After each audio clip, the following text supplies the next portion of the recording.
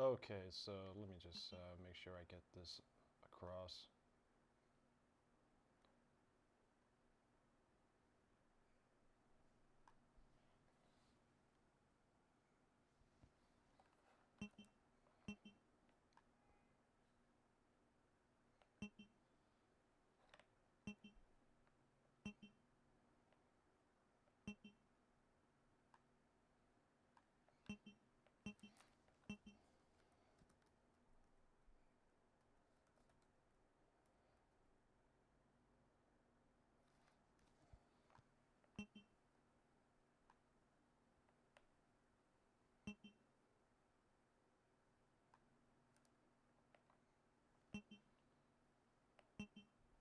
Just playing around with the menu screen while I'm spreading my stream.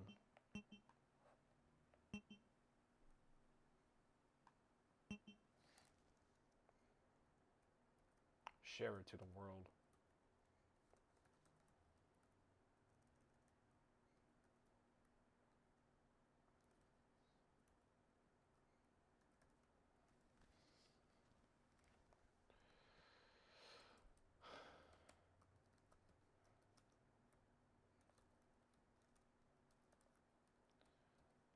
And I've been looking forward to this day, wanting to go back to this game and all. And whoops, and where I've been at since my last playthrough.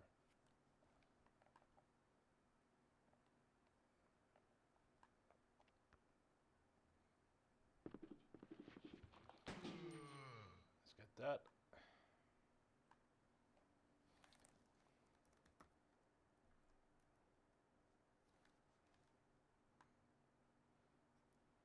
And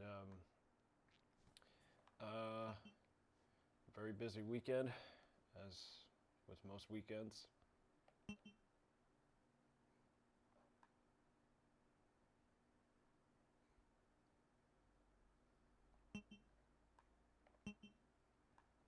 Okay, so it's 2 minutes past 12. I should start at 12:05. But I just want to get the stream going to make sure everything's working properly.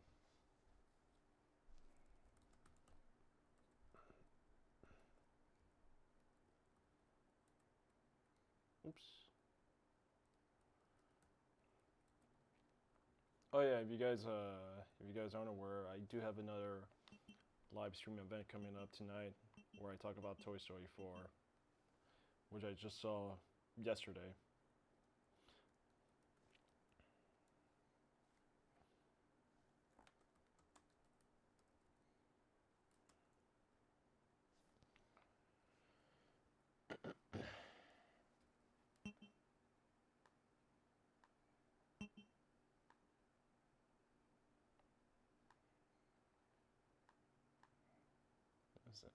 Hey, Will, welcome. Welcome, man. Hey, what's up, Dragon? Don't worry, I'm gonna get this started soon. I'm just trying to make sure I get word out.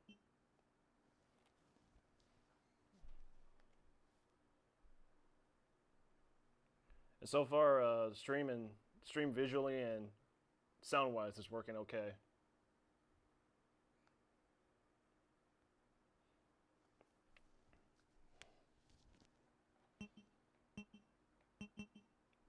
I'm just playing around with the menu screen so it doesn't go into that demo clip.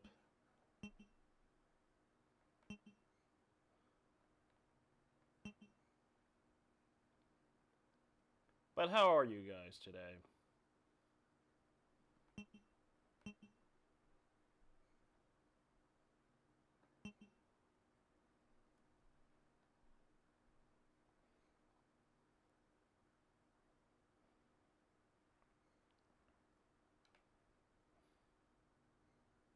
That's good, Will.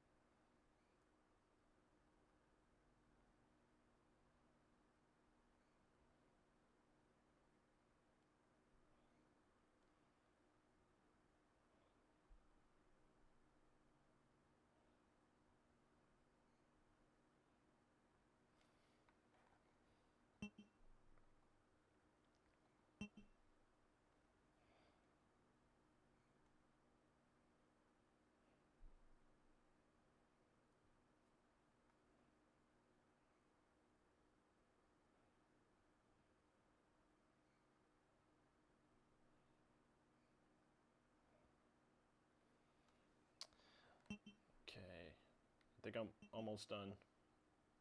Oh shit! Oh shit! It's that time.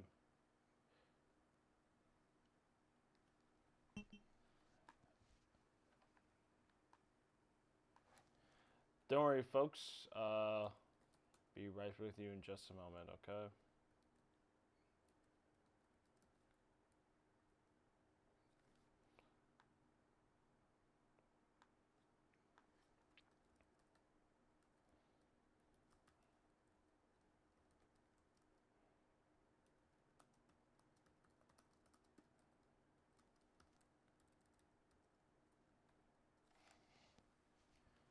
Oh, damn it. There we go. Stopped it right on time. Okay. I think I'm ready to get this thing going. Let's get started. Alright. Hello, everybody. This is the MadCAST Critic. My name's Jason, and welcome back to another stream on MadCAST Productions, where I play through another walkthrough of Resident Evil 2. And right here, I'm about to subvert your expectations, call out Hollywood's bullshit. But this isn't a matter of Hollywood. This is about video games. So we're going to be talking about Resident Evil and some other stuff that's been going on. And as I play through the B scenario for Claire Redfield. If you guys were here last week, I kind of had a bit of a walkie speed run with Leon, where I died right at the beginning of this thing, and had some constant backtracking because I forgot to check certain areas, forgot to grab certain keys, and good thing I did a demo run. I didn't stream this, but I did a demo run on Claire Redfield for like half of this story. So that way I make sure I don't make any, errors during my gameplay progress. But I mean, been a crazy week. I was getting this around and been tuning into other channels. And hello, Bathory, welcome. Good to see you. And I tuned into Richard Jackson's channel, Valverde Broadcasting, which I definitely recommend subscribing. And he had like a little Let's Play with Mad Max, the 2015 Mad Max video game. And I was pretty petty enough to leave a to advertise my my content on his live stream. But you know what? Considering how many times I tweet the guy and how he gets my jokes and some questions about movies that he have seen, he gave me a freaking shout out, and that was like the most exciting part of it. Richard Jackson gave me a shout out off his channel, and I did tune into a couple of Resident Evil stuff, like Crimson Head Elder Podcast is like a thing on YouTube where it's the fan community making podcasts as they talk to various voice actors who started the games. And they had one where they talked to the leads of the Resident Evil remake, who voiced Jill and Chris Redfield. And I sent them a question. They were able to respond to it, and I had to pass this along because it's a Resident Evil community channel, so of course they got fans and they want to see people tackle on some of these games. And got quite a bit of a sub boost thanks to them and to Will Stevenson, who subbed to my channel. That way I could make this content a weekly basis. That way I could get more views and more sub counts on my channel. But anyways, let's just get started.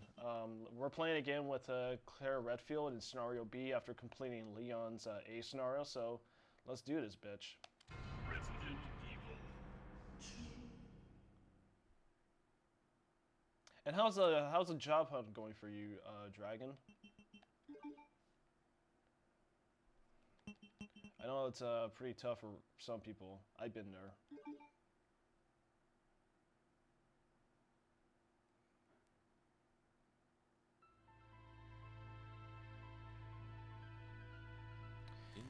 And just a redux of the prolonged title screen, so we're just gonna skip that. Oh, still looking, man. I mean, I'm not sure if you're The employers that accept your applications might welcome calls, man. I always give them a call after I apply after a week or so, because it's always good to like give them a notice. And yeah, skipping the prologue to the intro with Claire, and here's the thing that really bugged me compared to this to the remake. You see here, you get like a different point of view because of the whole story structure they took with both these characters, where you get like the other side of Leon's gameplay. Excuse me, Leon's walkthrough, where you're on like the opposite side of the city, but you reach a different entrance to the police station, and instead of that in the remake, it just takes you, it just skips through the intro cutscene from a character that you played initially, and it just takes you immediately right into the police station, which was kind of disappointing because you like the game does a good job here at expanding the scope of the Resident Evil universe, where you get like yeah, that's the problem, man. That's the problem, Bathory. It doesn't give like a fully different like experience, even though it is essentially the same game. But with the remake, it is the same speed run. It is the same shit you'll be doing most of the time. Yeah, it's completely folded, Will. And what the fuck was I? Oh yeah. In the remake, it just takes you right into the back gate of the police station with not much exploration of Raccoon City, which was again kind of disappointing compared to this, because it was here. Oh, here comes the moment. Get down. We can't stay out here. And it'll be a lot safer. I mean, that is gonna happen when they remake a game, Dragon. I got no problem with that.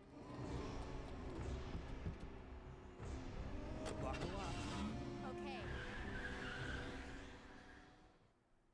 Yeah, where this game solidified the franchise's prominence in the game industry with its expansion of the scope, its characters, and pretty much like creatures and monsters. Great, huh?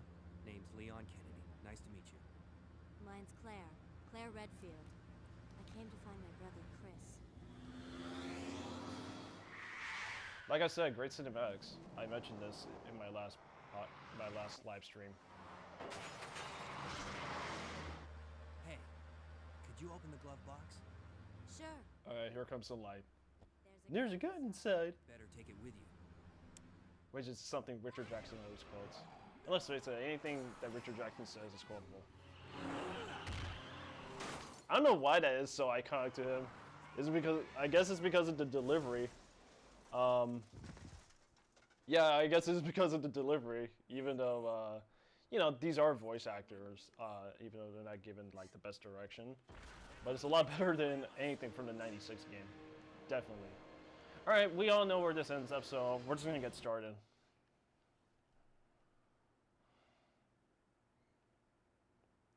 So, during my demo run, there were a lot less zombies to avoid. Well, not a lot. I mean, there's still a lot of zombies, but there are lesser zombies to avoid, so it makes it a lot more of a cakewalk compared to the last intro. And it's funny where we've gone through, because this was like the big, we're just gonna throw you right into the scene in media res for gameplay progress, and whereas in Dead Space, it's complete insanity, especially with the second game. Like that game doesn't really. The second Dead Space doesn't even hesitate to like take you into the horror. It's really a roller coaster ride, the first two Dead Space games, which I guess I will talk in future segments. Are they gonna remake? I'm hoping they do up until Code Veronica. Oh shit! Fuck! I did this untouched. I'm hoping they do with Code Veronica, because especially Code Veronica, I hope they don't really like tweak around with the Ashford stories like they did with Dark Side Chronicles, which I saw a few cutscenes of, and they didn't really have the same like Disturb and impact like in Code Veronica. And okay, let's just go. And that would be a great opportunity to like fix up some of the characters in Code Veronica. Even make some underrated characters like that prison guard guy who lets Claire go. Like he doesn't even have any screen time, and he would make for a very interesting character, which was very unfortunate. And they would have to fix up Steve, because Jesus Christ. I mean, in idea sense, Steve Burnside isn't a bad character. I kind of get the character, but like the execution of it is just awful. Because his actions, like in this case where you're just trying to survive in a police station and nothing to it, his actions in Code Veronica just prolong the game. His actions are the reasons why you're doing all these scenario runs in Code Veronica, doing all these missions, getting these certain objects. It's just like, this bad character writing. It doesn't feel like an organic way to give the player a good reason to survive in Code Veronica. And the voice acting's terrible. Alexia. I do like the voice for Alexia in Darkside Chronicles. I just don't like how they're presented.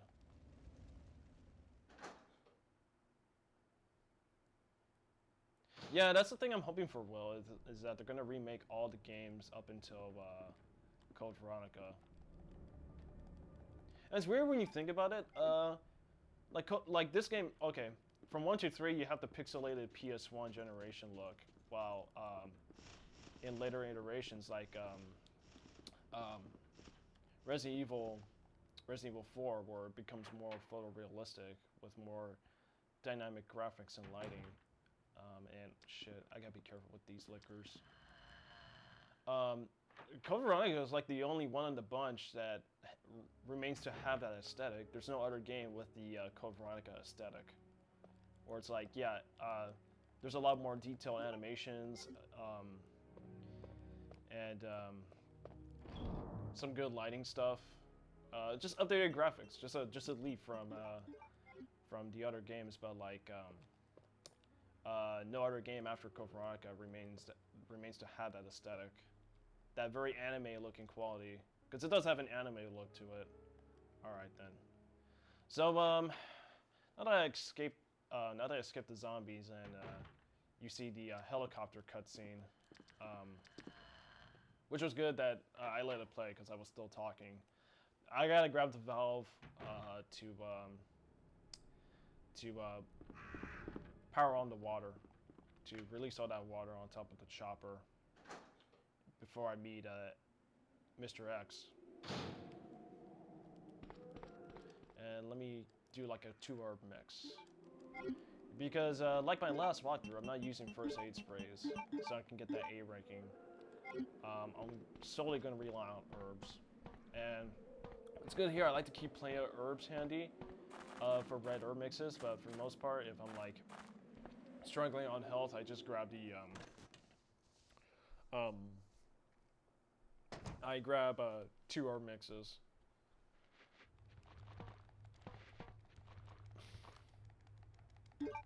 And there's gonna be a lot of zombies, much like the last one.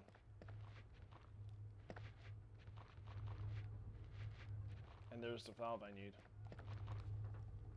Yeah,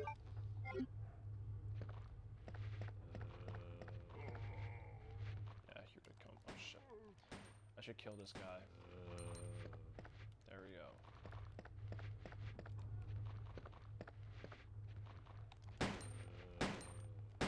Might as well just clear the whole room, so I don't have to like go through this whole mess again.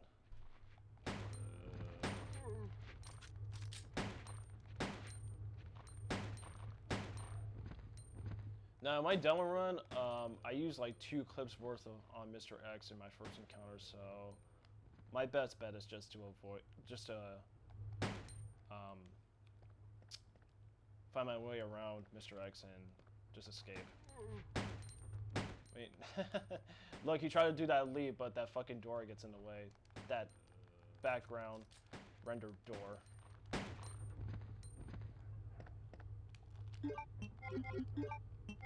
Oops. Oh shit. There we go. And okay, some more handgun rounds. Let me grab some acid rounds that are in that safe. And I know the code. It's 2236. And that's weird because I had to look this up because I remember this code I remember the combo by heart, but I just forgot in my Leon speedrun. No, I would not take the maps because maps are fucking useless, as well as films. If you haven't played Resident Evil 2 Classic, the one things you should not get are maps and film reels. Now I don't want to go outside of the into that hallway because there's zombies all around. And let me grab some herbs so I can keep that in handy.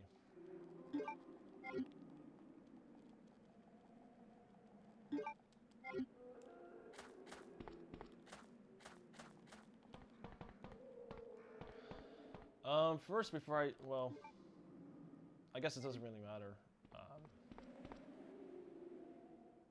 I was gonna put all the items in the safe room, but I'm not gonna grab much of anything, so I might as well just take care of the fire issue. Oh, get away, you fucking racist! Go back to being, go back to your Disney film, where you were all cool, and gave a change of heart. I love Dumbo.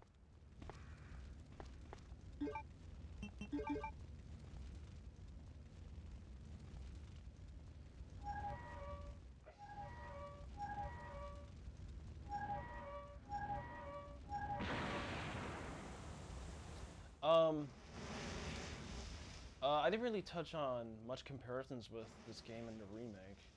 Because there's one thing I forgot to touch on is pretty much like, and this will lead to one of my big logical complaints. Even though this is a fucking video game, but like, you gotta apply it to real world settings. Now, the remake, it's based off Resident Evil 7's level design, where the entire police station is a fully interactive virtual map, where the classic games relied on loading screens. So if you go through a door, there's like, you know, pretty much your character's gonna walk through a door and it becomes like a loading screen because that indicates that the game is loading up the next area. And with the remake, it's a fully immersed area, which means the tension is a lot higher when you have Mr. X running around. But that's a great touch. And pretty much if you kill a zombie, there's not that bullshit where the bodies just randomly disappear. The bodies are still there, which is a great touch. I liked. Okay, so this is my first encounter with Mr. X, so I'm just gonna let him come towards me, and if he does that charge, I have a good chance of outrunning him. Yeah, here he comes, man. Holy shit. All right. Fuck you. Oh, fuck. Oh, okay, this isn't good, man. This is so not good.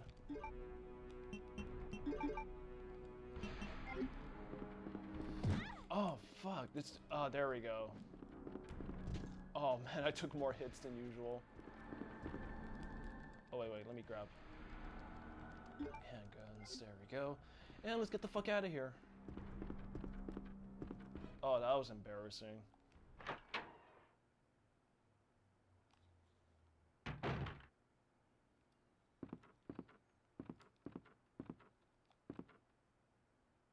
Oh, wait, but I don't have the... I'd rather just grab the grenade launcher, because I need to go into that the art decoration room to grab the key card, but I would much prefer to go back. I would much prefer to go downstairs and grab the grenade launcher, because of course it's going to be a fucking licker that bursts through the ceiling. You guys are leaving me with not much to say. Ask me anything, man. Give me some more questions.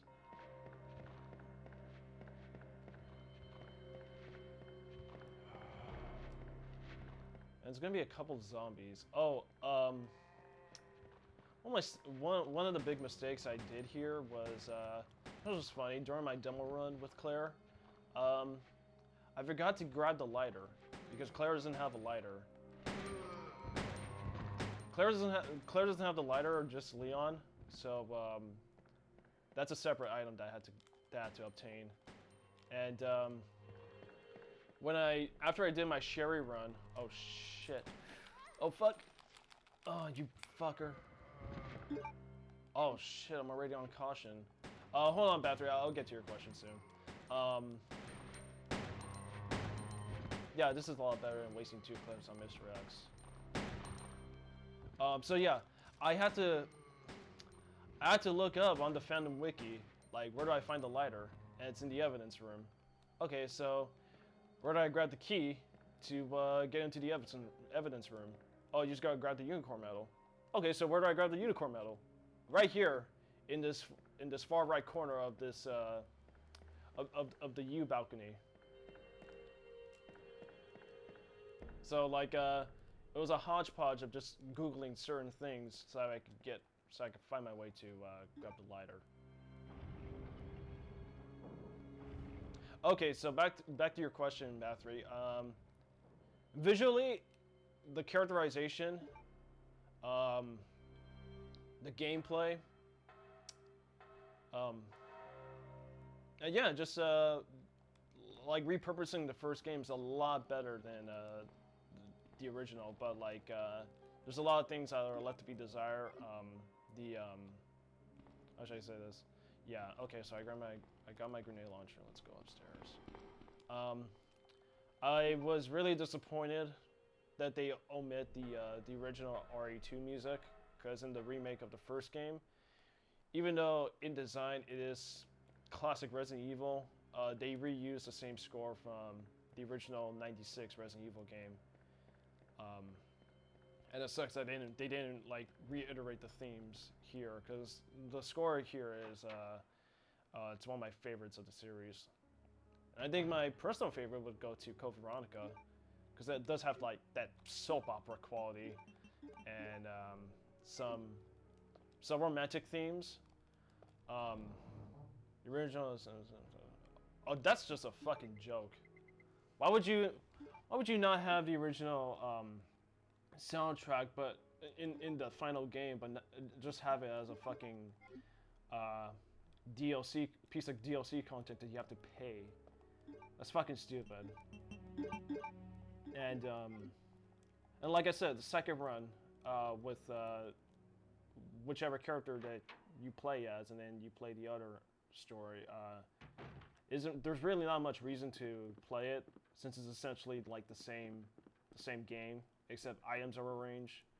And oh, you got more wrong ongoings going on. And yeah, items are rearranged. And have I ever played? No, well, that's casual gamer territory, Will. I'm playing this game as a purist, because I appreciate pure video games, the classics. No, but I never played it, man. Okay, it's gonna burst through. Oh shit, I gotta switch. Yeah, I switch out the rounds. Ching!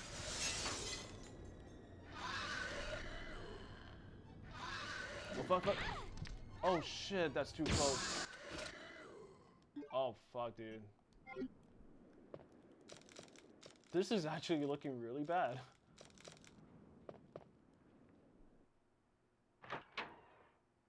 Yeah, this is looking really bad for me, guys. I'm gonna be limping across this map. So I got the key card to unlock all the doors. And yeah, this is gonna be a very slow trudge.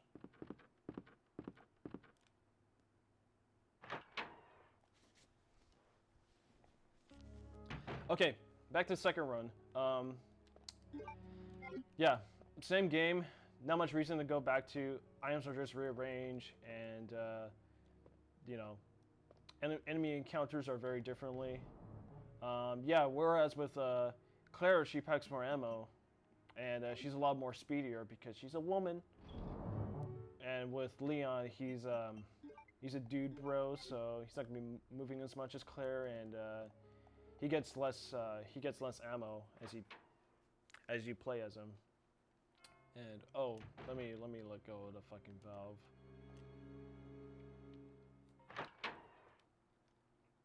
And not much reason to replay it. It's essentially the same game, and I wish Capcom spent more time on getting the second round of the other story, because that was the most important thing that people praised the original game on, was just the zapping system and just getting the other perspective of the story. Oh yeah, I watched this video from a Resident Evil channel on comparing the two Mr. X's with the classic and the remake, and I always felt disappointed at the final reveal of Super Mr. X, because in this game, which, you know, this is the B scenario, is like this big epic choir sounding like reveal of, you know, Mr. X in the Super Tyrant form, which was still amazing. But here it's just like, but here in the remake, it's just, before that, Mr. X shows up a couple times while the laboratory is like falling apart, and then he gets blown up by a bunch of debris and explosions, and he does eventually come out with just the one arm claw, which I felt was pretty weak, because I always liked the two claw form. And what sucks is you didn't run into Mr. X constantly in the classic, and that led to like great build-up and pacing. And Mr. X in the remake just shows up a couple times, and it's not really effective enough, because what's better is you know he's around. Like the image with the claw in the original, with his claw arm just rising out of that lava, it does give you the idea that he's still alive and he could pop up at any time. But they just saved it for the ending boss battle, which is a great way to execute that boss. And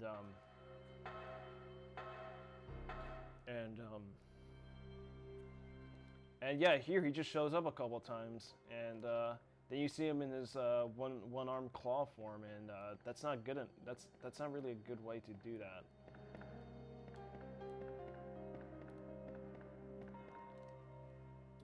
So there's a red herb there that I need to grab because I don't want to fucking limp.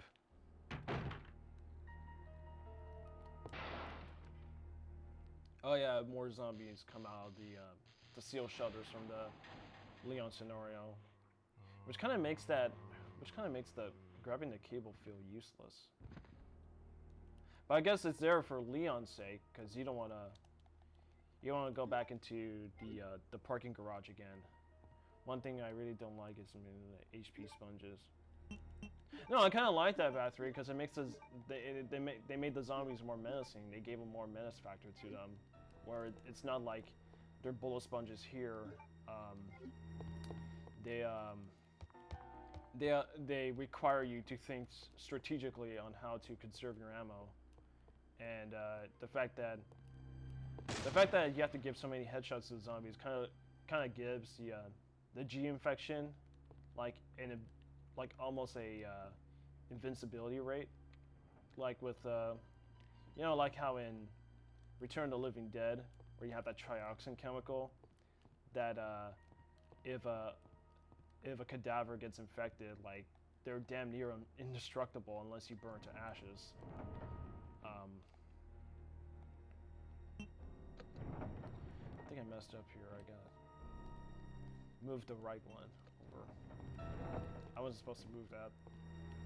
I like that about the new zombies in the remake, because it makes the zombies more threatening.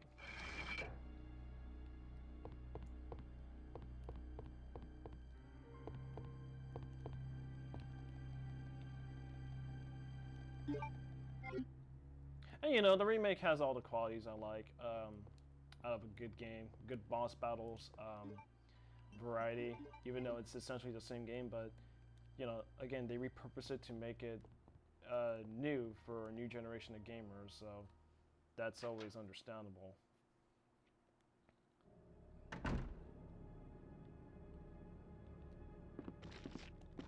I just think the sewer level is the most obnoxious. That's the part I didn't like about the game about 3. It's the sewer section where you're fighting multiple G's. Zombies everywhere.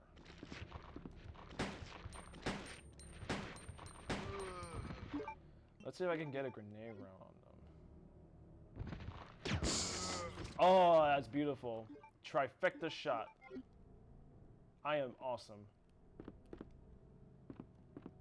think there's one that's still alive. Oh, that's beautiful. Not a single round wasted. Yeah, the sewer level's the worst part. Fighting all those multiple G's, which are the definition of bullet sponges. Oh god, I hated that shit. And then you have to backtrack along to grab these chess pieces. Gosh, it's so annoying. And the chess piece puzzle is like rearranged, so it's not going to be the same result as your initial playthrough. And GameFAQs cheats. The GameFAQs lie. Oh yeah, here we got our scene like in Leon A, where It's good to see you're still among the living. Claire is trying to find Chris, but no luck in this game. And I think you can run past them. Not exactly. Not if they're right in front of you in narrow spots.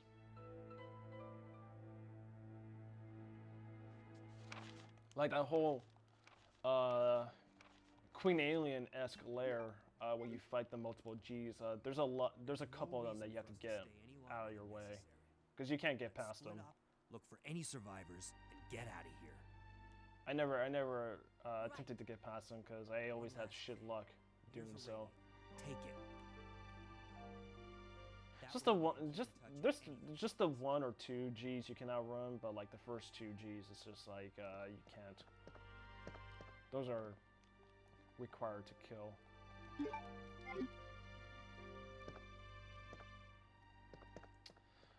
Okay, so I got my diary. Now I got to grab the crossbow out of there.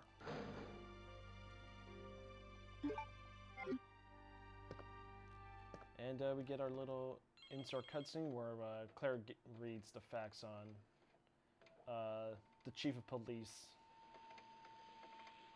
and his corrupt position with Umbrella.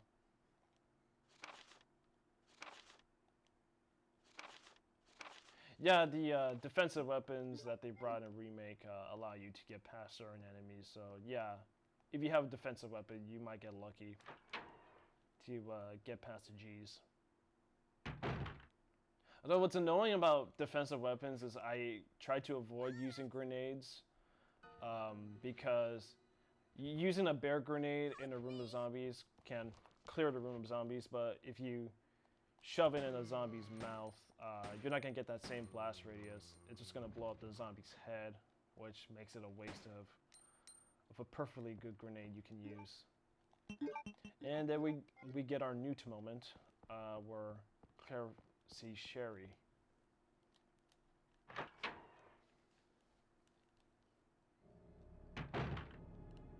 Okay, now I gotta do this puzzle here.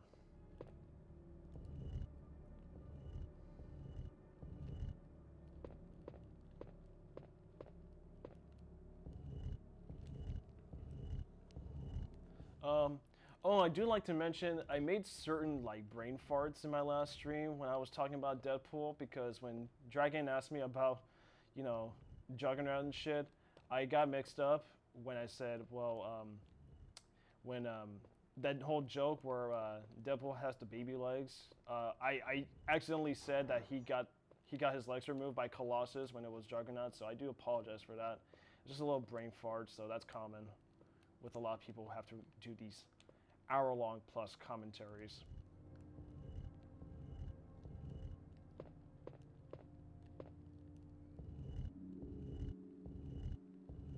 I mean, because Colossus and Juggernaut are essentially the same kind of name.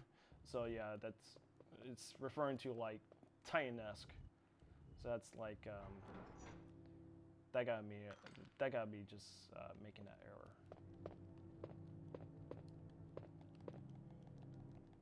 Oh, I finally watched the first two Terminator films, and I still fucking love the shit out of them. Especially the first one, because initially, you know, like everybody else, everyone's favorite is always going to be the second movie, but the first movie is still fucking amazing. Yeah, Colossus was the Russian mutant who works with the X-Men. Oh yeah, there's no zombies here, so that's good. Oh, whoops. Yeah, that's right. I gotta loosen some shit. Yeah, Colossus was the chrome guy.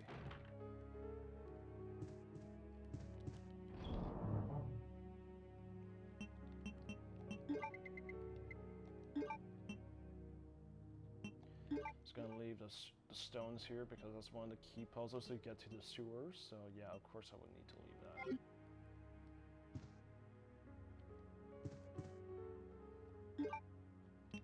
Oh yeah, so I got the diamond key because I need to go into the I'm sorry, the lighter's not in the evidence room, it's the filing room. So I need to go into the evidence room to grab one of the pieces for the detonator. And in Marvin's office, where he's a transformed zombie at this point. You see, there is a continuity break where you know, you're given the option to kill Marvin or just outrun him, but like, it's not much of a continuity break. So even if you do outrun him, he still shows up in the B scenario. Oh right, that's right. There's a film which I'm not gonna get because films are fucking annoying to find.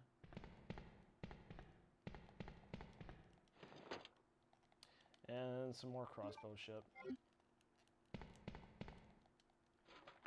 Yes, I like to use the lockpick. Thank you. And there's one of the bits here. I got too many items, so I think I'm gonna have to loosen them again.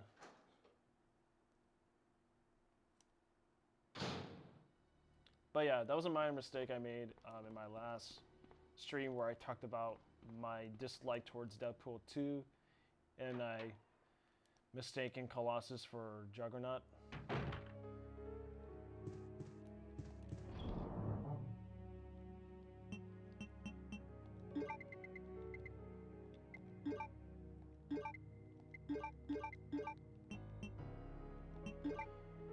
I'm not gonna need the bolt gun rounds now. Oops. Let me send them up here because I like to be organized. I like to keep healths and ammo above and puzzle items in the bottom because I'm very articulate.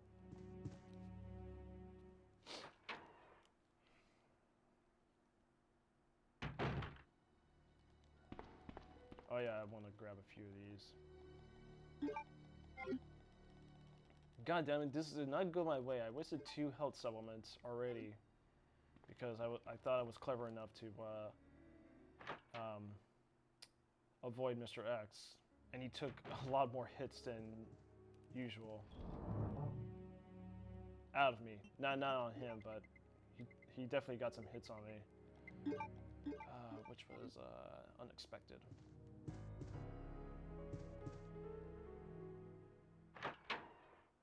No, actually, Colossus is Mr. X, Bathory. He's just in another universe, doing some shady shit for a corporate conglomerate.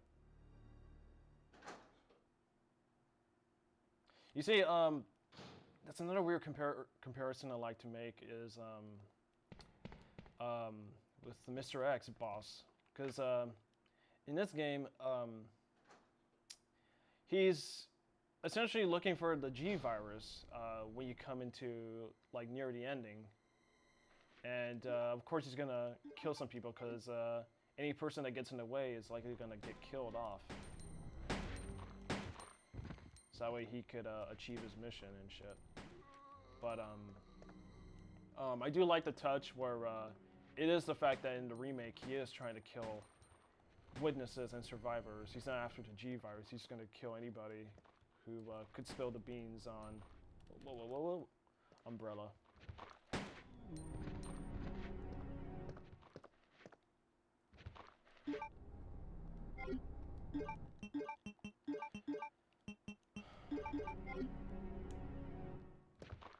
Alright, so I gotta grab the C4 charge, and there's Marvin.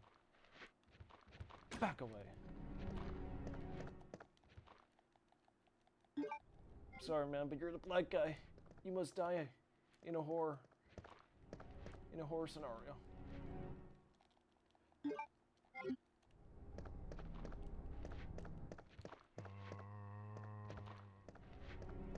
Yeah, it is. I'm just, I don't want to be too caught up in talking, and I want to make sure I am doing the game accordingly. Right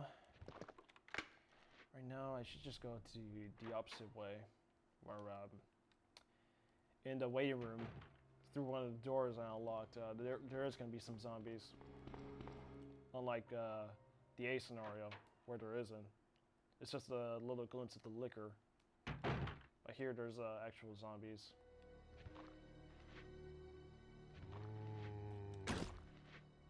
Whoa. Oh shit. Get away.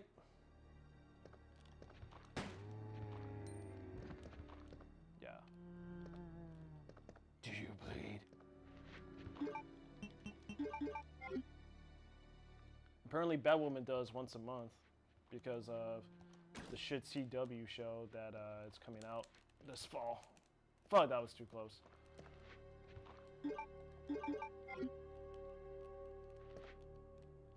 That's just a definition of SJW shit. That fucking Batwoman show. And I was shocked to find out that was Ruby Rose playing Batwoman. And I feel kind of bad because I kind of do like Ruby Rose.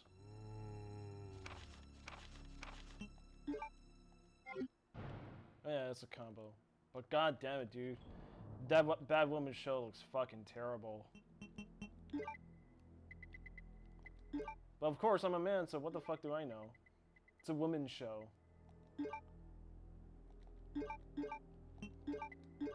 Women don't want carefully interpretive stories. Women don't want good characterization. They just want their agenda played in the mainstream culture. I'm such a misogynist. Fucking blow me. Blow me, you SJWs.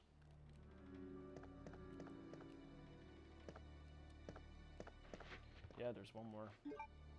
And in that drawer, I could use a lockpick, but oh, it's just called Batwoman Bathory. You're not aware? There's a Batwoman show, and it looks fucking terrible. Oh shit! Fuck. Yeah, these zombies will. Oh, fuck you. Yeah, these zombies will start running towards you. No, it's Batwoman. Yeah, you're not aware? There's a Batwoman show. And like I said, it looks like shit.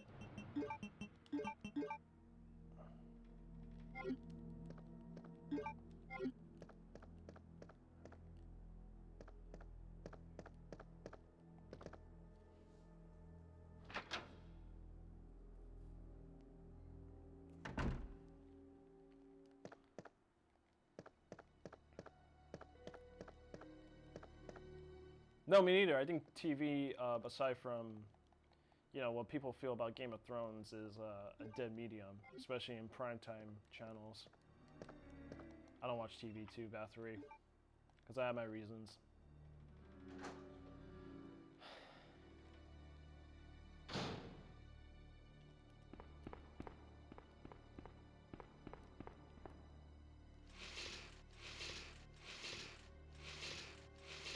So my last exposure to TV was, I'm not sure if you heard this, it's a show called Revolution.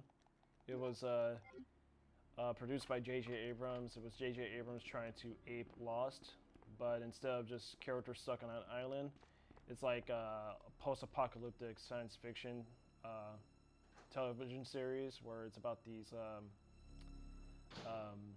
survivors who are oppressed by this militia government that took over when. Oh, I'm sorry. I forgot to give out the real facts. The power goes out across the world. I'm assuming it's across the world, or it's just the United States. I don't know. The power goes out, so there's no way of bringing it back. So a lot of people have to rely on primitive resources to survive, and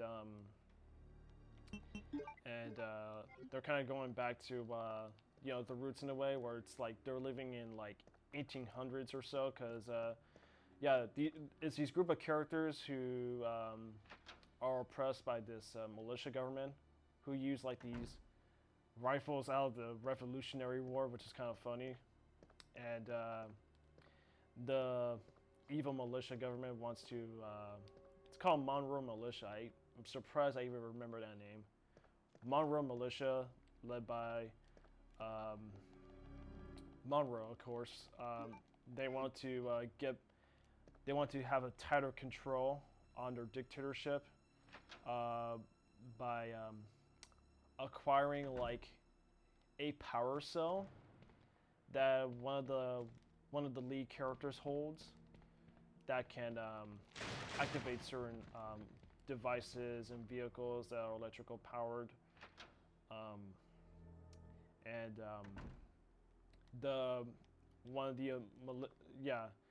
of the militia heads kidnaps like the main girl's brother, and so it's like this road becomes like this road story where the lead girl has to find her uncle, who's pretty much like a Han Solo type, kind of reclusive and very cynical, and what's no part of any grander things. And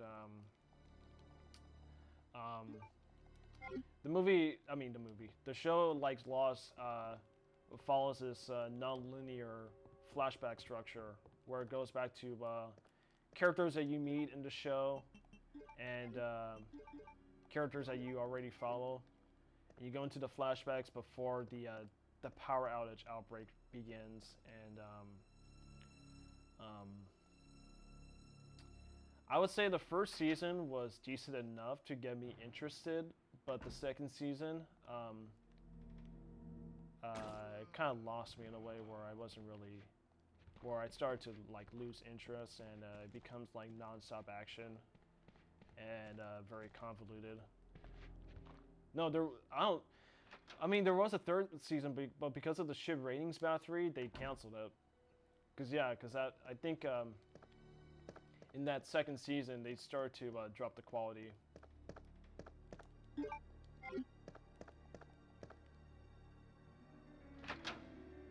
And I think that's enough what I need to grab. So I got the other red jewel, so that's about it. That takes care of that section of the police station. No, I mean, it tries to be very character driven and it attempts to be complex, but not really. And in the first season, and it kind of loses track because there's a lot of plot in this show to explain. I kind of don't want to get into it. It gets to a point where it just becomes non-stop action because the characters find this other opposing militia. It's essentially the Hunger Games meets Lost meets The Last of Us for some aesthetic qualities. But not a very good show, and it kind of really got stupid in its third season, where it tries to do all. There's like a supporting character where they try to do like some Jesus-y shit. Oh fuck! Fuck! Oh shit, dude, that was too fucking close, man. Too many bites. Yeah, that was a fucking area I was worried about. Dealing with all these fucking zombies. They're just yeah, I know. I was out there Right away, man. It's a trap. It's a trap that Akbar got involved with Ryan Johnson.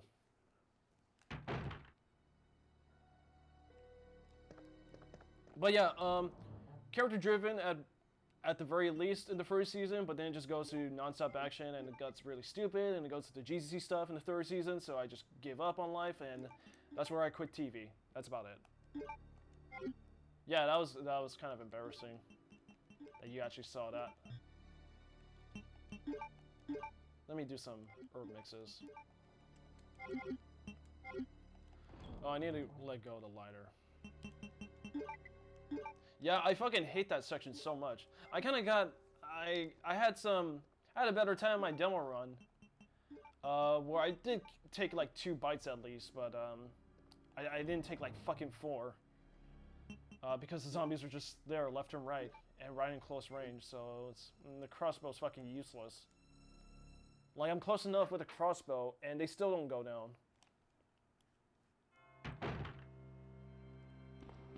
But yeah, the show didn't last long, Bathory, that it didn't even have an ending. Not that I'm aware of. I think people have forgotten about it. Though, Jon Favreau directed the debut episode. And there's some Jon Favreau-esque visuals with what he was working with. Shit. Get off me. Oh. That ain't good.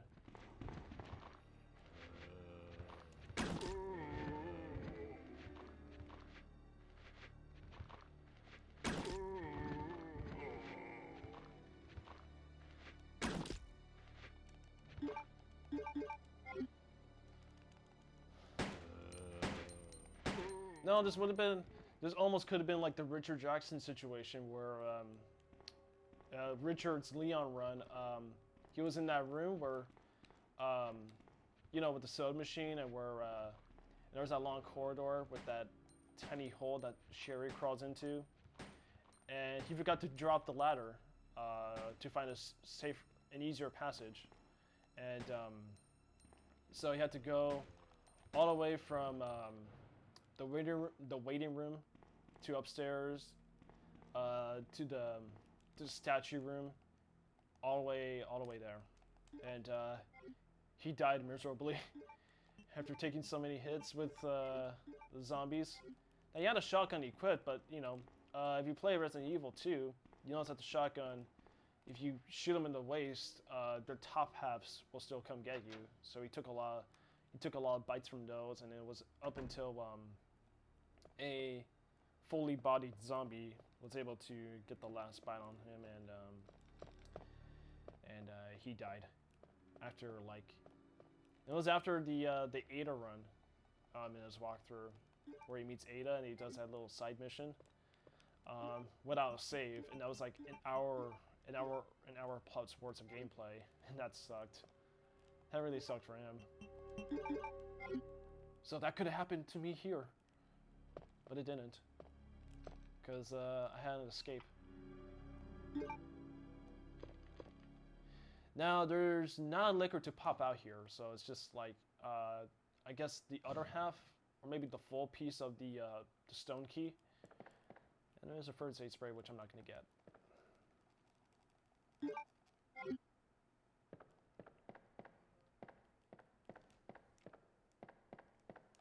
And, it was busy. I work in food service, in casual dining specifically, so it was another busy weekend. I worked 5 days in a row at nights, and so today and tomorrow are like my days off. So, and there's a fucking liquor. I kill that buster. Yeah, fuck you. And I'm gonna start my secondary job too, where I'm gonna be working at Barnes & Noble, which means a lot more Criterion Collection copies to own with my employee discount. But I needed a second job because my job with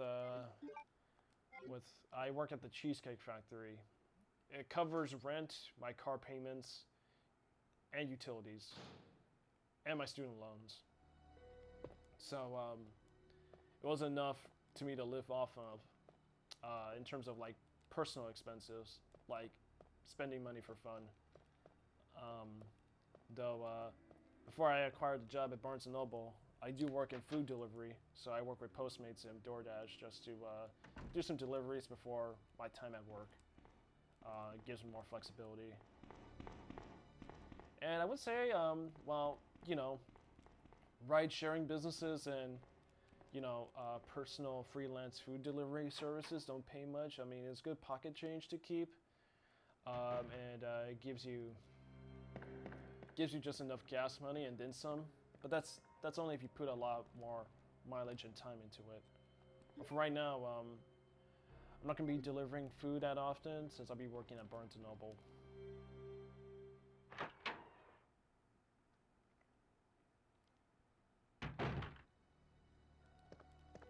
And let me just put the stone away.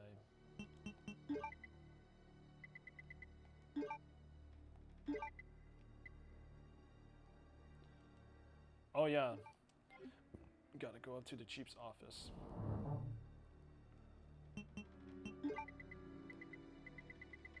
Now Mr. X doesn't come back until the press room, where I used a lighter on the furnace and did a whole torch puzzle to grab the cog, and that's after my my sherry run.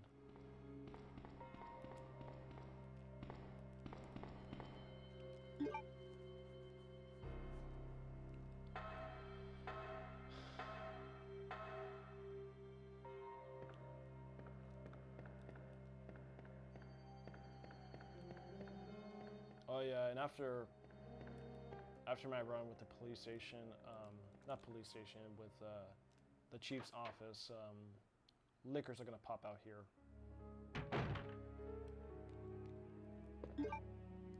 All right, so I got what I need. Let's move on. Whoops.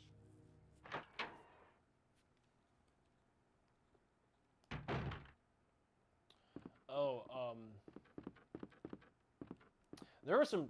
Okay, another whole the Last Jedi controversy is still pretty much like being a dead horse at this point. But I caught some tweets from Ryan Johnson and this critic. I'm not sure if you're familiar with him. His name is Madzoller Zeitz. He's a critic in the Roger Ebert site. And no, Roger Ebert's not alive. He passed away in 2013, which is fucking awful. We'll miss him. But I used to like his credibility with Matt kind of wore out for me, as with most people who defend The Last Jedi. Because I used to read his stuff, and he's a pretty decent critic. I read his stuff with Godzilla 2014, the second Hobbit film, and The Force Awakens. And I had no problem with them. But, you know, like most people who defend The Last Jedi, they try to say, well, it's a movie that you have to rewatch so it could be a better experience, which was an argument that's been debunked for so many times, for so long, that The Last Jedi is a better movie as you rewatch it. And no, it's not a better movie. It's actually a worse movie, because I came out of The Last Jedi thinking it was a good movie, but then as people spoke their minds about it, and as time passed, I grown more distant to The Last Jedi, where I don't see it as a good movie. It's a pretty awfully shitty written film, with some weird directing, with very bizarre story choices, directing choices made, and how it breaks continuity and lore with the rest of Star Wars. And no, it's not a movie I would say is rewatchable. It loses rewatchability over time, as with some movies that are that badly written. Like I can't even rewatch The Force Awakens because of how bad The Last Jedi is. How it just kind of retcons The Force Awakens, and it does make the first movie a worse movie. I think Pat from Please Rewind made that very clear, that all the choices that undermine The Force Awakens doesn't feel like it's its own sequel. again, it's just Ryan Johnson trying to put his original vision, but a vision that suits his and not towards the franchise and the fans. And yeah, there's where we meet Chief Irons I thought you were another one of those zombies. and his disturbed trophy. Are you Chief Irons? Yes. Disturbing trophy. And just who are you? No, don't bother telling me. It makes no difference. You'll end up just like all the others. So I think right now might be a good opportunity just to That's the check some mayor's tweets daughter. as this whole cutscene was plays, because I told can't you skip about cutscenes her. here. But I failed. Only in Resident Evil 3 I can. And that's until next Look week. at her. She was a true beauty. Her skin nothing short of perfection. But yeah, it's just Matt Zoller Zeist giving more endorsement to The Last Jedi with the whole rewatchability praise. And it's just Ryan Johnson again tweeting towards Matt his Speaking, there is. you know, his respects, but like, you know, it's at that point where Ryan Johnson has become a complete narcissist where he doesn't really want to follow any criticisms on why The Last Jedi doesn't work, and thinks it's just all fucking Taxidermy used to be a hobby, Nazis and trolls and but no longer. fat white neckbeards who dwell in basements that don't like the movie and are the vocal minority, when really there are a lot of people that do not like the movie. And oh wait. Oh shit, you know what? Crap. Hey Bathory, I'm back talking about The Last Jedi. Your favorite movie of all time. Yeah, I would like to see Pat's parody on Patrick Williams with Batman v Superman, because that's a movie that's ripe with material to just kind of like parody Pat Williams. Yeah, Chief Irons.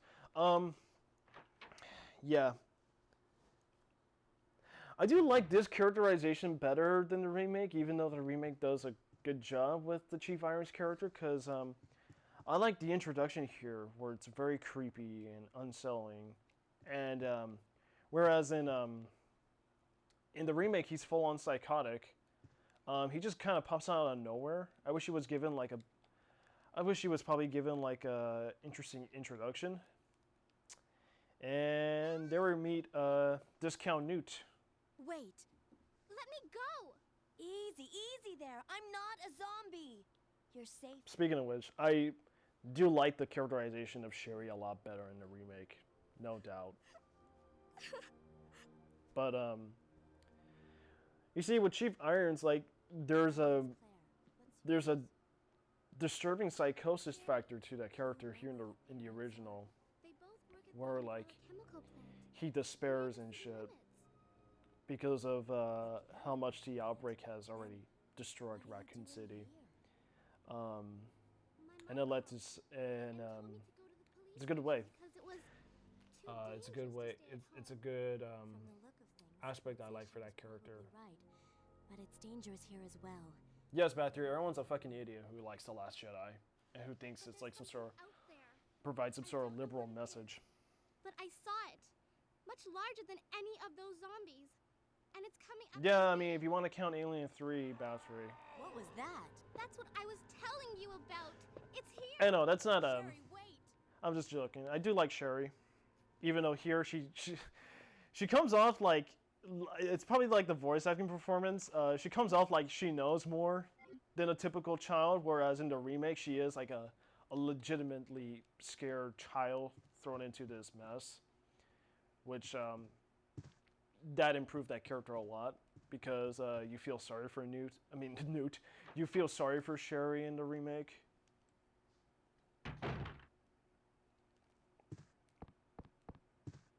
Yeah, Claire's pretty thick, right?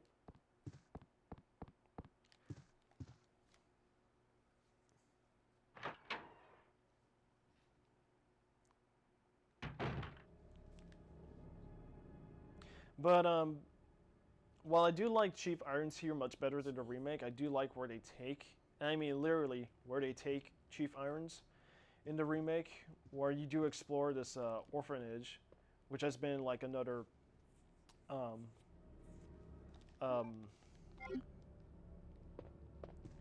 it's pretty much like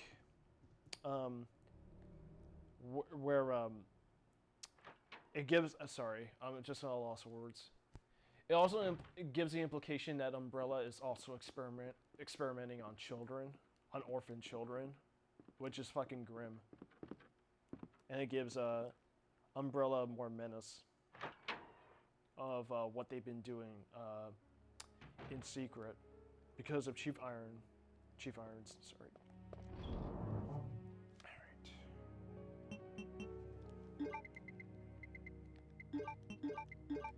I'm just gonna get rid of all these stones. That way I don't have to like take so many shit. So next what I'm gonna do is head down to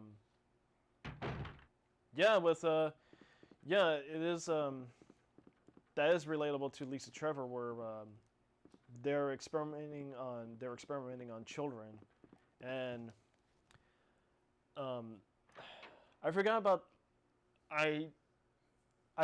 the Trevor backstory because it is a lot of dense information. But yeah, Lisa Trevor was pretty much like a teenager, I believe, who was experimented by Umbrella, and it's so grim when you see that character. Like considering the state she's in, just gives you the idea of like how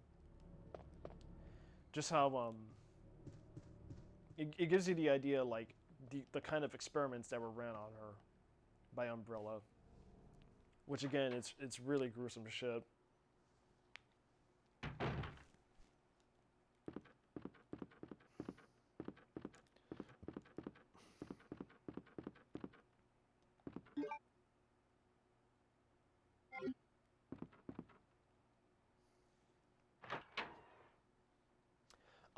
Yeah, back to hopefully I see Pat's video parodying Pat Williams talking about Batman v Superman. That would be fucking great.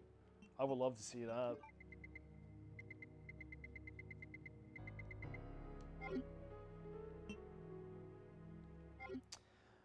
Okay, so I have the heart key, so now I just gotta go downstairs and open the door to oh shit, there's gonna be more zombies.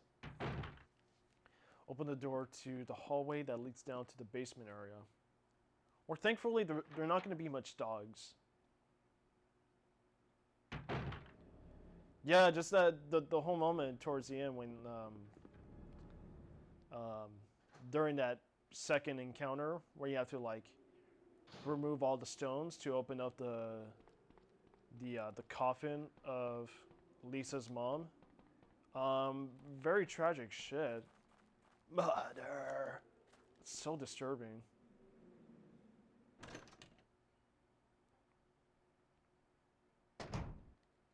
I'm assuming Capcom watched Castle Freak, because I got Castle Freak vibes. And, oh yeah. Oh my god, how can I forget? See, after I took... Maybe, yeah, I forgot. I'm not supposed to take care of these zombies, because they just respawn again.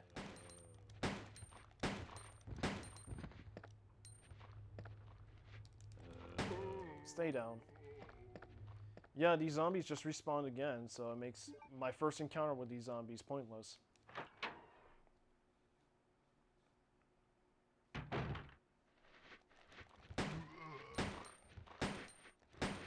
Oh shit. Oh fuck.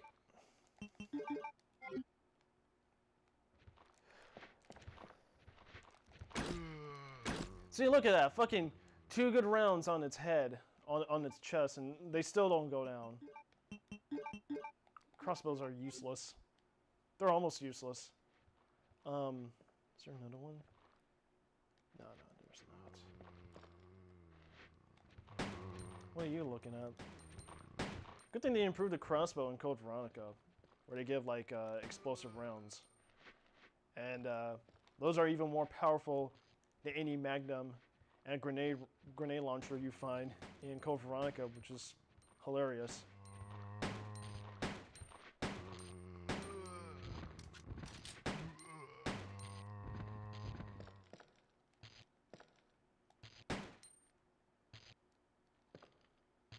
Oh yeah, he's dead.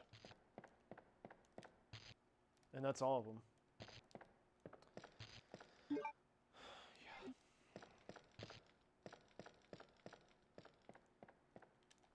Okay, so instead of dogs here, there are going to be more zombies. So I'm going to make sure I get this very cool kill where two zombies are going to approach from both sides. And I'm going to lead them down into this middle corridor. And if I get a good enough... if I get a good enough view, I could take one acid round and just kill them both simultaneously.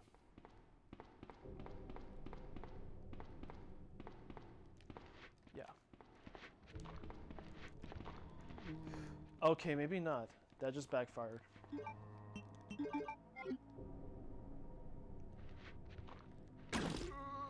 Look at that shit.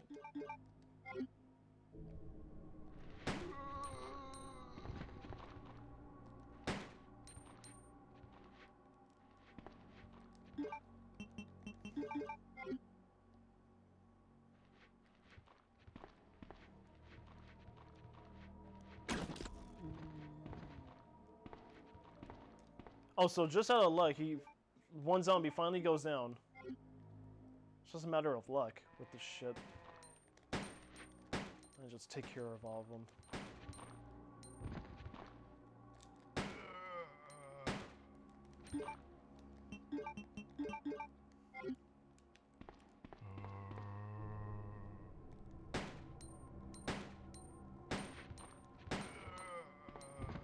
And Lisa Trevor is a great way to differ the remake from the original because it is a supplemental edition that gives context to the first game in a way, where it just shows like just how malevolent Umbrella is.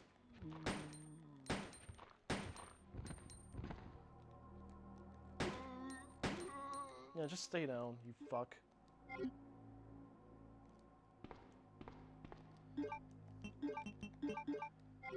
Okay, so now I gotta go down to the sewer manhole where I have to like trigger a Sherry moment to have to play through, which is not gonna be very fun because Sherry doesn't move fast enough, and while good detail since she is a child, she's not gonna climb things good enough like a fully grown adult would.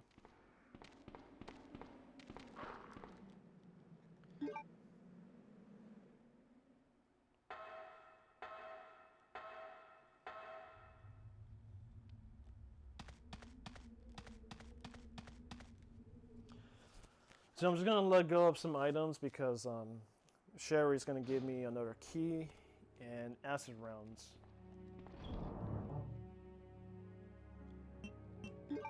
So yeah, we'll get rid of you since you're the most useless.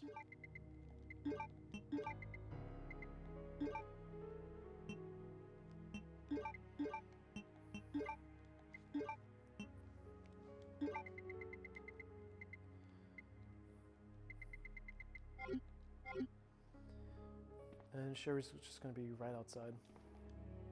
Creeping. Like any creepy child would in a horror movie. Let's get some water. Sherry, I've been looking everywhere for you. I was so worried. No, Last Jedi sucks. I made a very overt tweet. Like it was like Monday overnight where I made this thing like The Last Jedi is an abhorrently written piece of shit. It fucking sucks. It's fake progressive politics. What's the matter? Don't you trust me? And now it's pretty much like my reaction to the Matt Zoller-Zeitz tweet to Ryan Johnson on The Last Jedi. Because of my daddy. He's over there. Because that movie fucking makes, Call my name. like, on an editing basis, and yeah, just in writing, it makes so many errors just right on the, I have to help him. right in the fucking opening. Because I get Wait, Sherry. kicking off from where The Force Awakens, they are trying to do, yeah, that whole in media res serial episode thing where, you know, it takes you right into the middle of stuff, but with a little Back to the Future too. But I don't think that does, yeah, I don't think that didn't work. And it doesn't work at all. We're just pretty much like, the First Order's Death Star just got destroyed. Oh well, They found the rebels right away, so let's kick it off with a space battle, where the First Order is still powerful. It makes absolutely no sense. And then Rey is just standing there on a cliff for given how long, while the Resistance have this very pointless space battle. Oh shit, I wasn't supposed to do that. Second time I did that. Even in my demo run too. I guess that makes it the third time, including my demo.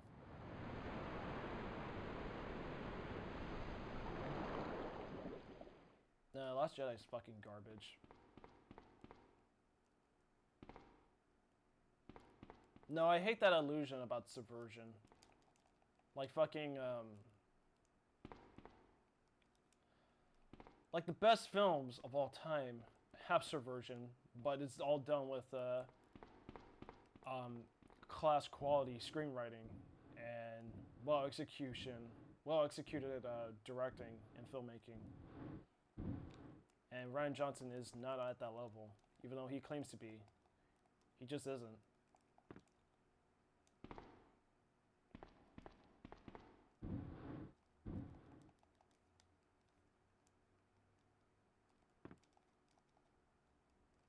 Like even some lesser movies, like this isn't not the most acclaimed horror film, The Blob remake from '88. That has better subversion than anything The Last Jedi, because unlike the original Blob, the hero character who's like this A+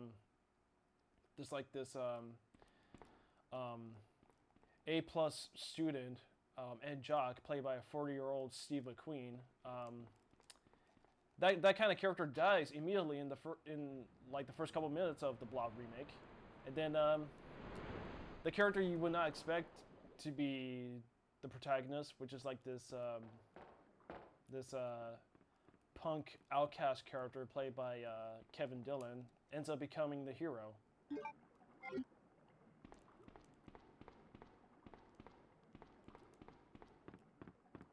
Yeah, a good example of subversion would be also killing off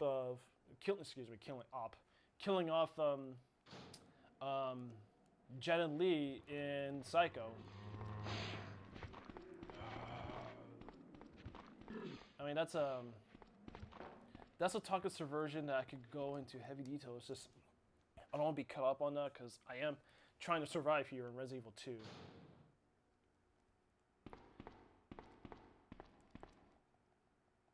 No, building up to something and then executing it with nothing, it's not a good take on subversion. It's just like you're essentially just trolling the audience on something that they would expect to happen, but then, you know, there's no outcome of it. So that's essentially what makes The Last Jedi criticized as just being this waste of time.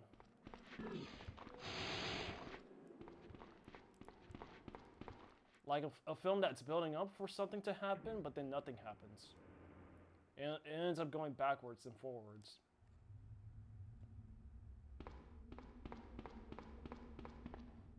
Claire, are you there? Sherry, are you okay? Okay, I'm just about find your over dad? an hour in, so Yes, that'll be good I'm enough. okay, but I couldn't find him. But I did find something else for you. Here. Here's another. It's essentially called bad writing. Thanks, sweetie. Now, why don't you come over here? I want you to stay with me. You're trying to have the audience invest of these situations that these characters are in I can't reach and the what ledge it's building with up to, you but then anymore. But don't worry. what it eventually comes down to is just like, I can take care you know, of myself. nothing. Wait, Sherry, come back. Sherry! Sherry! Yeah, I would say JJ didn't do a good enough job with the characters in The Force Awakens, but at least he let the foundation open to carry off with The Last Jedi in Episode 9. It's just Rian Johnson did not want to he did not want to contribute to the whole open-endedness of the whole mystery box setup in The Force Awakens, and it would go partly to blame JJ for that gimmick too, where Ryan Johnson has fake subversion and JJ has fake mysteries, and yeah, Ryan Johnson did not want to like commit to that because it will make certain theories that were open from the Force Awakens predictable on a story standpoint in The Last Jedi, so he just gives people nothing, and again, that's not a way to go. I don't need that yet. I need the lighter. And as I come back up, there's going to be some liquors in the autopsy room.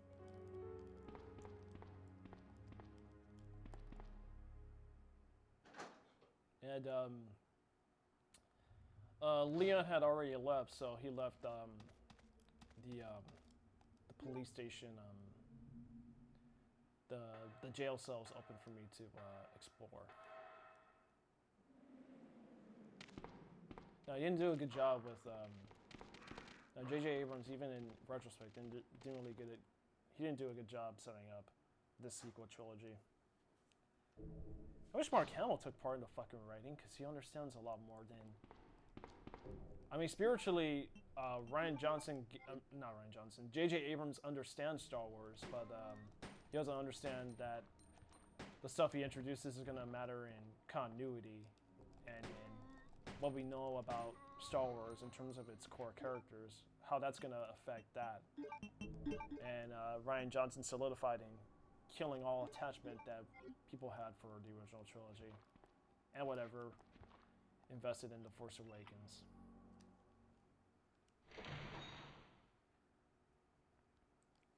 Man, give Mark Hamill the job to write Star Wars. Because, fucking Sylvester Stallone writes his own Rocky film, so give the job to him, too.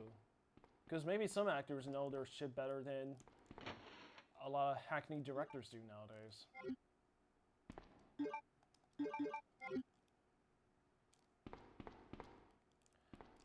Okay, so I got the key card to the armory. Where I'm not going to be using percentage-based weapons. Just going to grab whatever ammo I find. And there's a machine gun I left from my Leon scenario run.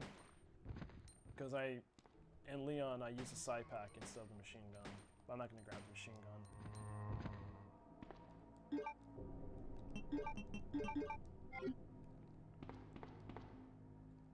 Did these zombies just respawn? That's odd. Oh wait, it's locked, so I gotta do the generator puzzle.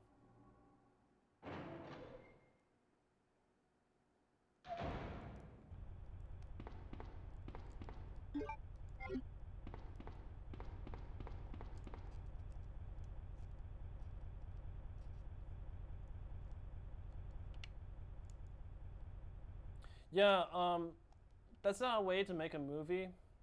If you're just gonna divide the audience, because then that's just like, you're gonna be given a lot of vitriol. Like JJ, at least he makes movies to please as many people as possible, even though they're not his most, even though most of his films aren't his best written films that you could like take away from. Yeah, and Ryan Johnson's no Stanley Kubrick, because at least Stanley Kubrick had more time with his movies, which led to a lot of like perfect filmmaking. In like whether you like his movies or not, Stanley Kubrick's he's a fucking artist who takes time with his movies. I mean, Ryan Johnson wasn't making a Kubrick film; he was making a fucking franchise film for mainstream audiences. And so there was no time given in the screenplay process. And that's essentially on Kathleen Kennedy.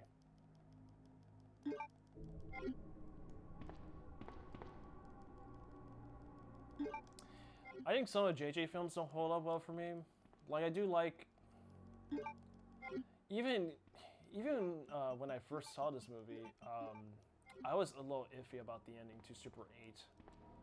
But it's still a good movie. I still enjoy it.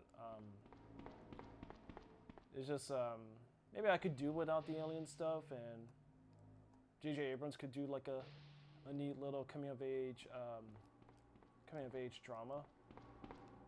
But he wants to appeal as many people as possible, so he has to make it like a spectacle. And I surely don't find Star Trek Into Darkness that rewatchable. Like the first half of Star Trek Into Darkness has a great plot going on, but then it's ruined by the Khan moment and just a very mind-numbing climax that has nothing to do with anything. It's just relentless action.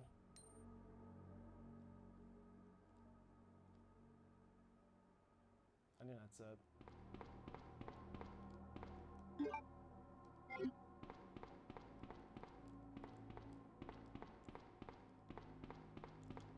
But a well-esteemed producer, I will give J.J. Abrams.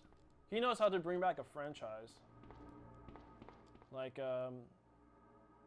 Force Awakens brought Star Wars to prominence again, and the Mission Impossible franchise it still has some gear. Oh shit! There's a dog. I didn't see that because of the fucking pixelated graphic work. Oh shit, that ain't good. Fuck.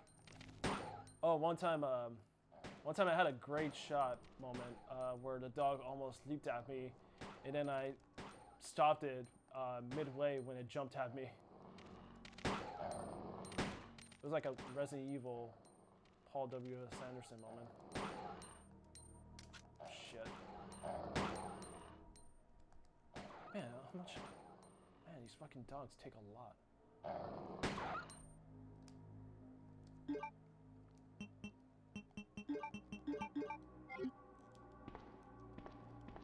Yeah, I don't like how Kathleen Kennedy's handling like the production of Star Wars. Really, Rian Johnson's like the only one who gets away with the movie because I think he agrees with Kathleen Kennedy's politics, which is why he's not the only one that got fired. But I just don't like the thing where like she brings in other filmmakers and then like halfway or after they finish shooting the movie, they re-envision it with somebody else's. That doesn't really match up with what the initial filmmakers wanted.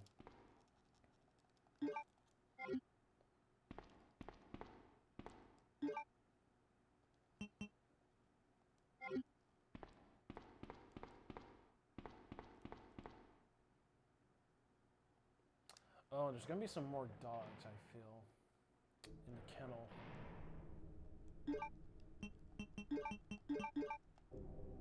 Okay, so I'm fully loaded. Man, I hate how the handgun's got like very fewer rounds than Leon's. Well, let's go inside.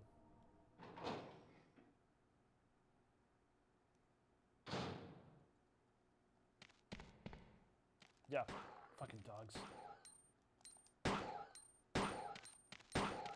Oh shit.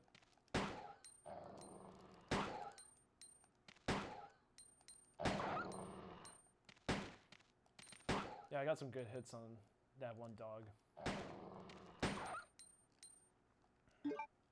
Oh fuck. There we go. Well, I was happy that I had to waste something because I had to grab an item here. I know it. And there's a crank that we'll need for the cog puzzle.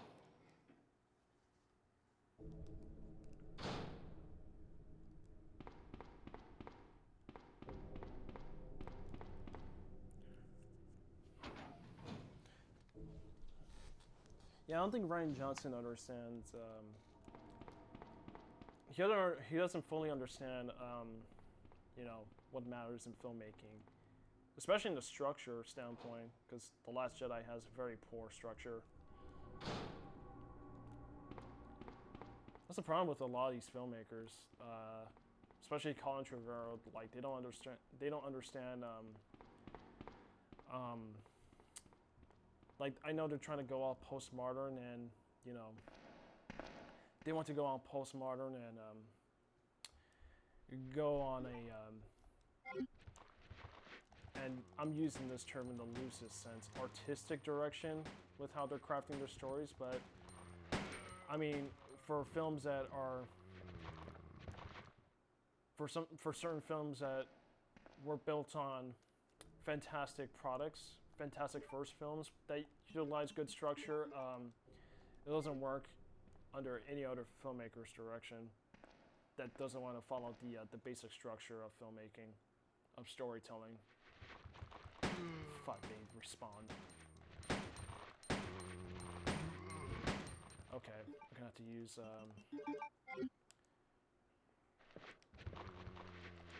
and oh, nice, like that.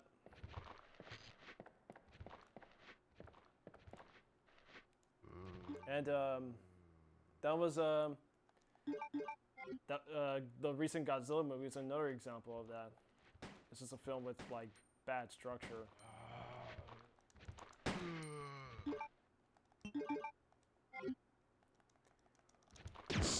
Oh crap! I think he kind of got phased a bit, did he? Oh shit! Oh my god! I'm completely out of rounds.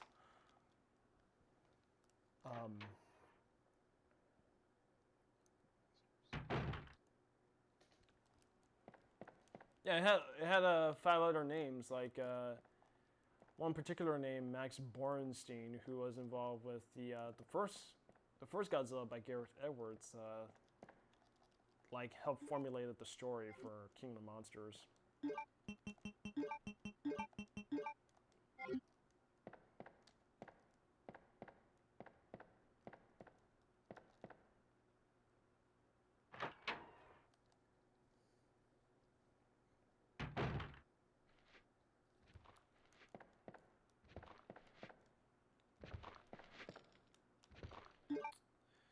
Man, I hate how they just respawn, man. It's so annoying. Now I gotta resort to using this.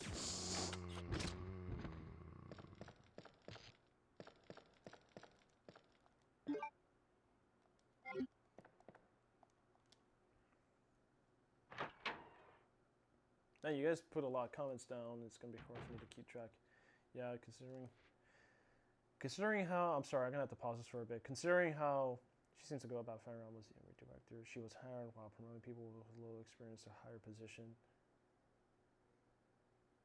No. Yeah. What is it about directors who chilling to behind the camera crafting? I mean, I'll give Colin Trevorrow and Ryan Johnson credit. Like they do know how to frame. They do know how to frame shots and shit. But it's just like it doesn't help if you have a shitty script.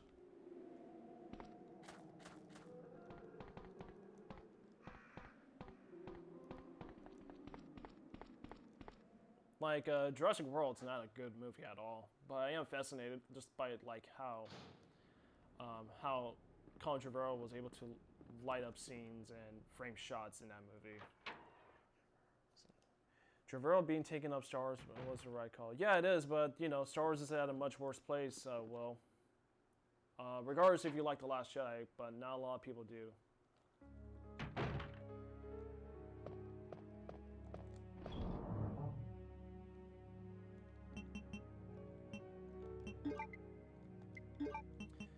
Yeah, I'm gonna have to let go of the handgun because I'm completely out of rounds. That's not good if I'm out of rounds, because how the fuck am I gonna fare when it comes to the sewer section? I like Jurassic World, even if it's too good. I like Jurassic World initially, but it's just like it's gone down for me. I think Jurassic World is pretty stupid, but not in a fun way.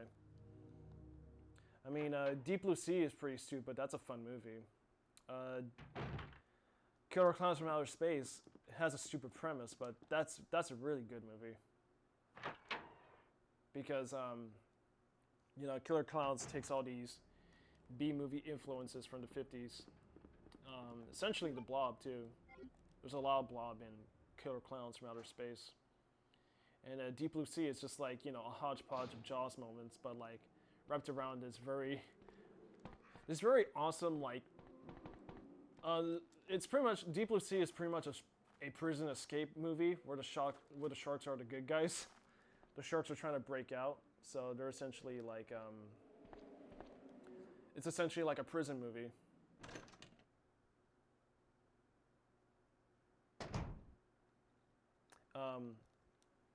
Yeah, I can understand that, Bathory.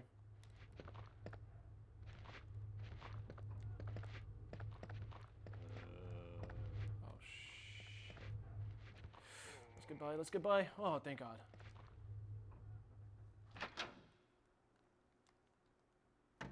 I'm just sick of CG dinosaurs. People are giving a lot of, like, defense about the Jurassic World movies, even though the CGI fails in comparison with the previous movies. I'm just sick of it. It's just like, you know, like I admit I still like the Bumblebee movie, but when it got to Transformers the Last Night, like the robots, maybe Age of Extinction, the robots just lost their appeal because we got tired of the same shit wrapped around very shitty story directions and stuff. I disagree. I mean, The Lost World and Jurassic Park 3 has likable characters. Alan's likable. Ian Malcolm's likable. There's not a likable character in Jurassic World. And, you know, Ian Malcolm and Grant are essentially, like, likable enough because logically they sound right. They know what's bad and stuff. Like, there's not an argumentative character that disagrees with what's going on in Jurassic World. Everyone's just like going along as a story goes along too. And there's Mr. X, which I'm not gonna fight him here. I'm gonna fight him outside. Okay, grab the fucking cog.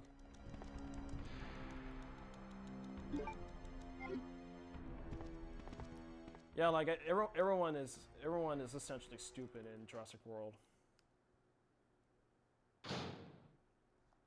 Yeah, it has that raptor dream, which is pretty stupid, but it's hilarious. But it's still got some good moments, like Alan talking to Eric in that on that raft after they escaped the pterodactyls. That's a good scene, and then it's followed up by that the Brachiosaurus moment, but instead that's just like a lot of dinosaurs.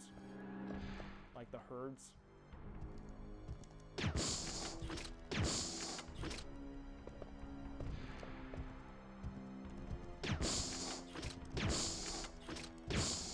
Yeah, stay down. I heard that a lot of people realize how beautiful the animation is. That's a given, man. I'm not gonna go into detail about Toy Story 4 until my spoiler review. I like Toy Story 4. Like, it is the weaker of the films, but that's not really, like, a bad thing. It's not weak as in, like, the whole film's weak. It's just, like, compared to 2 and 3, there's not a lot of meat to chew on. But it's still a good film. I will probably watch it again. It's a nice little... I would consider it a nice little epilogue to Toy Story 3. Like, it is a welcome addition, even though I had high anxiety initially.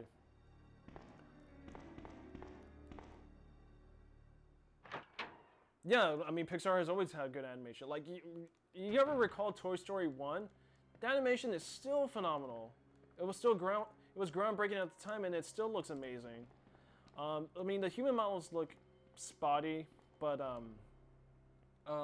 just the little details when capturing daylight, the texture with all the toys, and you know when they're in Andy's room, you see all the texture for like fabric and hardwood flooring, that stuff. Like little shit, it still looks amazing to this day.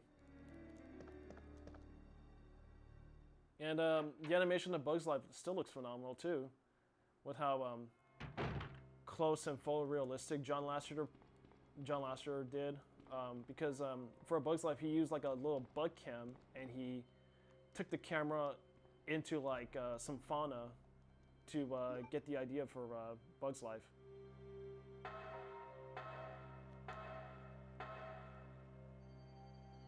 I've not seen Gladiator, so I hope not.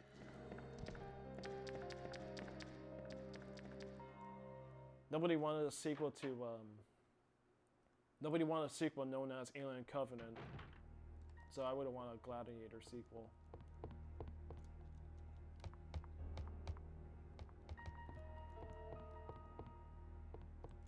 Yeah, it is a good, and you know, just how they played out the film. It's not your conventional Disney film, where characters are singing musicals and stuff. It does unconventional things, but like because of that, it's a fantastic movie.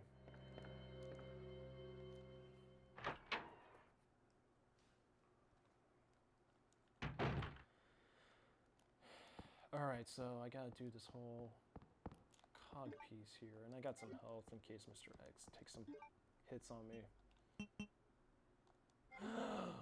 No! Fuck! There I go again. I forgot the fucking crank. That's nice. Well. Fuck! There I go again. I forgot the fucking crank.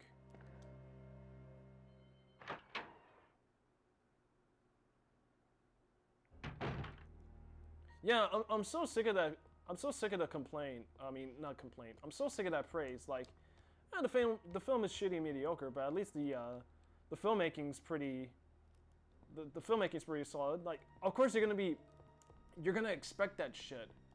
Whether a film is gonna be made with a $200 million or $250 million budget, you are gonna expect that result. You want the money to show that it's been made. You want to see that. You're expecting a film to look that great.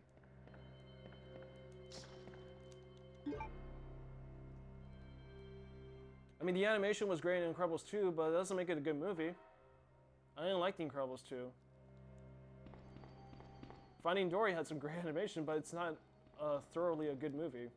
The first act's pretty terrible.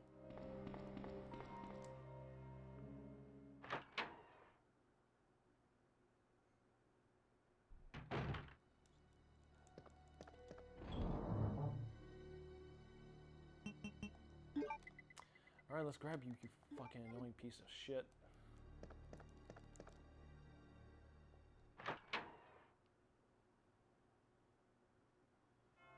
I mean, it's at this point a gimme. Like you're paying a ticket for a mega blockbuster. Gimme a mega blockbuster. There you go.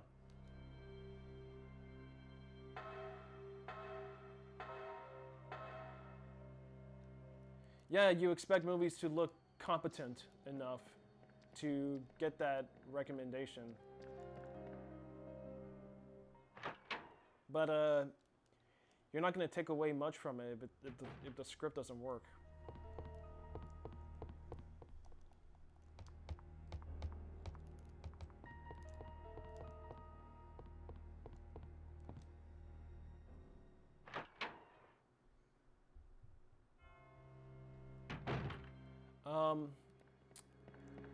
I'm gonna have to pause the game eventually because I need a bathroom break, unfortunately.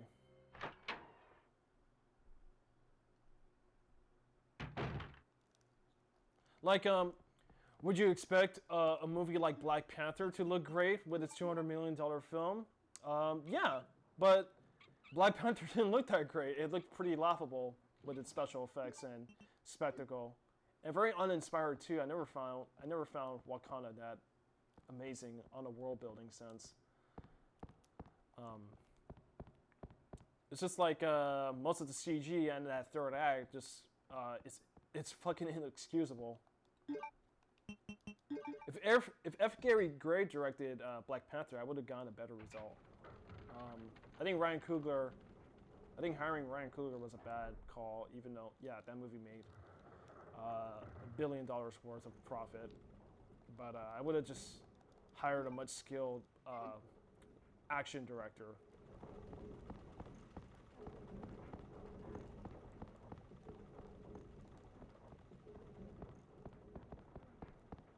And the writing's garbage too. The writer who claimed that Tony Stark doesn't work is a fucking hack. He has no idea what he's talking about.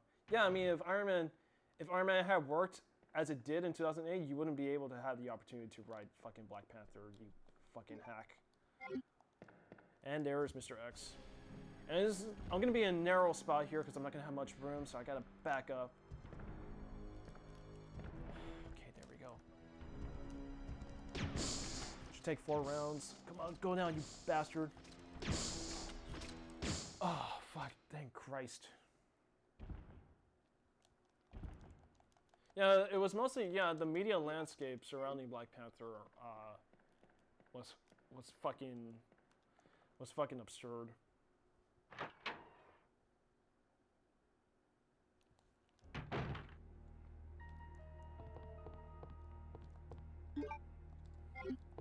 Okay, now I don't have much acid rounds left, and now I'm gonna come up to the first William Birkin boss. So excuse me. So I'm gonna be using grenade rounds. I'm not gonna be using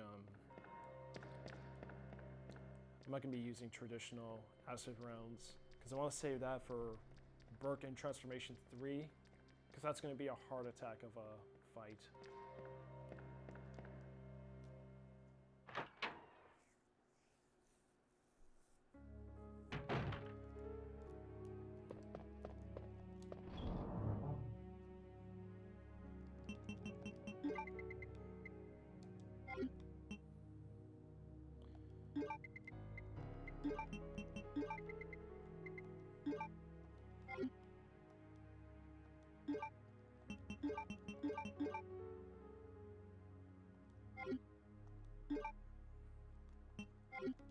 Alright, gonna let go of the acid rounds. I think I might just pull a save here, so I'm gonna save the game at this point.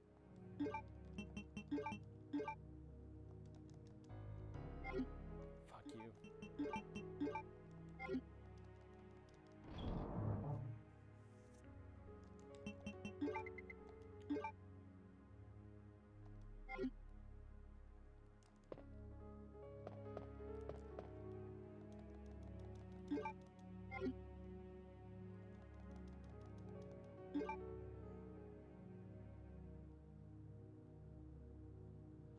But how am I doing, guys? Am I doing much better than my last walkthrough? I mean, for some of you who were there, it's a lot better than my last one, even though I did that crank mistake again.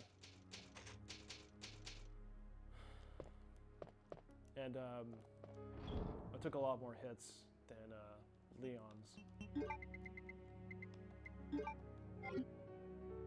Okay, I'm gonna have to pause the game because I really need to use the bathroom real fast, so just stick around. I should be back shortly, okay?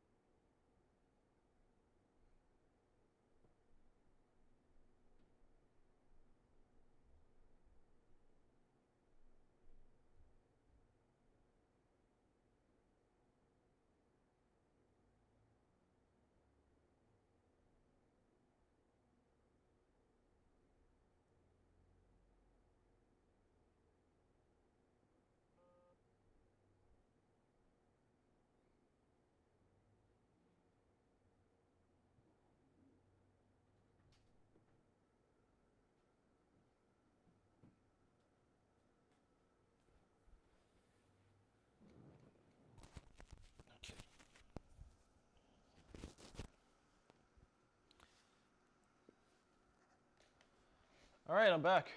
Let's do this thing. Okay, so I got Oh wait, let me pack one. Pack one more health supplement.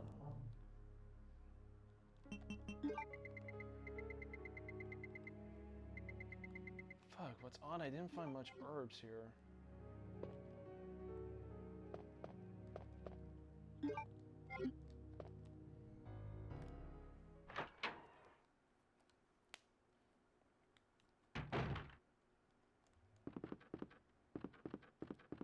Herbs come pretty rare nowadays.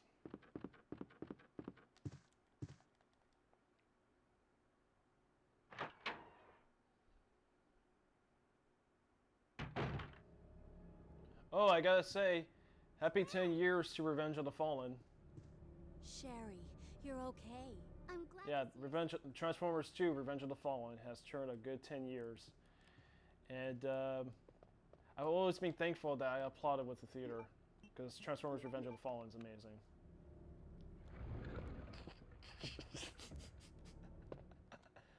No, it's not amazing. It fucking sucks. But I remember back then I was my dumb 15-year-old self that enjoyed that movie. I think it was as good as the first movie back then, but I thought it was just a fun time. But no, it's not a good movie. Remember, I applauded it for being different. Claire! I'm going down there. Stay here and wait for me, okay?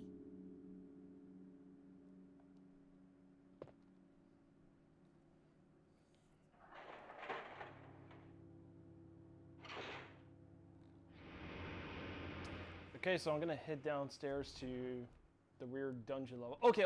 Oh my god, I forgot to touch on this. So, it's understandable that with the mansion setting and all, and how it is played out, when you find out that in Resident Evil 0, the mansion's pretty much like an experimental place for the STARS members to find a way around. How the fuck in this police station are officers going by their day-to-day assignments and job tasks where, you know, they had to acquire certain keys to grab certain items? My town. Everyone's gonna die. Calm. Like, how would you, like, when you're applying that to real-world stuff, like, Couldn't possibly understand. how the hell did they go by their day-to-day business, doing their jobs in this very complicated, constructed police station? Which I do understand in Outbreak File 2, and that was reinforced in the remake of this, that it was essentially a museum, but do museums have, like, It's the agent. temple shafts and, you know, movable platforms? Not likely. Dr. William Birkin is the genius behind the project. I don't think I wouldn't even like Catwoman. I didn't even see that when that was on TV after that movie came out. I do remember watching the Resident Evil movies, like the first three. I think the one that kind of like killed it for me was the fourth movie. You haven't already figured it out. That fourth movie is bad. Tearing my precinct. It looks like Another product. it looks like a Robert Rodriguez like Spy Kids movie. Resident Evil Afterlife. Like, at least the first three were made with certain grit, but, you know, the fourth one got all fucking, got up its own ass about its 3D.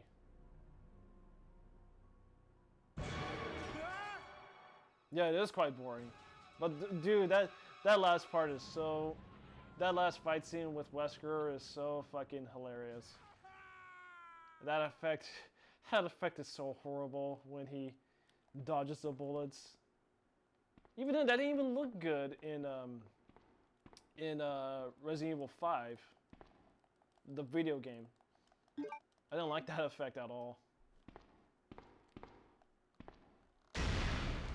Like, how Wesker was presented was much more intimidating in Code Veronica than in 5. Because it's essentially like fucking Matrixy shit that he's pulling off. And I say that as a guy who has not seen The Matrix, and I don't really like The Matrix. I don't even like find The Matrix, excuse me, I don't find The Matrix that interesting enough to watch. And there's where I get to my first boss. So I'm gonna be using grenade rounds, which have shitty hit detection and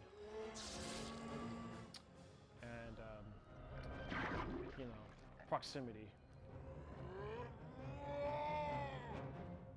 Now that whole movie's bad.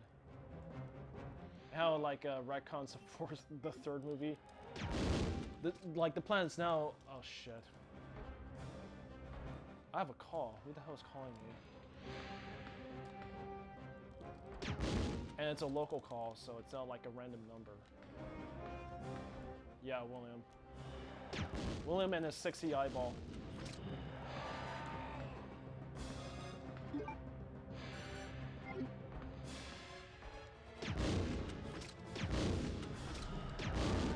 that's about it.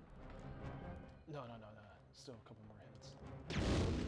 Fuck. Oh, fuck. Oh, fuck. Get up. Get up. Fuck. Oh, fucking hell, dude. Well, at least I saved. Oh, man, that was not good.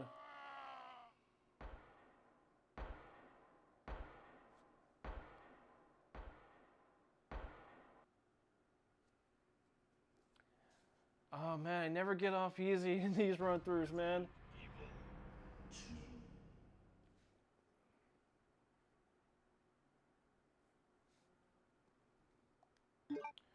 All right, I apologize for that, folks, but good thing I did save ahead of time, so I gotta check out this.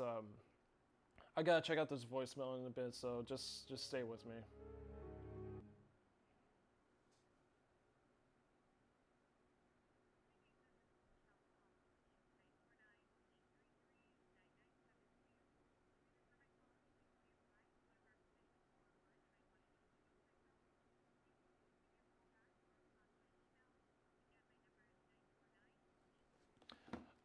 Okay, it was just a company that I applied to, so let's not worry about that. But terrible performance that boss was. I actually got away with it in my demo run. I got that far before I started my stream, so that won't happen again. I'll just take some health right away if I get hit, so that way Claire doesn't go down. God, William's an easy boss. I can't believe I fucking blundered.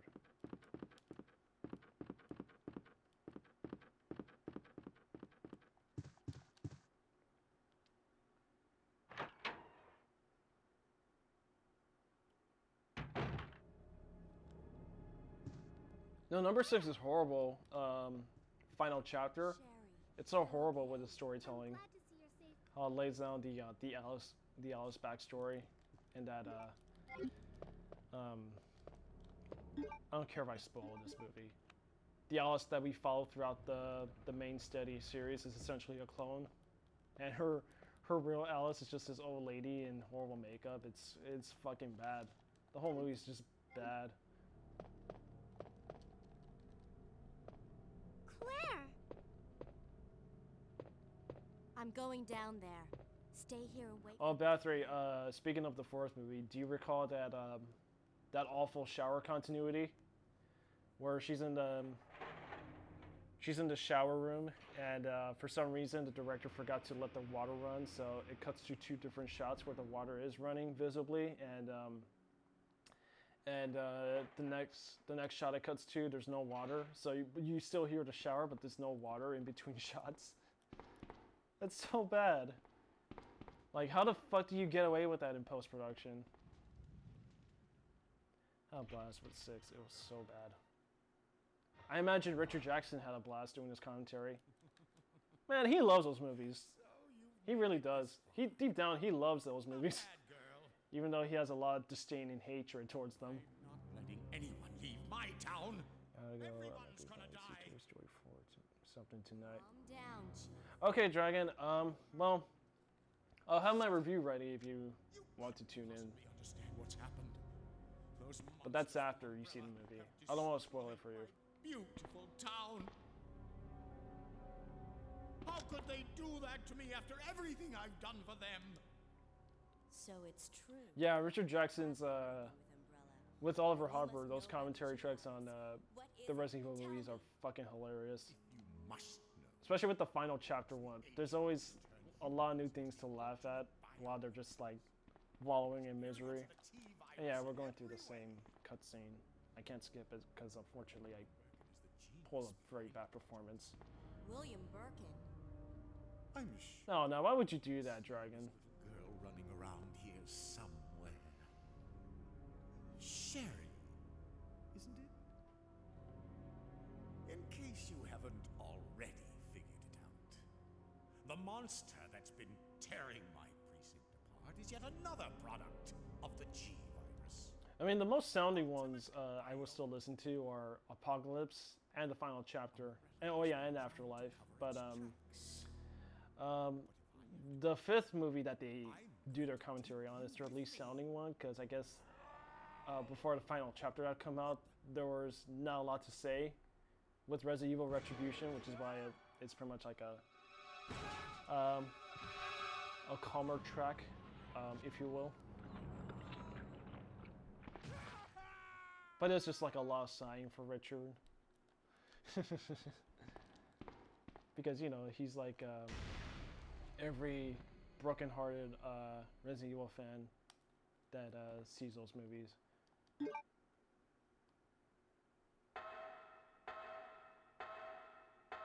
Oh, I forgot the acid rounds. I should come back for him after this. Okay, I'm not gonna fucking fuck around this time.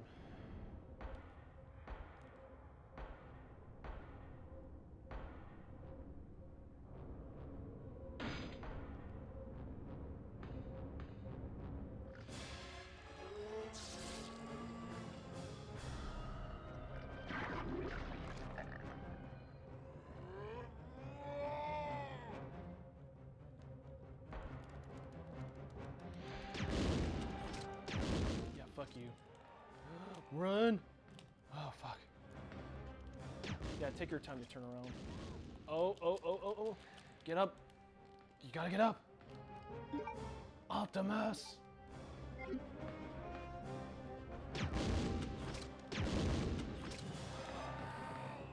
Get away from me, you freak. Yeah, the whole score in Resident Evil 2 is amazing. Bathory, no doubt. Oh, fuck. Fuck! Oh, get up! Oh, no, no, no, no, no. Oh, fuck.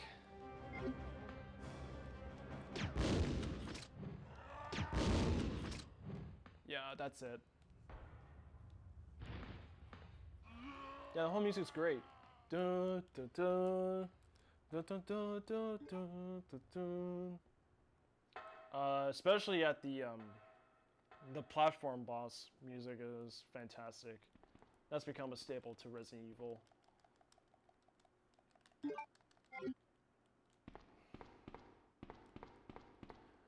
Okay, so I gotta grab the bastard child because she's helpless without me.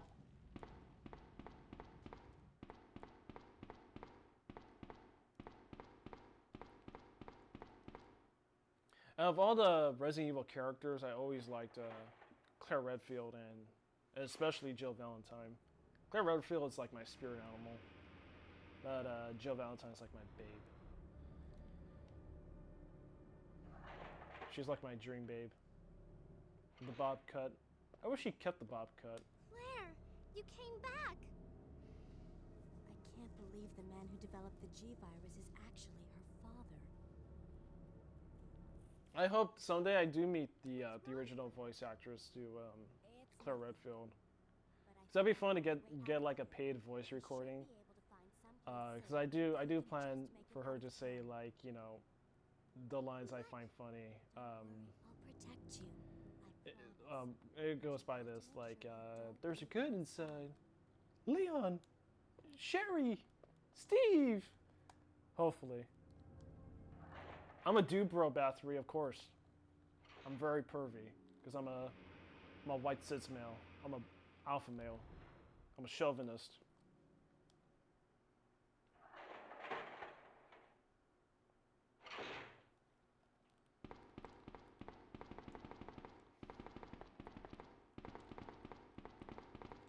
I'm sexist.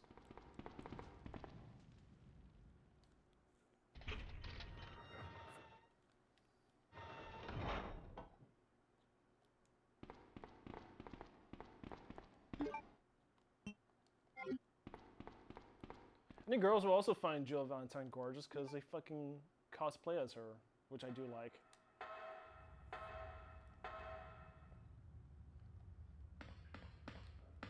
And, you know, she's a badass. Mostly my favorite characterization for Jill is it's the third game and the remake.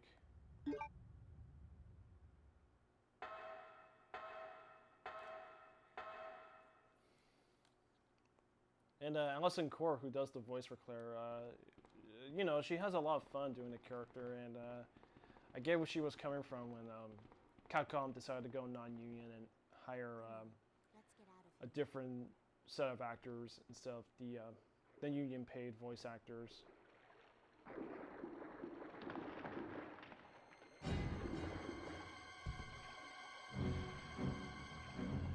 Claire?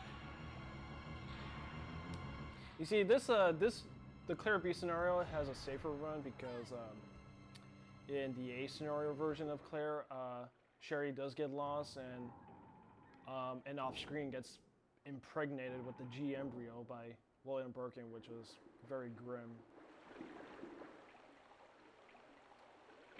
But here's the thing: either way, Sherry walks away clean from infection, Sherry? which is kind of it provides a continuity gap with Resident Evil 6, where adult Sherry still has the G broken, so she's got some regenerative ability. For some reason, it's just some weird fan fiction shit that was in Resident Evil 6, and I will not.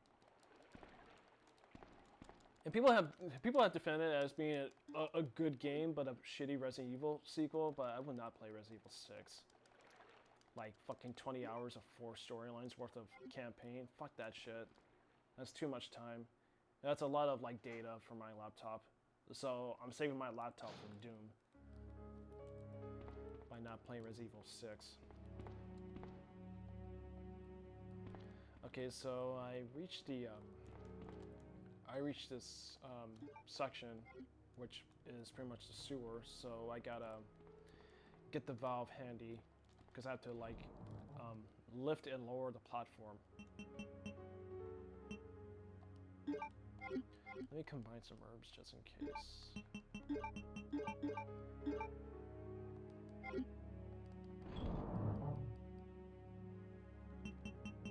Yeah, I didn't pay for the game battery, so I saved myself the trouble. Though I would have, because there was this limited edition bundle where if you have the PS3, you get the the first 3 Resident Evil games, but if you have the Xbox, you get Code Veronica and Resident Evil 4. Yeah, Resident Evil 4 and 5, if I'm not mistaken. No, I'm not gonna take that. I would pay for that just to get the classic games, but I didn't. I ended up paying for the classic games separately on the PS4. I'm sorry, PS3.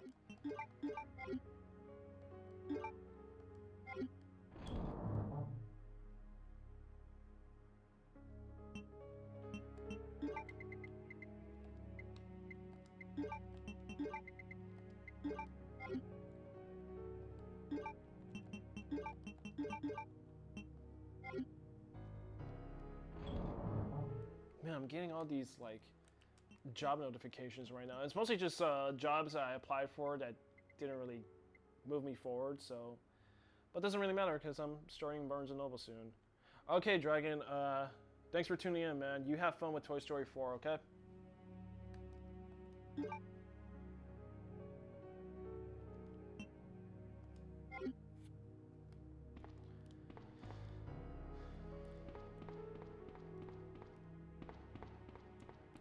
No, I'm not going down.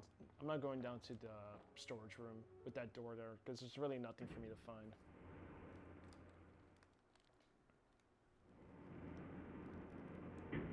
I think Leon's. Oh yeah, Leon is there. What happened? You're bleeding. I ran into this woman who is in trouble. Her name's... Here's some news I will break down regarding these live streams. Nearly succeeded to... I will cover... Ada... next I got Nemesis, then I got Code Veronica, then I'll do the I'm worried remakes. about her. I will not cover Resident Evil 0, Find her 4 because through 6. before something happens, Because Shot. I'll be Resident Evil 0 is the only game I have in my collection, but I never like played it through for the first time. I have played like some bits of it, but like because of the whole partner mechanics that are really tedious to handle, I'm not gonna do Resident Evil 0 because that just seems like a lot of time put in. I will be covering Nemesis, Code Veronica, remakes 1 and 2. Because I played 2 than most Resident Evil games recently. I'll give it this, while a very underwhelming approach to the scenarios,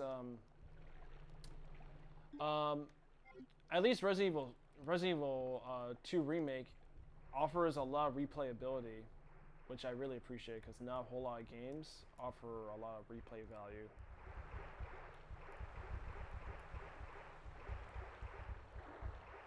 And then there's spiders. There's some buys here. Maybe they have some. Okay, maybe not. There's no ammo. There's no loot. Look at those adorable little spiders.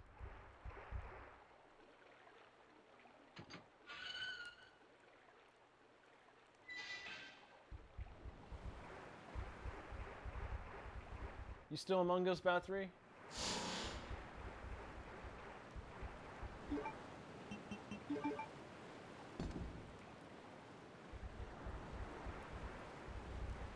Probably not, since my viewer count did go down. Oh, okay. Oh, thanks, Bathory, for sticking around. Because I wasn't sure if like Bai was also like you were leaving too. Okay, and this is where we meet Annette Birkin. After Are you all right? she takes a What tumble happened? caused by Ada. Get away from me. You just want my husband's Giselle, don't you? But no one will take that away from me. No one. Husband? What's really disrespectful about the live action films is like they never even touch on. How did you... They never touched on Birkin or the Ashford stuff. Sherry is lost And, somewhere in the sewer system. I have to find her. They never really touched on those two things, and those were key in the Resident Evil series. It's really disrespectful how they make a Resident Evil game but not touch on the things that we would be familiar with in a way to tell a good story, or at least somewhat of a decent story, given like a lot of video game adaptation runs don't really leave much to impress because you know, video games aren't made to be movies, and movies aren't made to be video games. Well, I mean, movie tie-in games get away with them, but like maybe that's for the best. But I know, but it has a name, Bathory. I mean, it's pretty much like if you make Roland Emmerich's Godzilla film and not touch on the things that we would recognize as iconic towards Godzilla.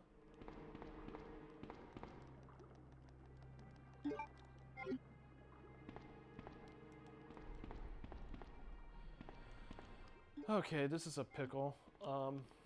I now have to... God, I thought there would be like a treasure chest to store some items because there's 2 green healths, 2 green herbs, and I'm low on herbs, given my performance so far. Maybe I'll take 1.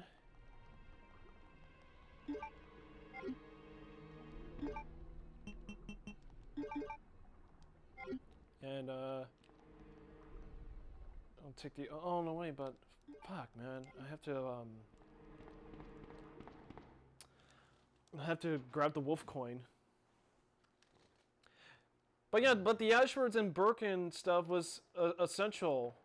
Those were essential parts of the Resident Evil series, so it's weird like they go with what fans would consider to be okay. I know I don't fight the alligator, but you know, maybe I would unlock something.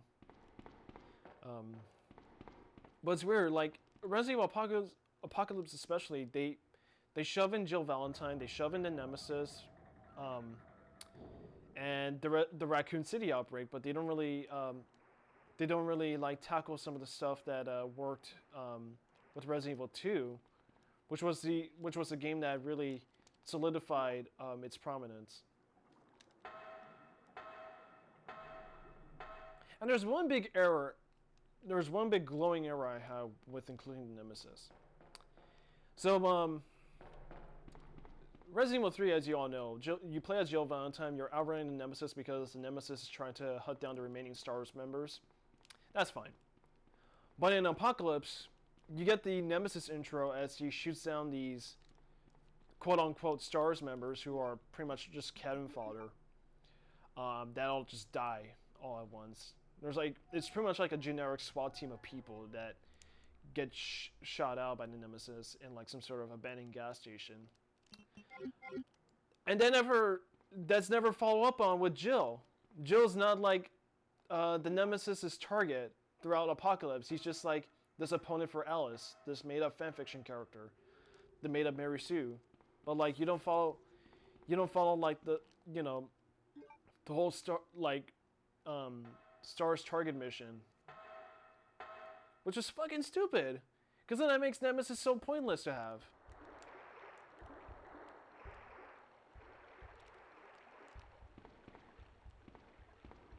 I mean, the makeup effects for the Nemesis is pretty spot on, but like, it's not the Nemesis if you don't have the,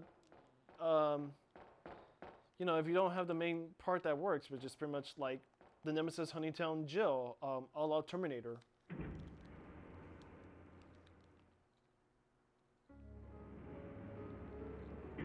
Yeah, it is shoehorn fan service. It's pretty much like what led to some of the decisions in the Michael Bay Transformers movies. It's just like, they're shoving in just like characters that you would recognize, but they're not exactly the same character because they're just like there in the scenery.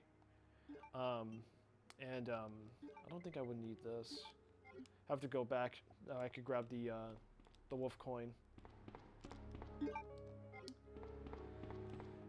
And it doesn't really serve the story at all. It's just there to appease like the fanboys.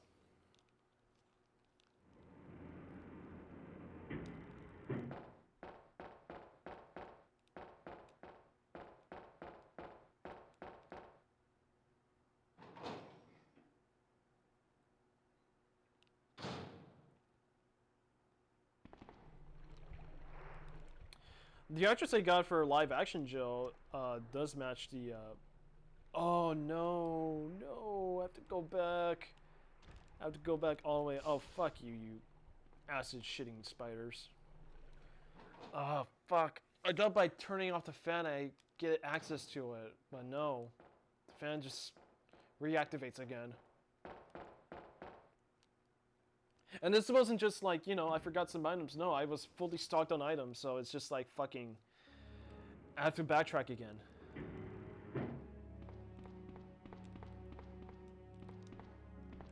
And that really blows.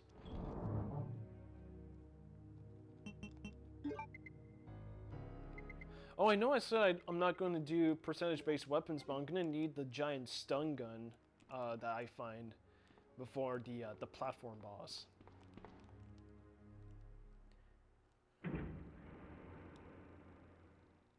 I find myself appreciating the camera angles, the fixed camera setups, because,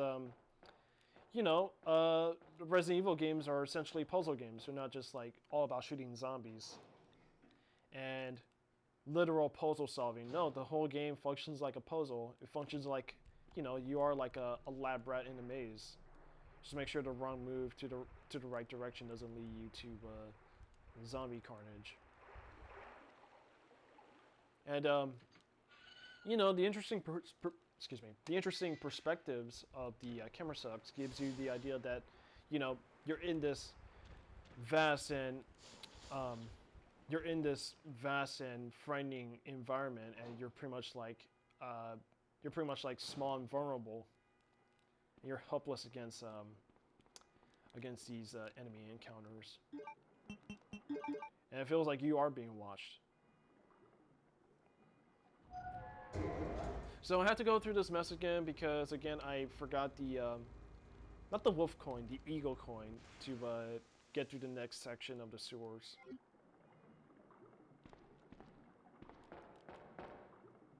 I prefer the fixed cameras and tank controls over the modern stuff because it does give me more of a challenge.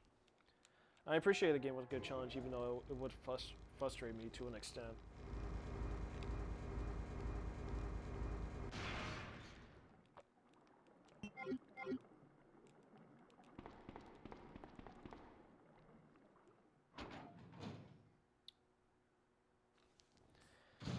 Now I'm gonna check how much time do I have already. Yeah, I'm gonna barely crack in at 3 hours again. I was hoping this would be a lot shorter.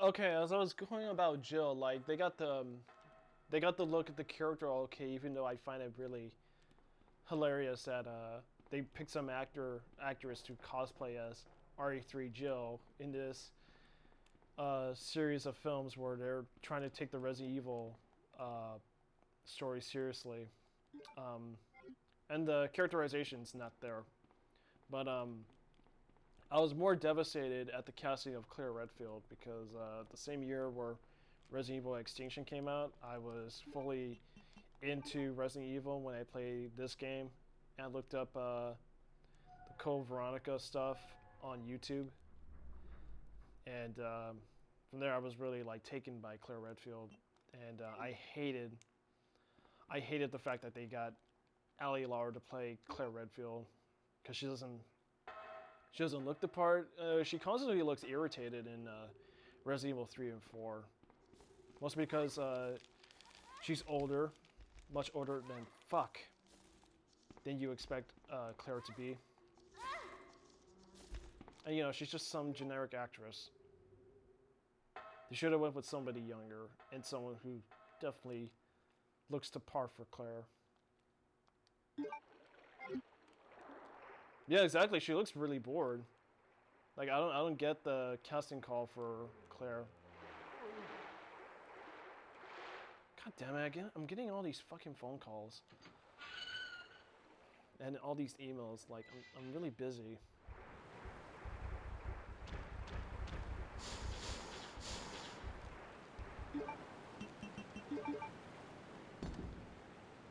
All right, now get me out of here.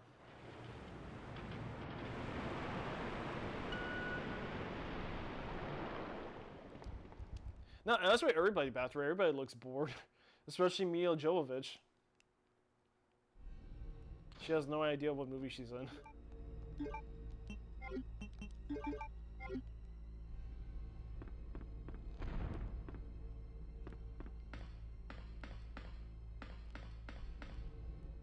Oh, I do love the actress they got to play Claire in the remake.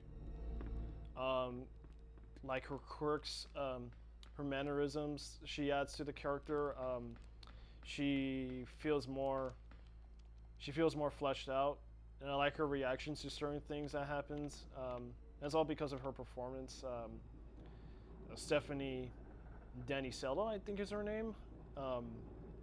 Fucking fantastic job. I hope she sticks around for the Code Veronica remake. And it gives Claire more reason to play through in the remake. Sherry, you're okay. Yeah, I was curious where Sherry was if I didn't find her in the trash room. Give you something called G-virus, either a vial or a test tube. G-virus? Just all around, like, great performances and characterization in the remake. Sure. If you give it to me, I'll hold on to it for safekeeping. Oh yeah, if I were to make a live-action version of Resident Evil 2, and I mean a proper one, I would cast Rosamund Pike as Enid Birkin. Because I think with Gone Girl, she could play that character well. Okay, there's no items here.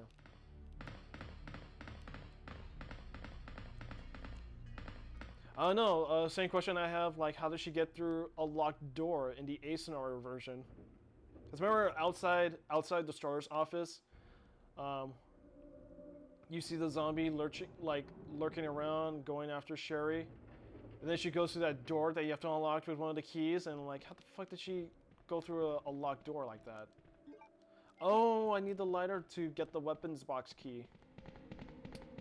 Oh my god, there's so much shit. There's a lot more patchworking here than there was with Leon, because Leon had the lighter equipped. And shit, and Sherry can't do anything. With Ada, she could. I didn't need to use rounds against some zombies. I have Ada to do that for me. Oh, get away! No, don't puke on Sherry. That's disgusting. Now for that, you're gonna have to pay.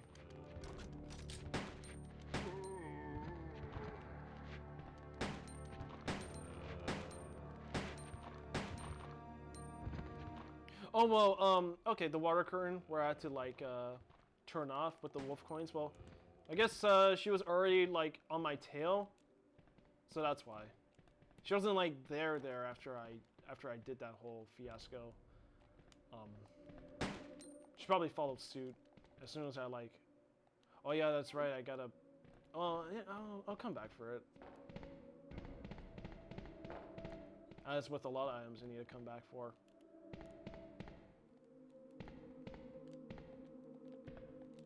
Oh, fuck you. Yeah, that thing I hate. You get too far away from Sherry, she just kneels down because she can't walk faster than most people. Ah, fuck that shit.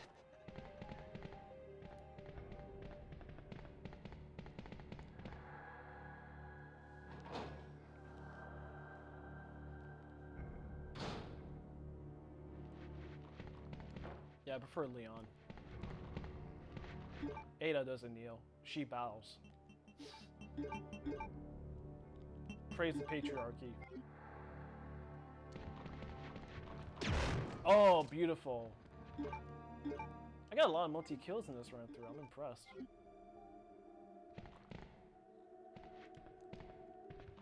I think there's a zombie in that corner that I need to take care of.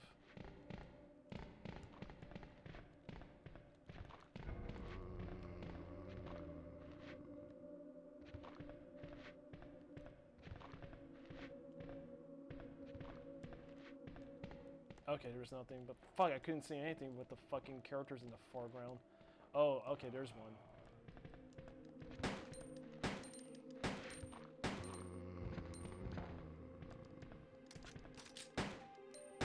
Okay, he's dead for sure. But yeah, great kill. Great combo kill I did.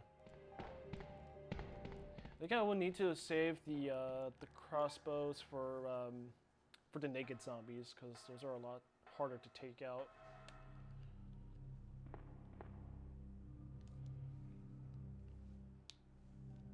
Sherry, wait here. Well, this game is generous enough to have me some more flame I'll wait rounds. here, but hurry back. Because seriously, flame and acid rounds are more helpful than fucking grenade rounds.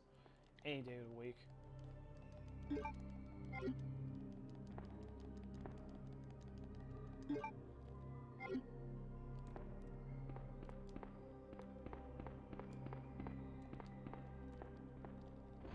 Now, I'm gonna go ahead and grab the lighter that I could go downstairs and, I'm sorry, go back and grab the weapons key and, the stun gun.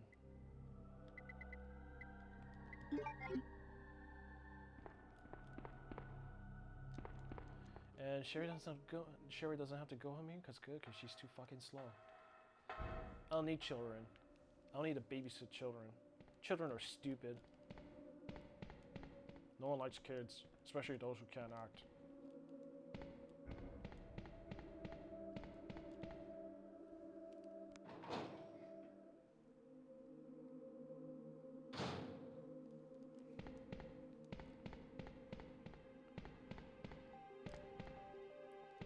I'll grab the gun on my way back, but I just want to grab the weapons key.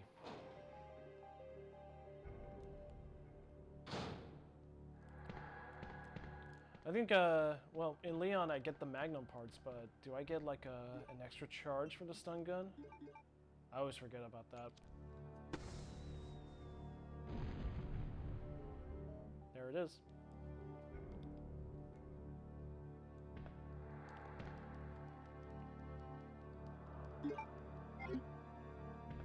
Oh yeah, Ashley, from the fourth movie.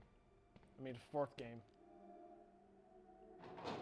That was kind of funny, that Cindy Vortex doing the voice.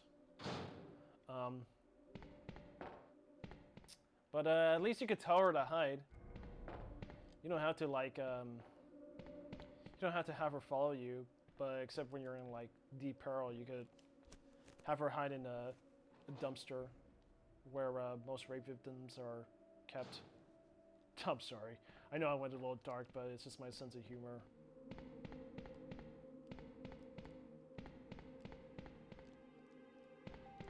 Oh, I forgot the gun.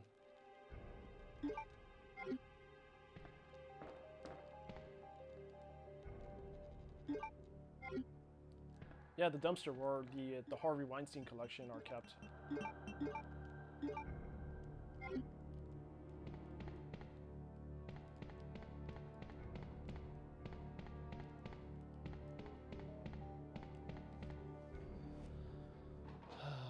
This is gonna be tough for me because I'm kind of scared about doing this boss. Because this boss is a lot more ruthless than the second G malformation boss in Leon's scenario. So I'm kind of worried here because I don't want to die. Well, as long as I just take my healths, and I should be okay.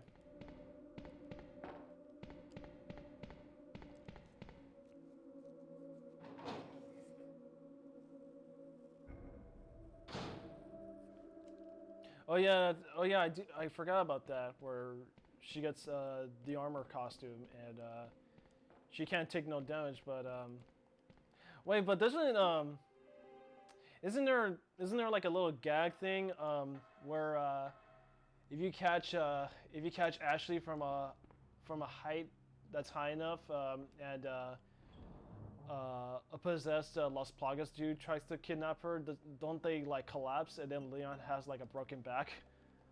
Or something like that, I know it.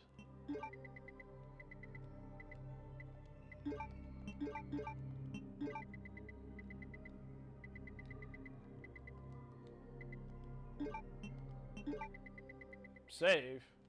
Where are we going, Bathory? We won't need ink ribbons.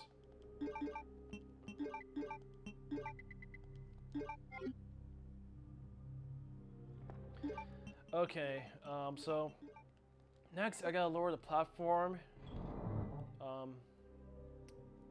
No, I have to raise the platform up from the laboratory levels, but that's where Mixer X will come in. I kind of don't want to save the game back. Well, maybe I should, because maybe after G-Boss it's going to be like an easy stroll for me, but it's just like, I don't want to save too much. That's the point of this speed run. I still want to get that 8th ranking. There's a handgun round supposedly, but I'll come back for those.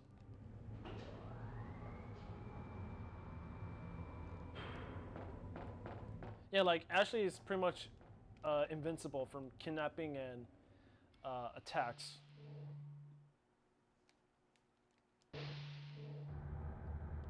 Alright, here's a section here.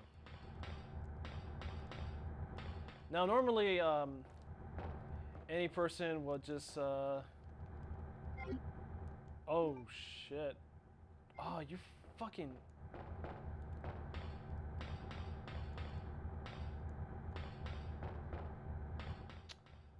This is awful.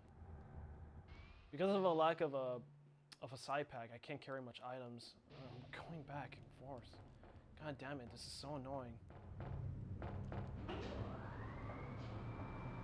Well, I'm just gonna leave the crossbow shit because I don't need that now. Well, at least.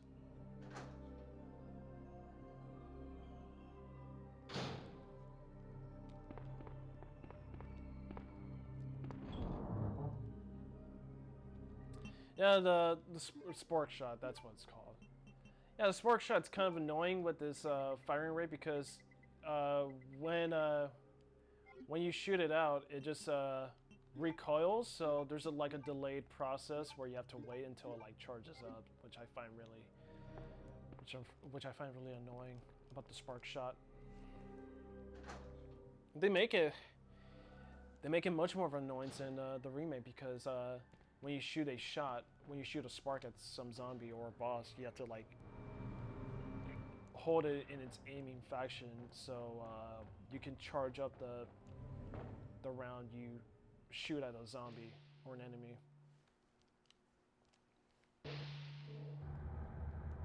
Alright, here we go.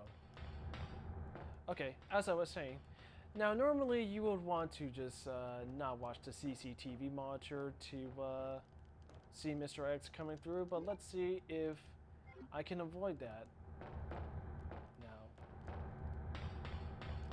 And nope, he's right there. Ah! I remember when that happened, it just scared the shit out of me. I was thinking like, maybe I don't watch the monitor, and then suddenly Mr. X won't have to show up. I'm like, nope, he's right there. Oh well, he's down. God bless the acid rounds. Alright,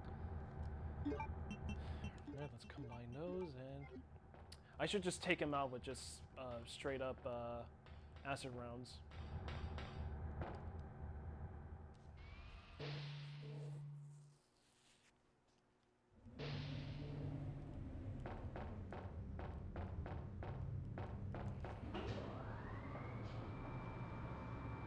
Oh god, I'm kind of worried about the rest of this walkthrough because I know I'm very low on health, and I'm worried. Yeah, not so intimidating now. He didn't scare me though when that happened, and that was like months ago when I played the game. I was on Leon B, and then I skipped the monitor footage, and then he's right there, and he took a hit on me.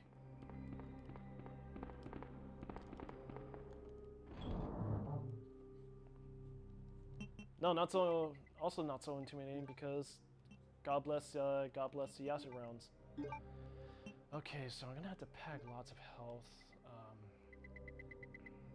just in case.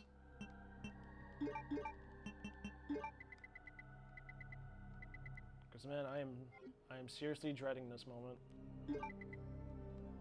I guess I'll need a spark shot for the naked zombies, but everything else I think I should be fine. Alright, let's do it. Gulp.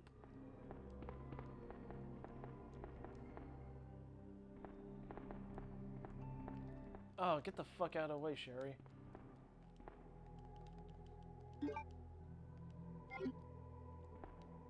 Yeah, maybe I should say this, because I had some shit luck with the first boss.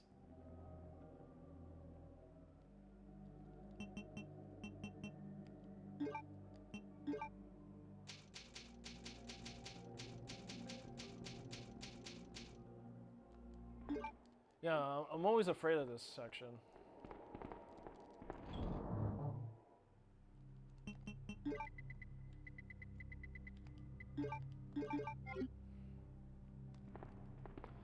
Hey, for those of you who are watching, and Bathory to you, thank you for sticking around for this long. Yeah, like I said, it will be such shit to lose all that hour of progress, and then you have to start back again. Yeah, I'm not in my full confidence right now, especially with Burke and G.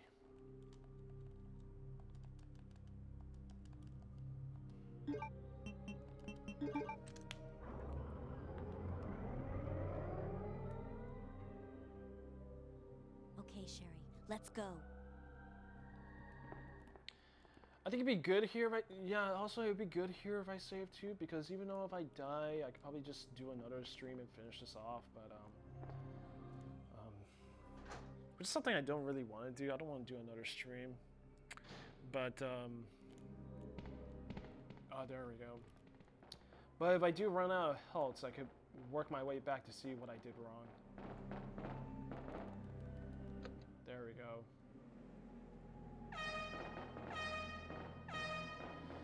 So this is where we get to the most beastly of fights.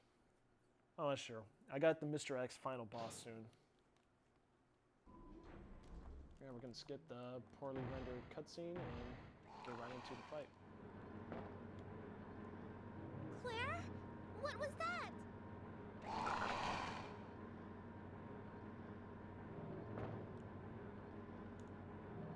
Don't worry. Just wait here. I'll go and see Claire's what always it been my was. favorite character. I love Claire Redfield.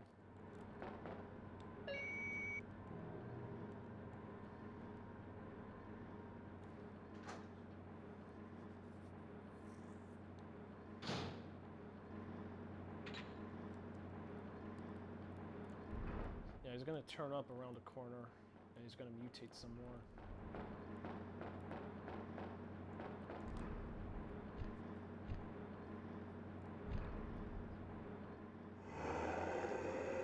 This transformation always disturbs me because you see that monster head growing out and then William Birkin's head just like fades into that mass of tissue. It's so creepy. Very like thing-like. Oh fuck, see? This is what I'm talking about, man. Oh fuck, he's so ruthless. Uh-oh, now he's charging up. Oh shit. Oh fuck, fuck. It's gonna like leap around the area, so it's gonna be like, look at that. He's gonna be jumping a lot of times.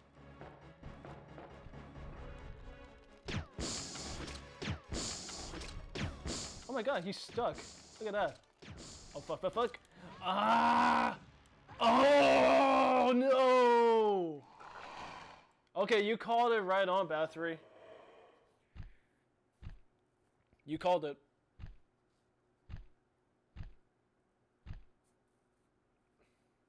Oh yeah, that's the, hello again, Will. That's the, Nicholas Winding Refn show. No, I've never seen it. Yeah, you called it, Bathory. Oh my god, that sucks, because I was doing so well. Like, the AI got stuck, and I thought, like, maybe I took some easy shots, and... Oh, fucking hell, this is horrible. Twice in a row. I'm very mad at myself. I say I do better.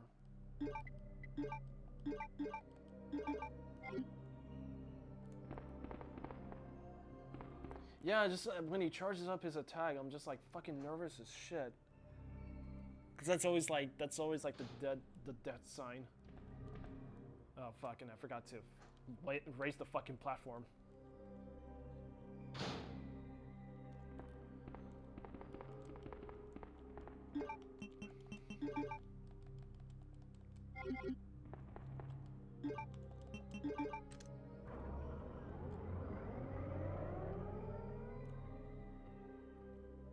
I heard decent things about Too Old to Die Young. I just haven't seen it yet.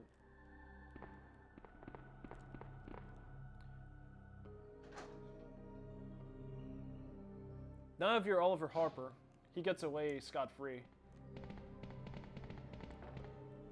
And I guess I'm not him.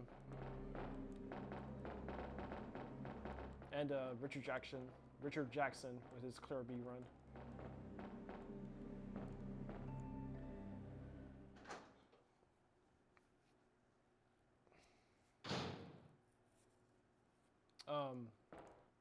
Well, that's oh wait, have to go back to the Trown control.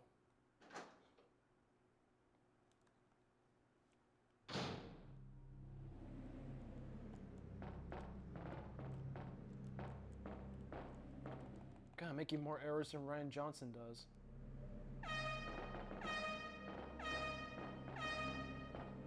Yeah, Nicholas Winding Refn's very deliberate with how he paces his stuff.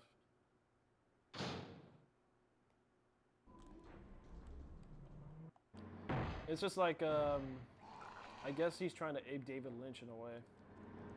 Claire? What was that? I caught that with the Neon Demon. That's a deliberately slow art house movie. Don't worry. Just wait here. I'll go and see what it was. Okay, now, if I do get hurt, I gotta make sure I take some health, because I don't want to, like, take the extra hits and just get ass fucked to death. I have too, and I really love Drive. I think Drive's my favorite film from that year. And Neon Demon, while a little, like, on the nose with its subtext, it's still pretty, surprisingly enjoyable. I do like Neon Demon. Once we just how colorful it looks, just like how he lit its stuff. The lighting's fantastic. And here we go again, Mr. William.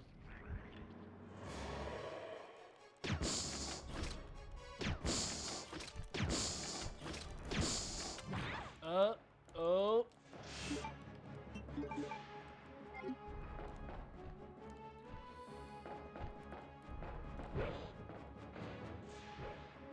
Oh shit. See, I hate that shit. He just leaps around like a fucking leapfrog.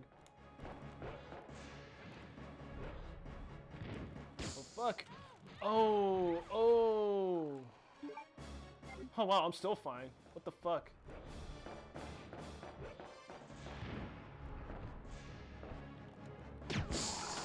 Oh fuck. Fuck you. See, look at that.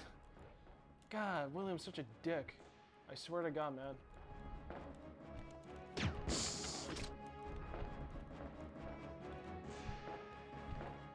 Having trouble there? Oh, fuck. Yeah, you do your shit.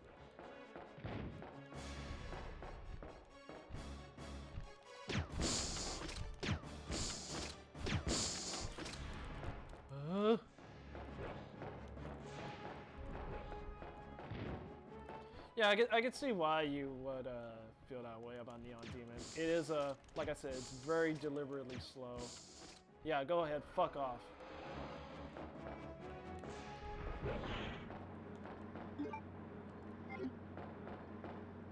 Okay, the trick is, just avoid him when he gets close to you. Make sure you just land your attacks when you get enough space. Mostly when he just jumps across the platform. That's the trick. Other than that, wow. If I only knew that a lot sooner, then... Oh man, I wouldn't have that issue with my second death. Isn't this... That's okay. You keep it. I'm sure it'll keep you safe. Wait here for me, okay? I'm going back to look for your mom. One little critique I would have with Claire in the remake is I wish she kept the black t-shirt underneath. Because she wears like a tank. I wish she still sport on the black t-shirt. I finally have someone to rely upon. Sherry.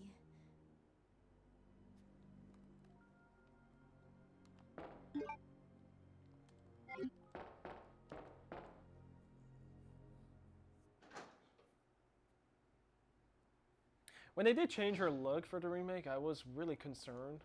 Because I was worried it was just like an SJW outcry by how skimpy Claire's dressed and shit. Even though I didn't mind it, it was just the fact that, you know, characters like Claire who are wearing these outfits in this situation, it's just like, they're just wearing it in the moment. It's not for some male gaze. It's not for some male gaze sort of deal. It's just like, you know, they're just wearing it in the moment while, you know, they were trying to survive the outbreak situation. Yeah, Sherry's going down further. I mean, it's Miles Teller. It seems like a lot of people do. Well, Miles Teller's he's kind of a narcissist. Excuse me. Miles Teller is kind of a narcissist, man. Ugh, excuse me. Narcissist. Ugh. Oh God, I'm tongue-tied right now. Narcissist.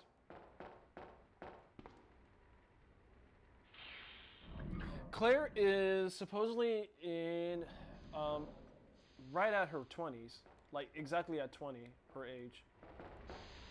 Chris is just a lot more older.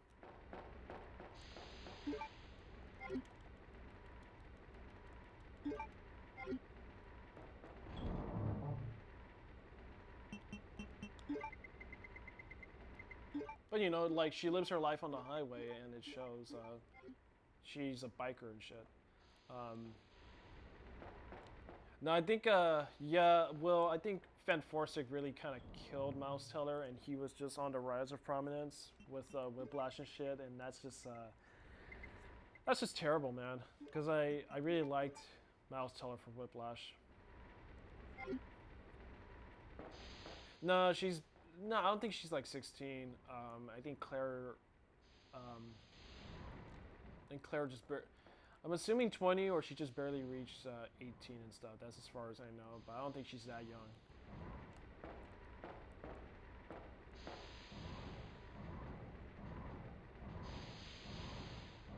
Oh, so I gotta do this puzzle where I gotta get this crate down to get into like a chute. But since Fen Forsic, it's just Miles Teller's been in some very mediocre projects, man. I think the only one I dug out of his was War Dogs by Todd Phillips.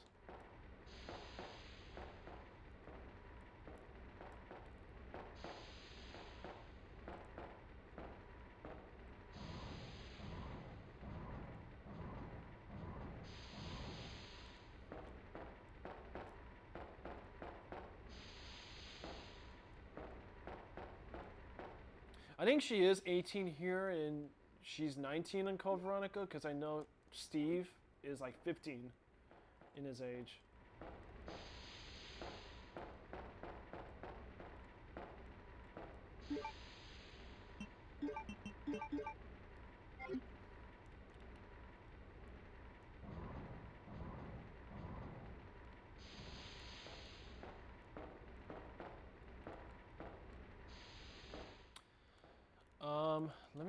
I'm gonna survey the map first, because I want to make sure I have it in the right place.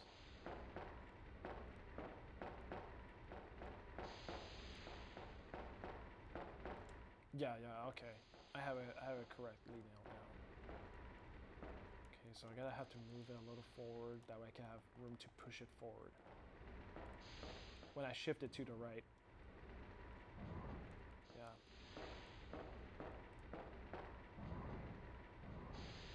Okay, then that pretty much just answers my question. Yeah. I nailed it close enough, but yeah. She's nowhere that young, Bathory. Oh yeah, like Claire was just wearing this outfit in the moment, like what all people do. And Jill was wearing her outfit in Resident Evil 3 because she's going undercover. She's not wearing her STARS uniform, because that would just give away who she is to any Umbrella operative. But still, the Nemesis still recognizes her.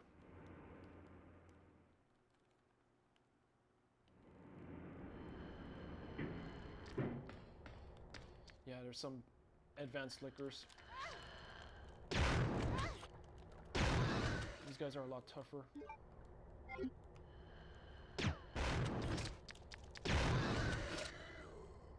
Yeah, die, you fucking skinless xenomorphs. Now, Bathory, would you want a pet xenomorph? I would like a pet xenomorph. Because aliens are cool.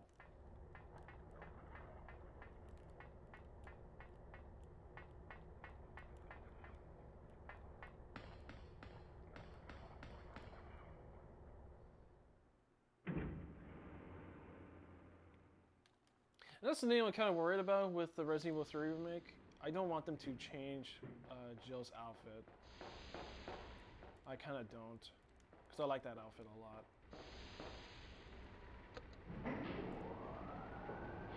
Not just because I'm a dude bro who likes girls in skimpy clothes, but the blue is symbolic to Jill's character. See, Jill wears blue because she's a loner at heart. Jill is very sad in life. She's very lonely.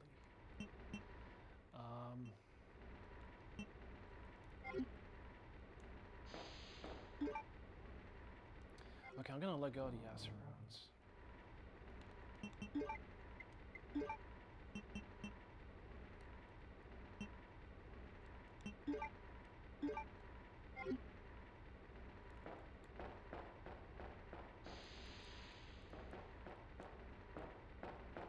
Oh yeah, like I'm gonna sound like Patrick Williams. This is a game with a couple of girls in skimpy clothes fighting zombies intended for children. As much as I hate that guy for that shitty video, it's ironically the most quotable because I like to make fun of it. Like same thing with Endgame.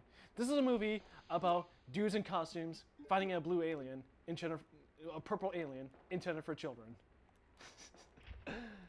It's just like, why? Why would you? Like Star Wars initially wasn't even like a kids movie, Patrick. Like the movie opens with fucking rebels getting shot point blank by stormtroopers, and then, you know, Obi-Wan cuts an arm's dude with the socket exposed and blood everywhere, and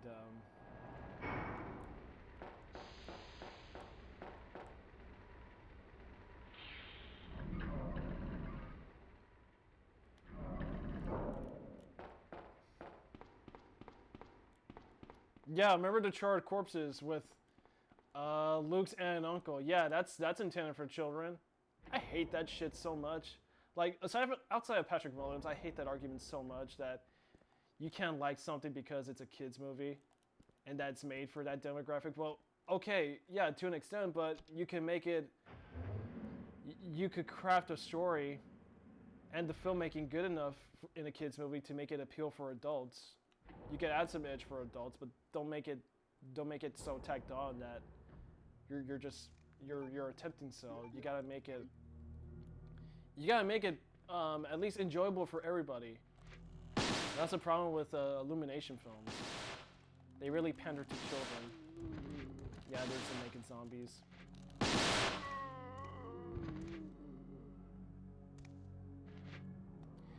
Yeah, a children's story is made for kids, but it doesn't have to be shitty.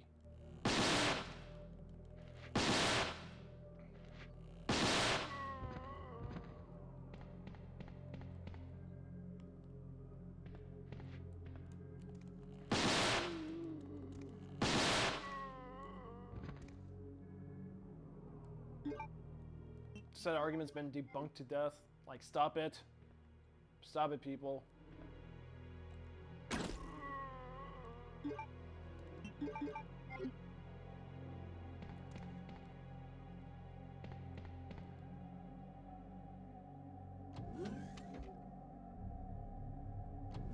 Yeah, his opinion doesn't even matter if he's gonna defend a kids movie. If he's gonna get so worked up and angry about it that he has to, like, that he's, it's a lot. I don't want to get caught up in that shit, but first and foremost, Patrick Williams is wrong about his video. The Last Jedi is shit, and I think kids will probably be very bored at the movie.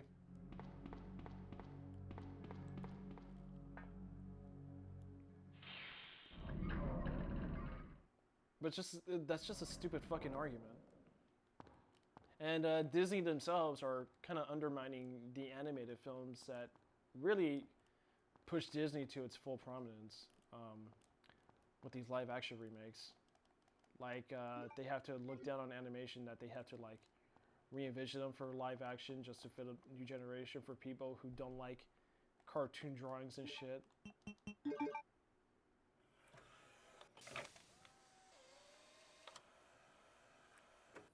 Yeah, it's all about the quality.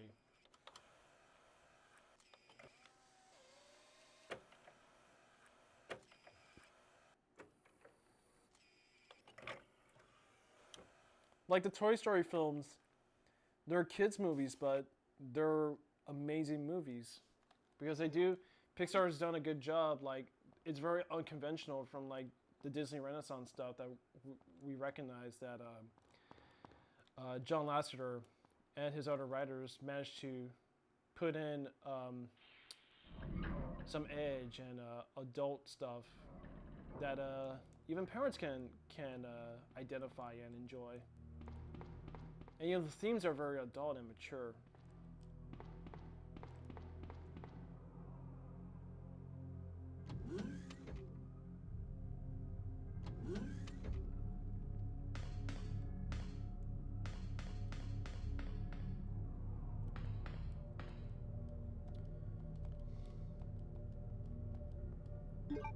Okay, I can't go into that room because where I found the naked zombies because it's sealed up and locked.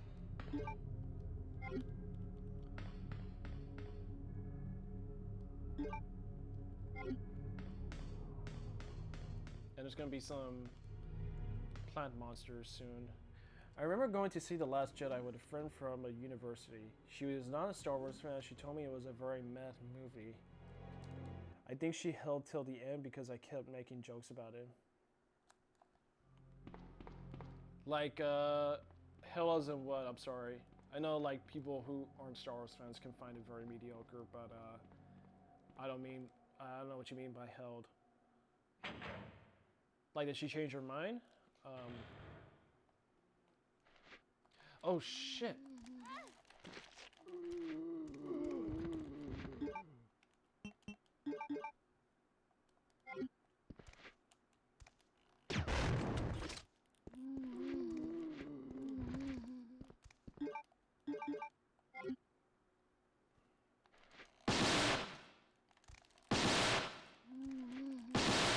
Oh man, that was too close.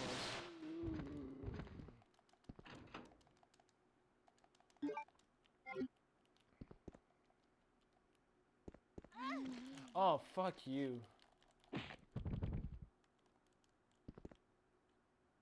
Oh, okay, so you left the movie. Okay, I get you.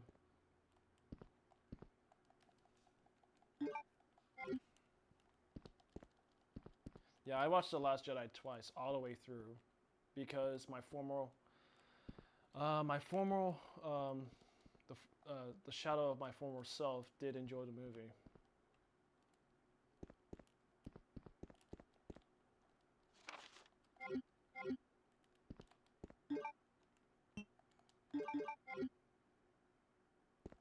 It is a very boring movie at most, man. There's really, and it's a type of boring movie where if nothing happens after some build up to something, then it's just a waste of your time. There's no reason to go any further.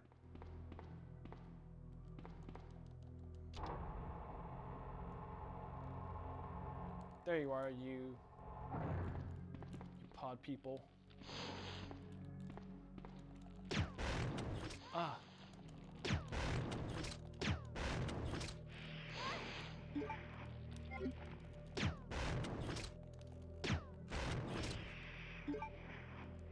Oh, okay, so you didn't leave. Sorry, I'm just yeah, it's hard to like understand there. And at the same time, I'm playing this game.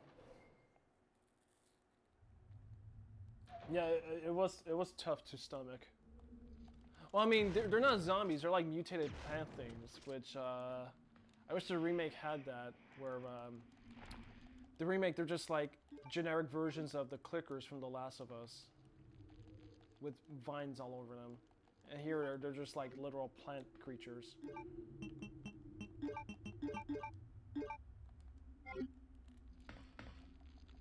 Well, yeah, I don't mind the puking zombies if I'm like playing as Sherry, because it can't touch me. What worried about playing as Sherry is the dogs. In the A scenario where you have to like find your way around the dogs, but you know, if you're not careful enough, you take a lot of hits from dogs. Okay, there's gonna be more brown liquors. Okay, I couldn't see them before. Oh, fuck. Oh, shit.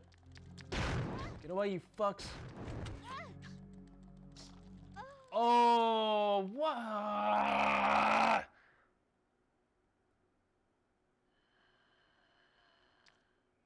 Oh, fuck, this is awful. Now I gotta do the whole run again.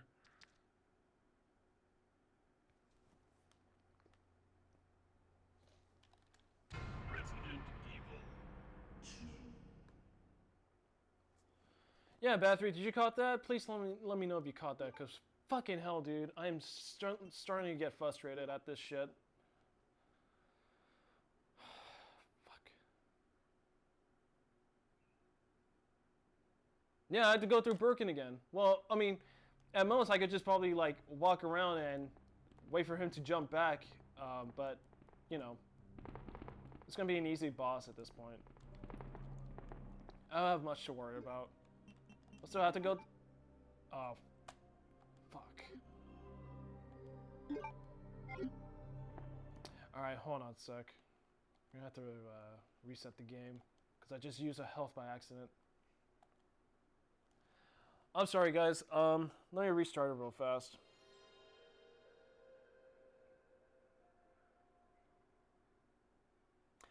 Dr. Sleep. Oh yeah, that was weird. Yeah, it's a Shining film, and it's weird that it's called Dr. Sleep. Yeah, I've heard, but I've not seen the trailer, man. I don't know. I would like to see it. Might be the Blade Runner 2049, if anything, of The Shining. Yeah, the reason why I reset is because I used a health by accident.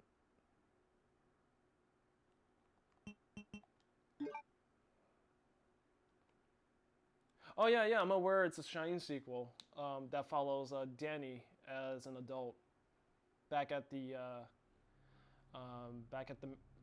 hotel, the Overlook Hotel Resort.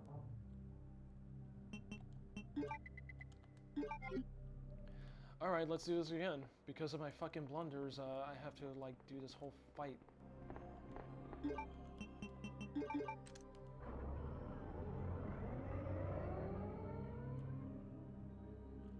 Okay, Sherry, let's go.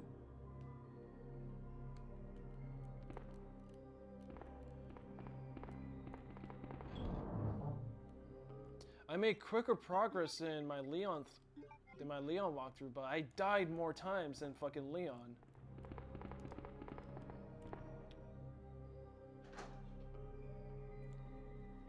Yeah, Mike Flanagan of Oculus and the Ouija sequel. I think I'm one of the few people that did not like the Ouija sequel. It wasn't that good. It's a little overrated.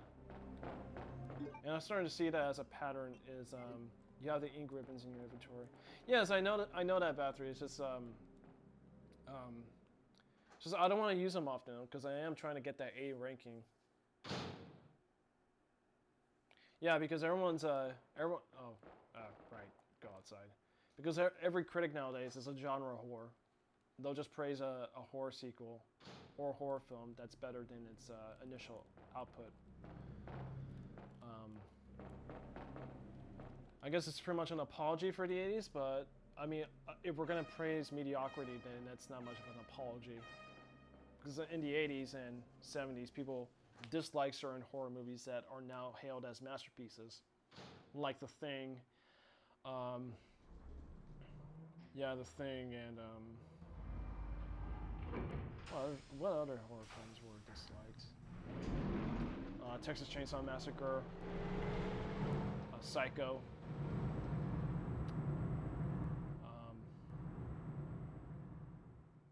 Nightmare on Elm Street.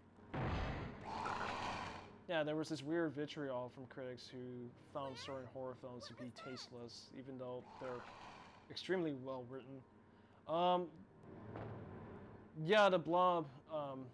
I would say The Blob too, but I think The Blob suffered from poor marketing, considering what happened in its promotional run, according to Oliver Harper's commentary.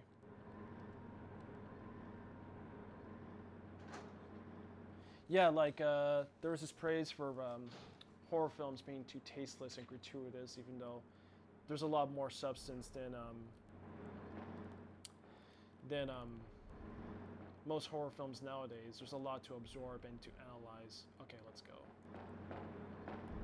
Like with The Thing, the characterizations with R.J. McCready and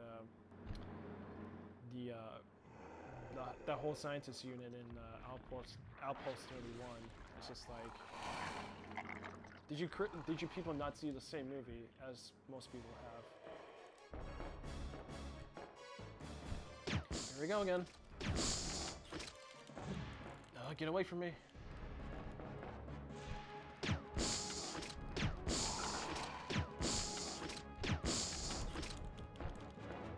Leap up, you fuck.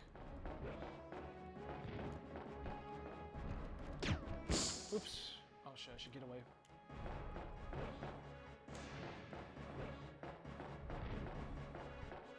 Where the fuck is he?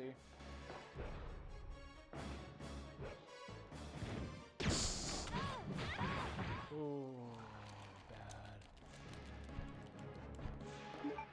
Oh shit, I was close. Ah.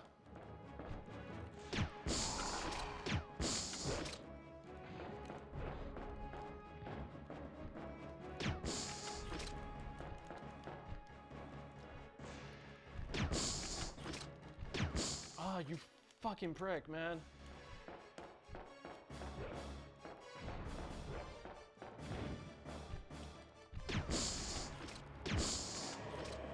Yeah, fucking limp towards the fucking awning, you piece of shit.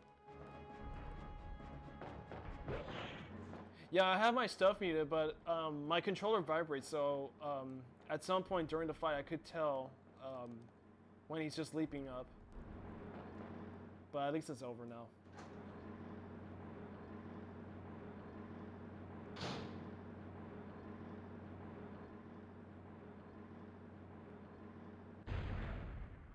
Yeah, in that middle jump, I was like, where the fuck is he? Until he took a while to like leap down. That's okay. You keep it. I'm sure it'll keep you safe. Wait here. Yeah, they embraced I'm going back. they embraced the pulpiness of like, you know, horror schlock. Even though That's what makes movies like Reanimator, From Beyond, the Blob remake, because of you know, just fantastic movies to enjoy. I finally have someone to rely upon. Yeah, and there's like this overwhelming praise nowadays with movies where, you know, a horror film like Hereditary, It Follows, The Witch, are met with just this overwhelming praise. They call it like the best horror film ever. Until the next one comes out, and then, you know, people see it and they hate it. It Follows is okay, and I do enjoy The Witch. I did enjoy it. I still would watch that.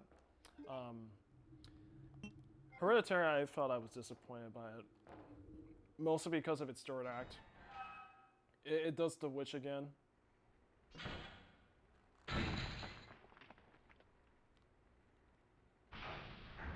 With that similar kind of ending, that just took me out of the movie. And a lot of horror films nowadays rely on that mystery box shit, like the J.J. Abrams stuff, and what Rian Johnson had to, and what Rian Johnson pulled from The Last Jedi is just like, you know, it relies on so much of like just mystery and shit, and it builds to something, and into something you weren't expecting, but not in a good way, where it's just like, they forgot how to tell a story and characters. And The Witch comes close to doing that, which why I really enjoy that film. It's really, oh yeah, and It Comes at Night I felt was very disappointing in retrospect. And you know, they forgot how to tell a story.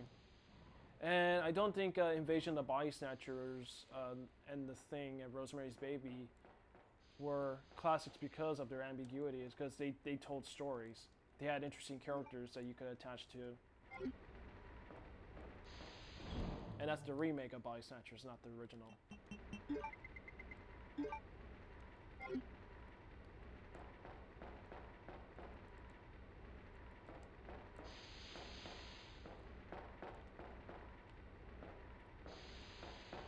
Yeah, I just don't get this overwhelming genre horror praise from movies nowadays. Because it has to fit a political agenda, or, you know, critics and people were under the illusion that it does something new, even though it's not that fascinating compared to classic horror films.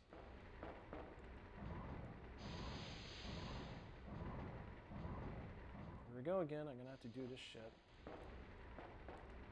This has been such a disaster.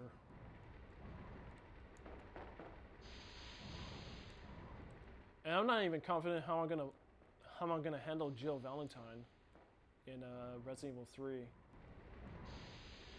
I'm not so confident that I can maintain a deathless streak, because I did die a couple times in my playthrough of Resident Evil 3 months ago. Mostly because one segment I get trapped underground by this worm, and you have to get some power units working and a ladder down, but the worm keeps coming out and I kept dying because I made like the wrong move. Not on time, or, you know, clunky tank controls. Which I'm fine with tank controls, but sometimes they do annoy me. One thing I at least appreciate is the amount of research they do as far as the mythology goes. Yeah, I can understand.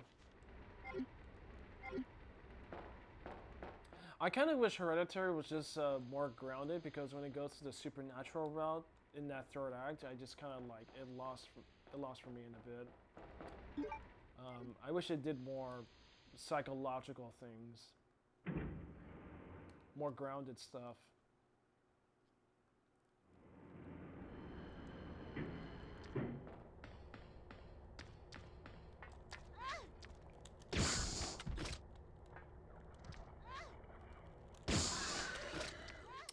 Fucking lickers.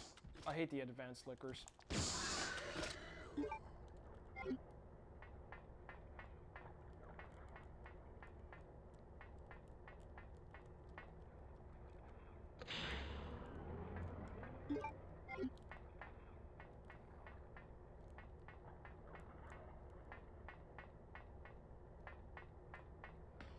I think my biggest pet peeve with horror is I can't really stand the overabundance of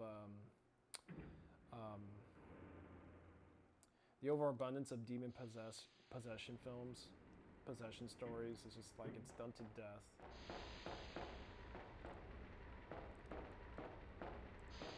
Exorcist remains prime for that. I do love The Exorcist.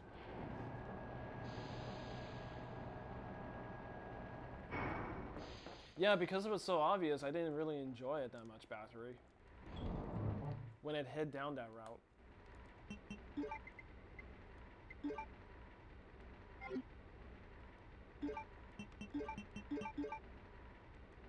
I mean, supernaturalism works. I mean, with horror in general, it's about seeing something that's definitely out of the realm of control and reality, that you're unable to process it. That's the power of horror. Like the scene where McCready does the blood test sequence in The Thing, and Palmer gets revealed, and it's played out so perfectly, because as you know, Palmer's transforming in, all the people who are tied down, like they can't help themselves, they cannot do anything, they're bound, and McCready is getting his not there.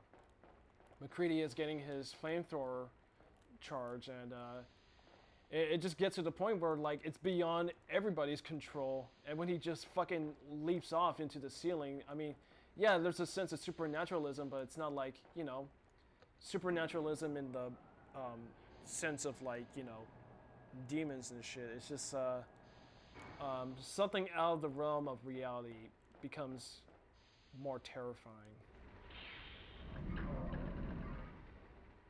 Yeah, there's great tension too, and great sound mixing.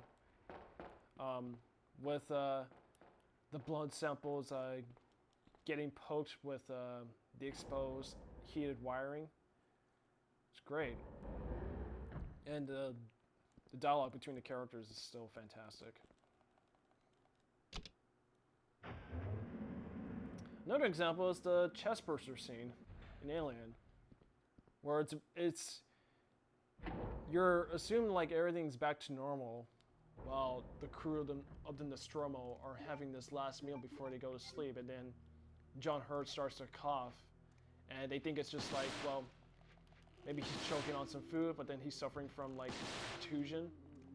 But no, it's just like the alien bursts out of his fucking chest because, you know, gives the idea of like how painful birth is from a man's point of view, and it's not going through the end where, you know, women usually get birth and it has to go through some end, and the alien bursts from his chest, and Veronica Cartwright gets blood in her face, and like the other characters are just like, they don't know what the hell happened. Yeah, and thank you. They that scene was entirely improvised. No one was told about the fact that the alien's gonna burst out of John Hurt. Yeah, I see battery, but I think the battery's gonna last a little longer because that happened in my Leon walkthrough, so it shouldn't be the end of the world for me.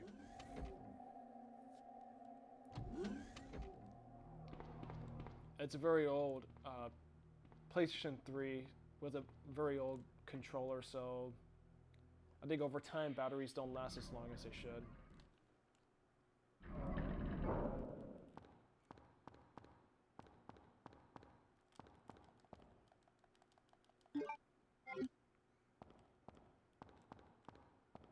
And speaking of actors not knowing what scene is going to happen, the ending to the Invasion of the Body Snatchers remake, fucking terrifying. Veronica Cartwright didn't even know Donald Sutherland was a pod person. That's what led to a very grim, very scary closing shot with him like just screaming and pointing at Veronica Cartwright's character.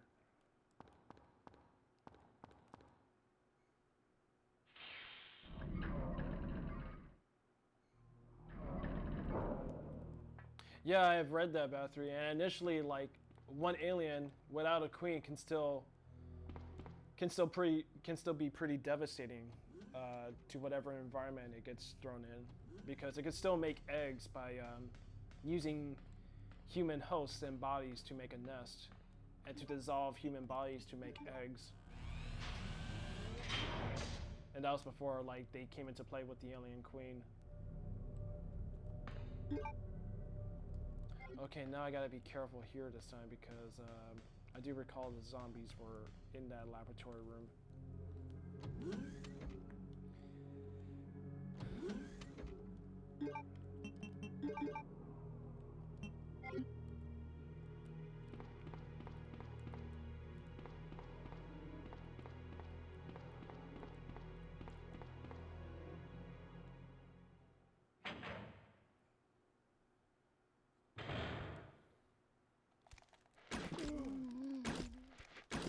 Yeah, fuck you.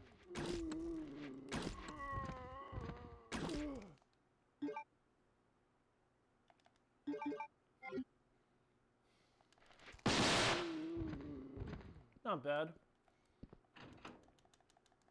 I'm essentially where I left off, or where I died.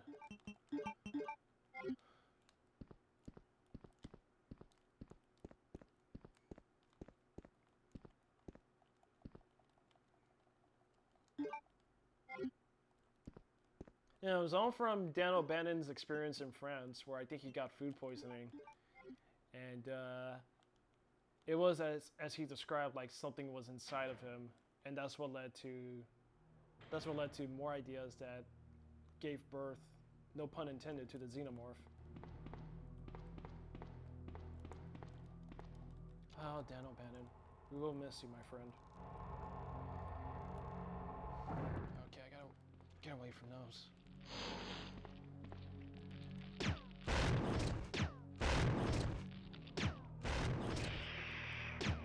Oops.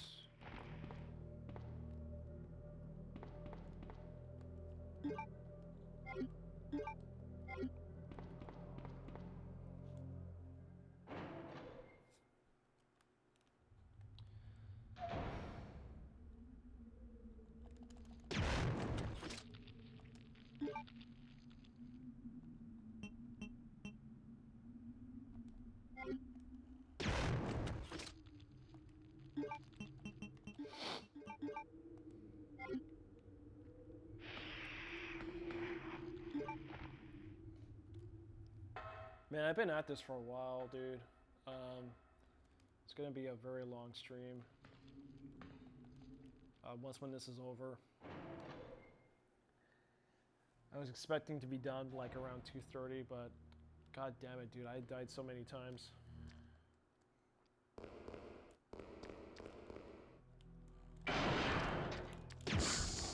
And the movement, like its behavior, of the alien makes it more terrifying too.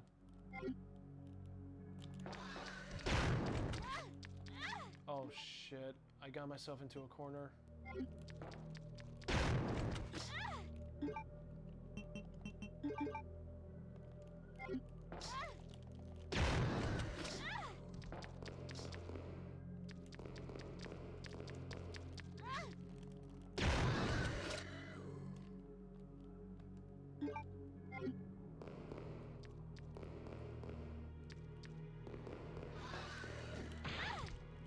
Ooh.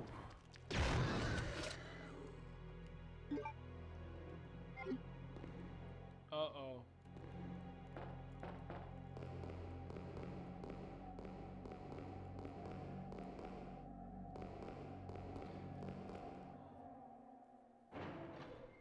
Let me go back upstairs and grab the 2 herbs. I sound really depressed because holy shit, I'm tired. No, I was on full health. If I was on caution, and then I died again by that mega hit the liquor took on me.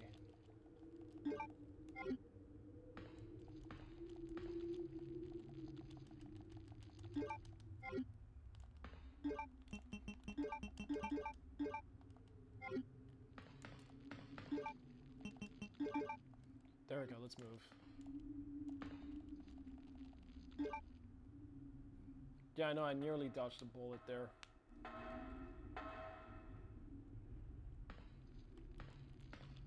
God, brown lickers are so fucking annoying, dude. I didn't think they'd be that much of an annoyance. And there's still some herbs there, so I'm gonna grab those.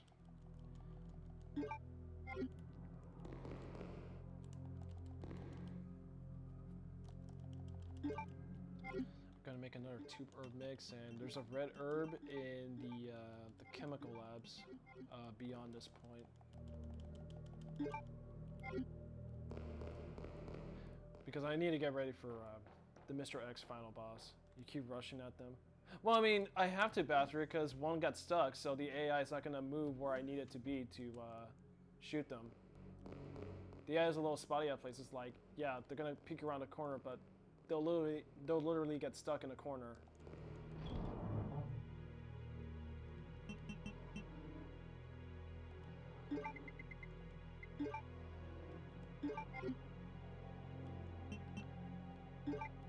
So that really annoys me. I mean, the second Birkin boss gave me an advantage there when I got stuck, but, you know, it dips around and shit, so I can't really stick around in the same place.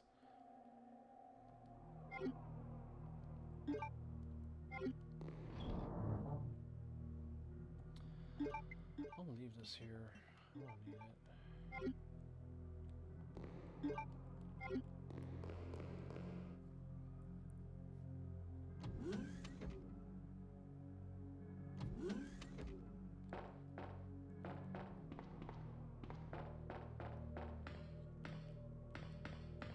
Yeah, there it is.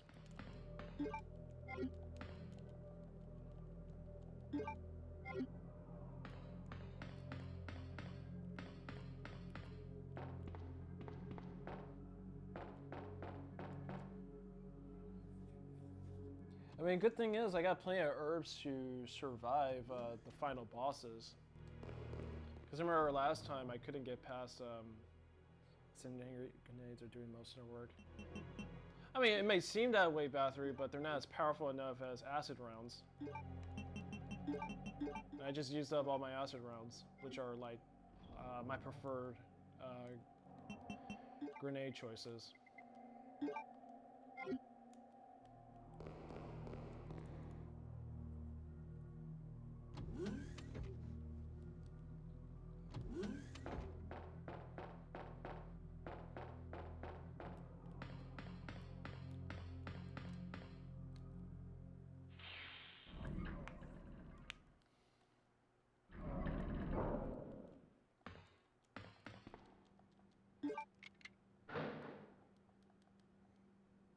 Oh, that's the last thing I wanted.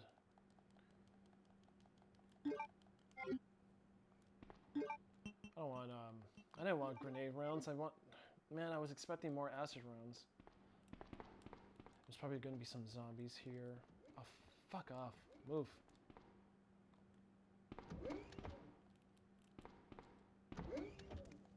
Put some clothes on, will ya?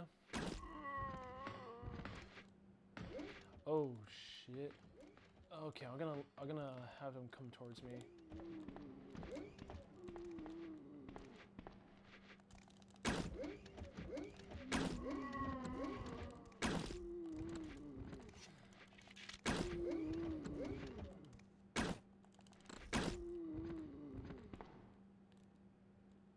Not bad.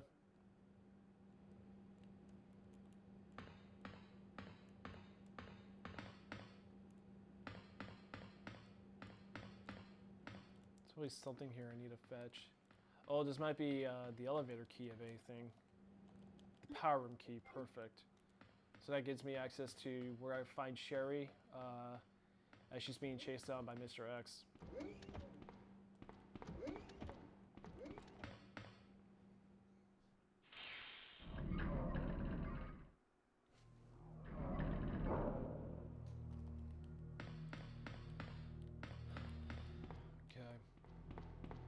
So I'm gonna reach the end of the game. That way, you know, I do my due diligence. Oh yeah, this is. Oh, I thought cutscene would trigger. Oh wait, right here, right here. This is where it's gonna trigger the cutscene.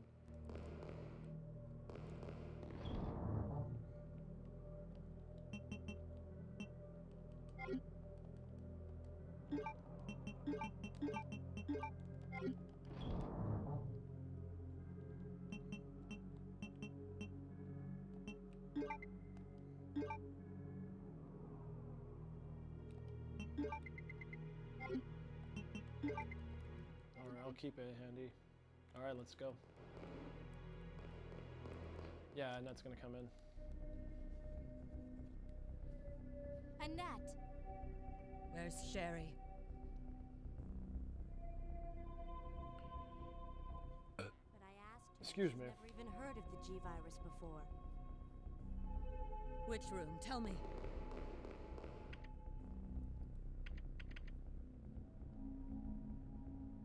Sherry!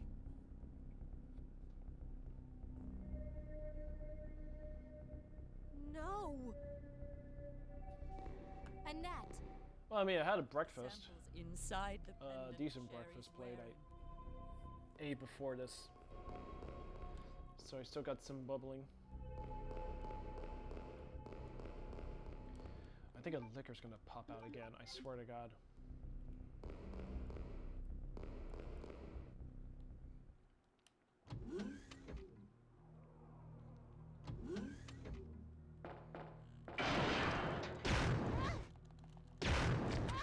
See, look at that.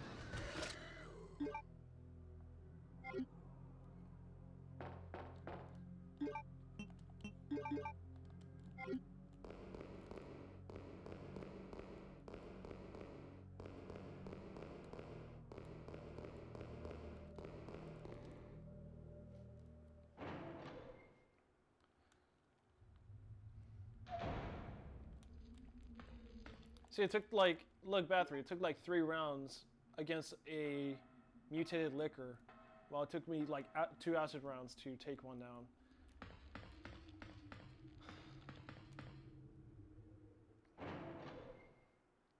I should just calm down a little, because all this anxiety is kind of making me bust for a pee. I don't want to drag more time by using the restroom. Oh shit. Surprise. Yeah,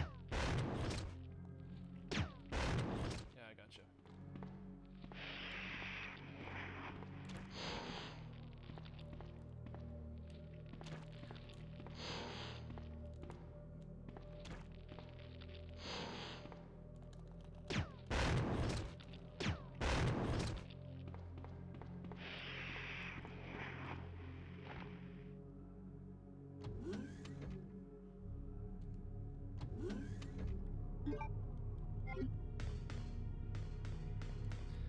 Now before I progress any further, I need to go into this one room. Maybe I can find some more items.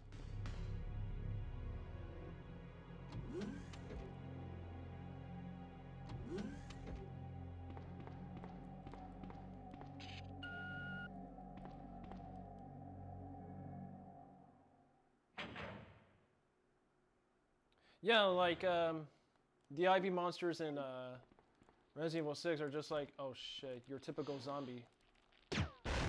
But they just got like plant shit and vines all over them. Yeah, look, there's another one.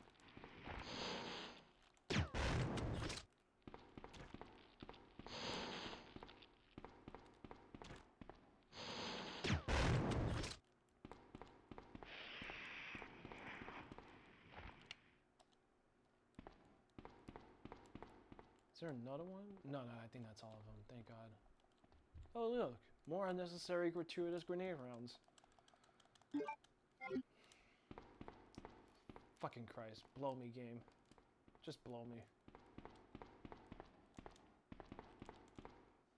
Alright, let's just go down.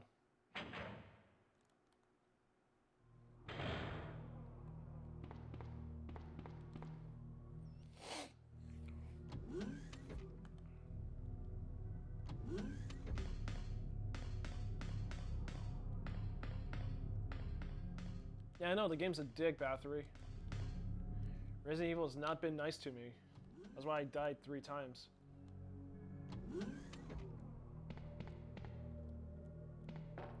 Yeah, this door is locked. I'm sure of it. Oh, no, wait, no, it's not.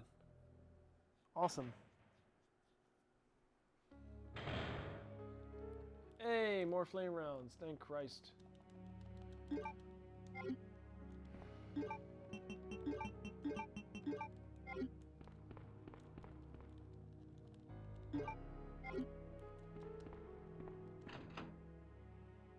No, I would not need the handgun rounds, thank you.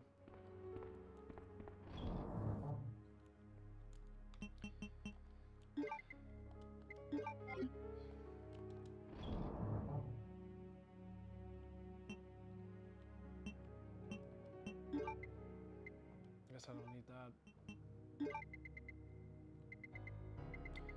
Alright, let me do a 2-herb pack. Alright, let's go down.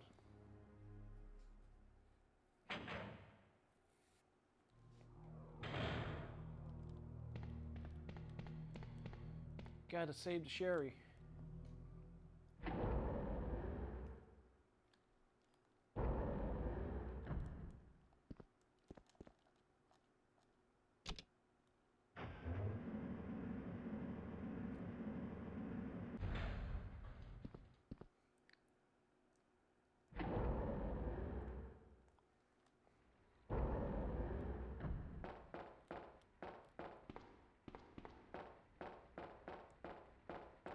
Surprisingly, no Mr. X encounter, because I remember in Leon, you face Mr. X for just a moment after you find out Ada's left and you have to go find Ada.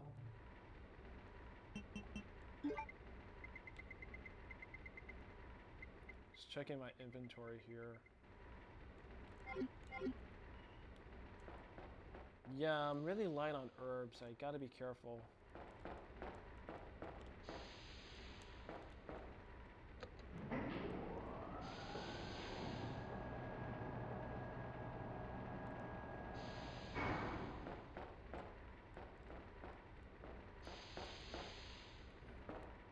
Okay. Oh yeah, I was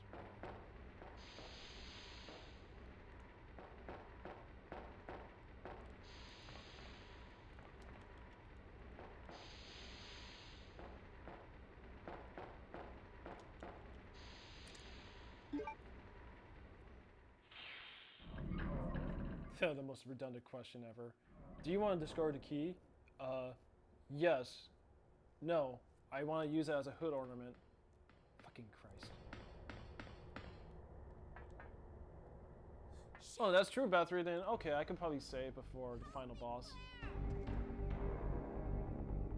I got away clean with Leon, The monster's after your which is peasants. 2 saves. Throw it to me.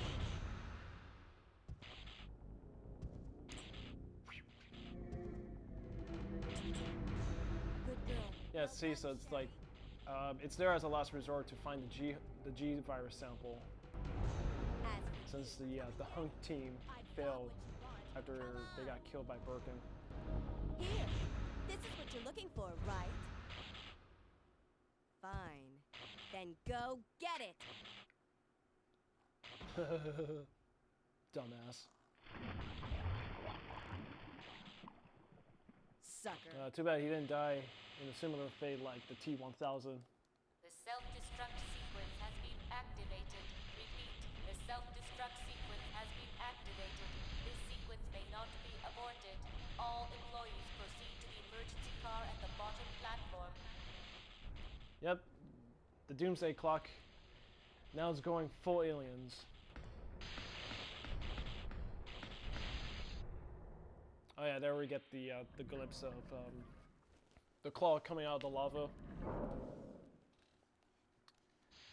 Which, that's good enough to build suspense.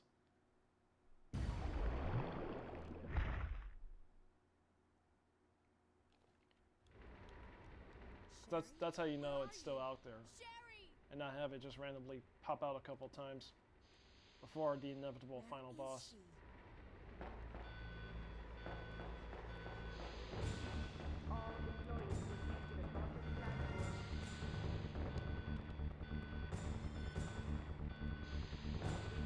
Okay, so now I gotta find Sherry.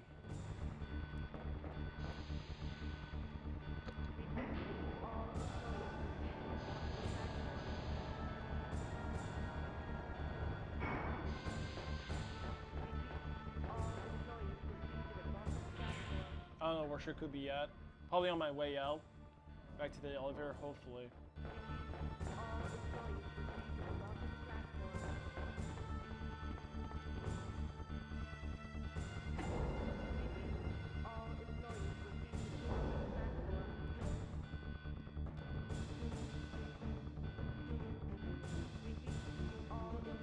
Oh yeah, she is downstairs. She is, because that's where I find I'm in the power core. That's where I find Annette's body while she's still breathing, and then Sherry like cries next to her. Oh, thank God, no zombies, no enemies.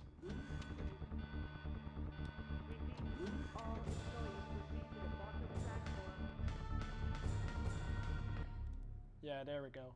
Come on, kid. Cry. Act. Mom. There you go. Do some more acting. Sherry, you have to escape. I know I've been a terrible mother, but I still love you. Forgive me.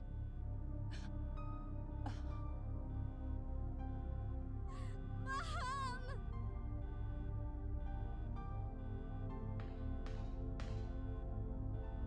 Sherry, we have to go now. Act, Gary. You have the power. Now I totally get it. Okay, she has, I believe that's the elevator key. Yeah. The master key for the master of unlocking. If you, Jill, the master of unlocking, can take it with you.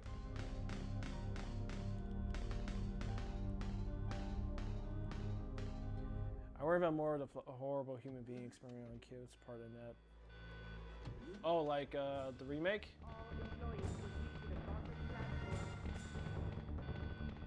Yeah, because it really leads, it really makes Umbrella and the people involved like shitty human beings.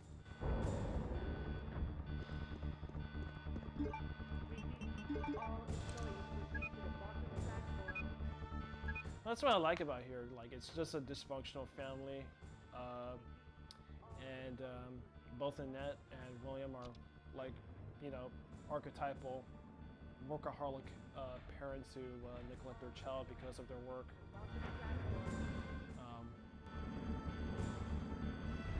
That's what I felt. So like I do like how in the Resident Evil games like there's like this running theme of like crazy family units that are going on behind the scenes of Umbrella with yeah, the Trevor family, the Ashfords, and Birkin. Now you wait here, okay? I'll go and get this thing moving. Now, I believe I will need... Okay, so I'm approaching the final boss now. I need to find the key. It's held somewhere.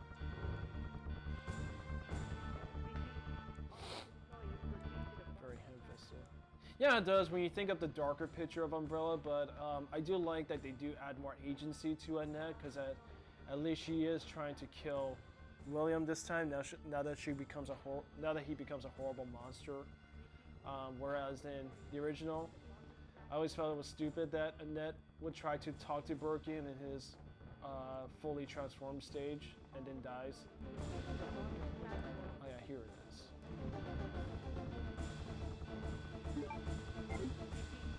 Now I am going to say, because I don't feel good enough to proceed, because I got the Mr. X boss.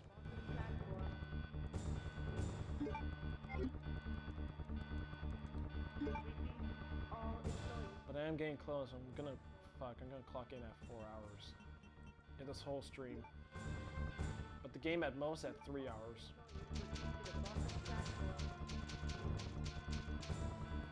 Now I do have to be careful here because my last playthrough, I was not careful enough that I ended up limping across the way after my fight with Mr. X, that I wasted so much time for the Doomsday Clock that I died. I died in an off-screen explosion.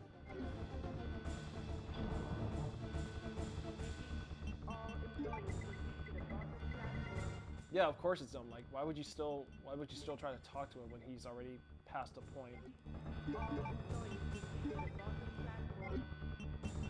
And I gotta leave more room for the cable couplings.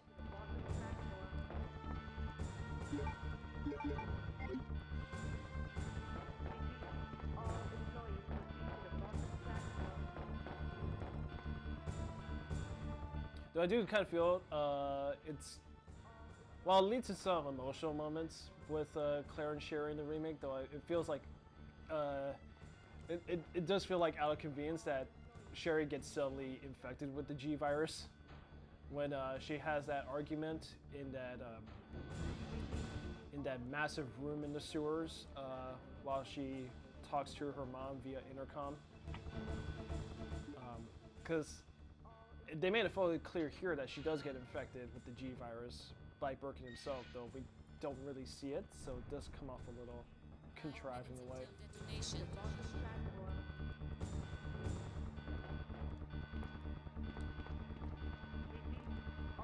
Okay, there's nothing. What am I doing? Oh, fuck you. 10 controls. Okay, so the Doomsday Clock has begun, so I gotta grab those cables.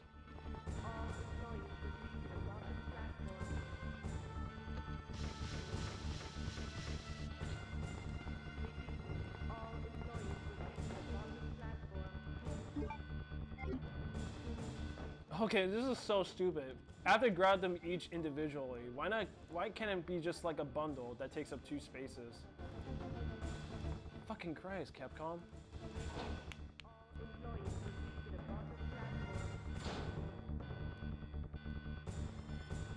Alright, here we go.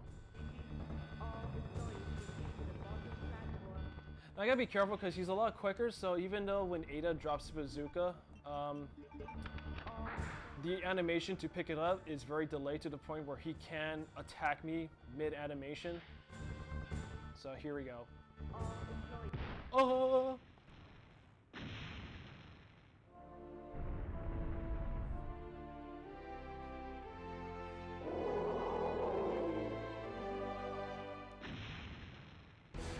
Alright, here it comes. I do like here when you hear that scraping sound. Oh shit. When he does that scraping sound when he tries to charge at you, it's the same sound where the tyrant from the first game makes in that final boss. So it's keeping in continuity. Oh fuck, this ain't good.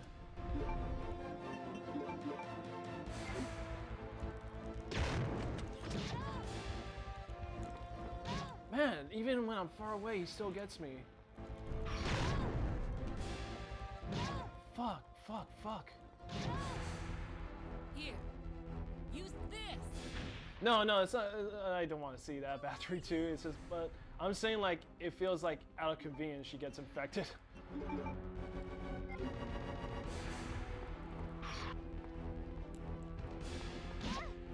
Fuck.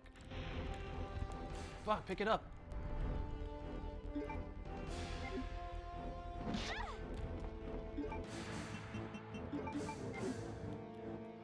Come on. Oh, fuck. You lose, big guy. There we go. That boss is fucking tough, but boom! It's gonna give it to him.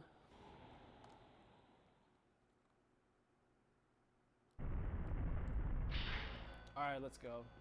Well, the good news is I have one rocket to save from broken, and you know, I won't need helps. I won't need helps to fight the blob monster, and then it should be a completed game at this point. Now I gotta lift the gate because the last time that's when I died in off-screen self-destruction. I forgot to lift the gate.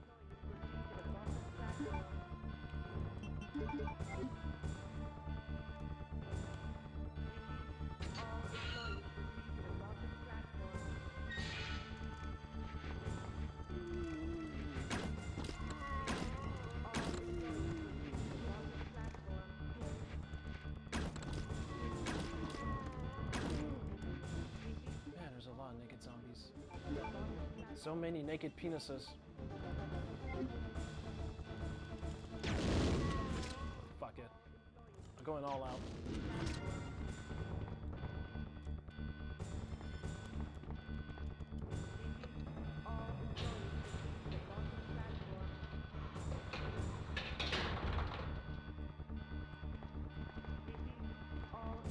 Alright, this is it. I'm about to approach the end. Or is it the end? I know that's wrong of me, man. That's totally sexist of me. I'm assuming too many genders in this post-Trump political correctness world. There we go.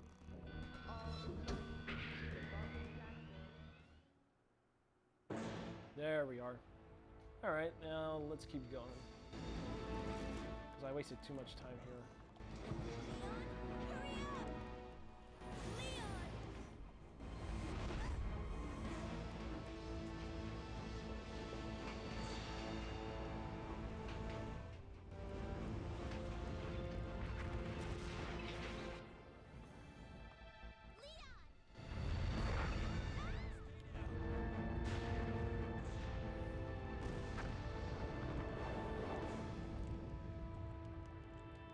Are you okay? Yes, I'm fine. Okay, so clearly I can't skip this. No. I have to find my brother. You're right. Just gotta wait it out.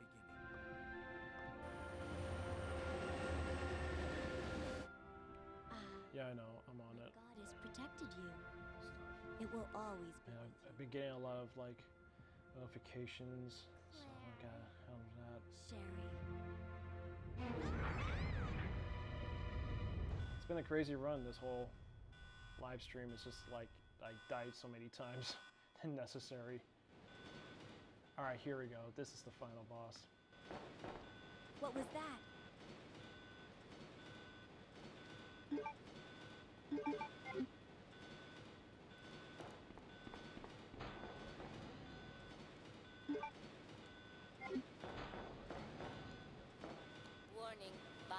dangerous outbreak imminent. The emergency system has been activated. This train will detonate. Yeah, this is where we meet literal Blob. Birkin. Blurkin. No! What's wrong with this thing? I don't know. The door won't open.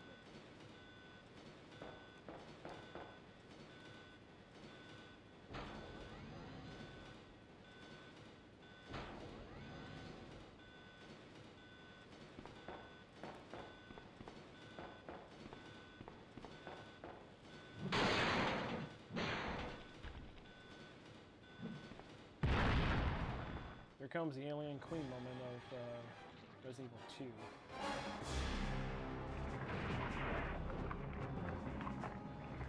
I really like how they really made him disgusting looking in the remake. It's very Dead Spacey. And I mean that as a compliment.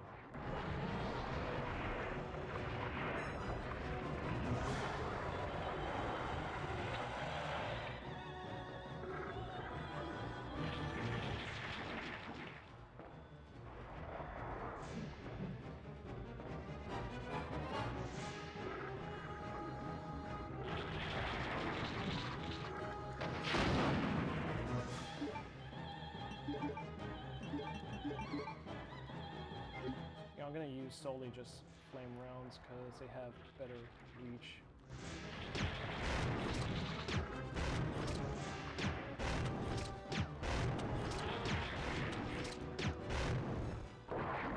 And look at that! Game over. Game over, man. Game over. For Birkin, of course, because this is where we reach the end.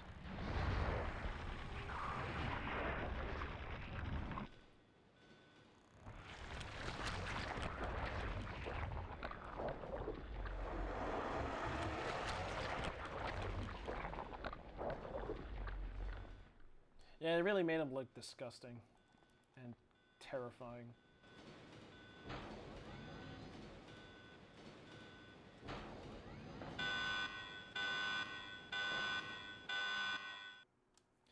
Alright, time to crank this baby up. Warning. Warning. The self-destruct system has been activated. Each train compartment will detonate sequentially. Repeat. Each train compartment will detonate sequentially. Leon, stop the train! I can't. The door to the control room is locked. What? What is it? Sherry, get back!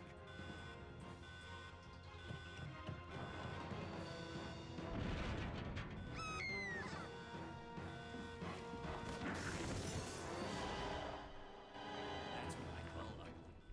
Claire! Where are you? You don't give up, do you? Sherry! What are you doing? We have to stop the train, right? I can do it! Sherry! Persistent, aren't you? Well, come and get it!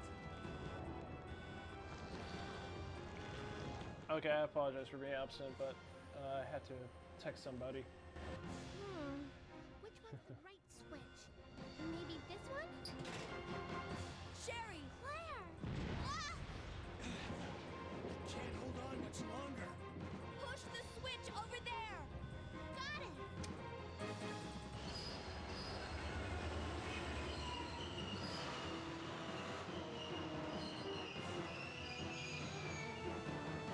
Ugh.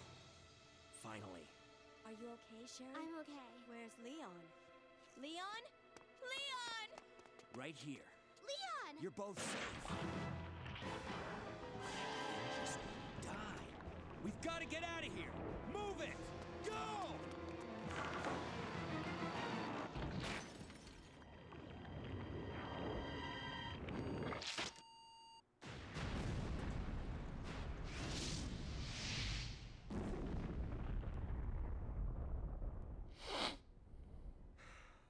That was a close one. That was pretty impressive back there, Sherry. It was nothing. I saw someone do that on TV once. Come on. We've got to move out. Now what's the problem? Is something following us? Hey, we still have a job to do. Let's go. Go? Yeah, the monster head growing out. Chris, I have to find you.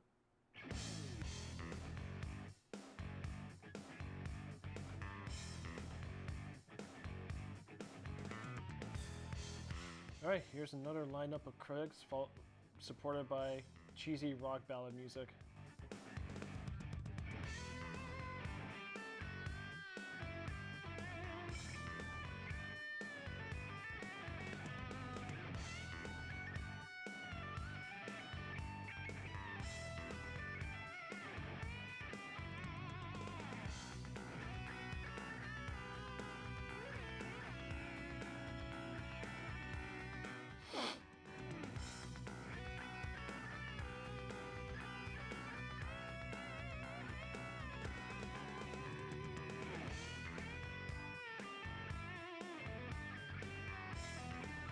But yeah, finally, dude.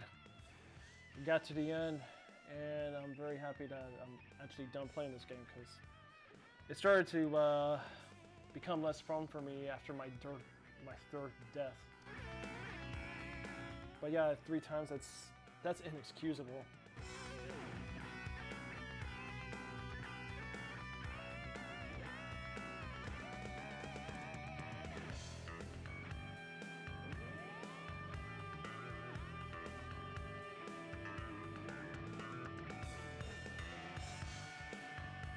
But yeah, we're gonna get down to see what my final ranking is despite my 3 saves.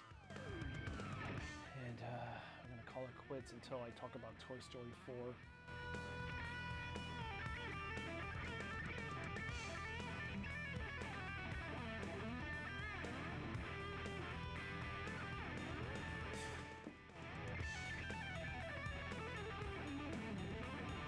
But for anybody who's watching, hope you all enjoyed my another messy walkthrough of Resident Evil 2.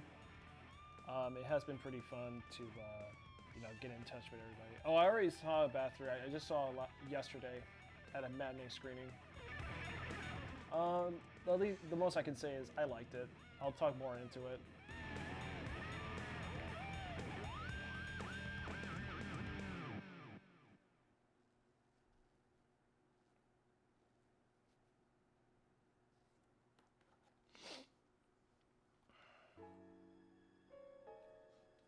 Alright, here we go. What we got?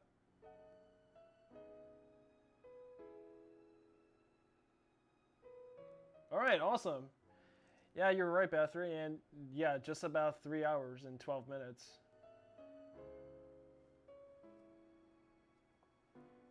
Congratulations, you just completed a great game. Yeah, prove the justice of our culture. Now go and rest, our heroes.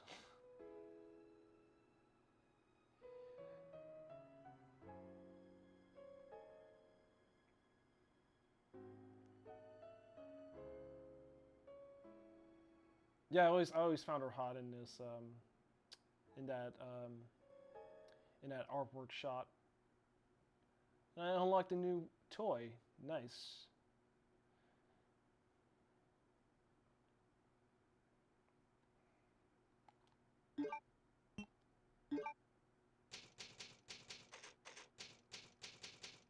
So we're just gonna override this, and that should conclude my Resident Evil 2 walkthroughs. And what we got? You can play another scenario if you make a new save data.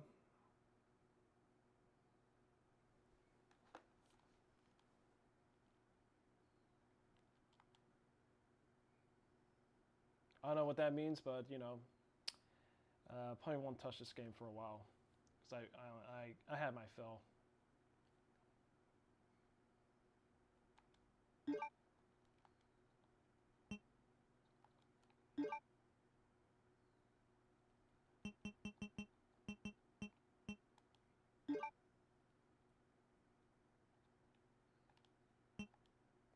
Fucking Christ. Well, it's just I guess this is like battle mode. I'm assuming this is battle mode.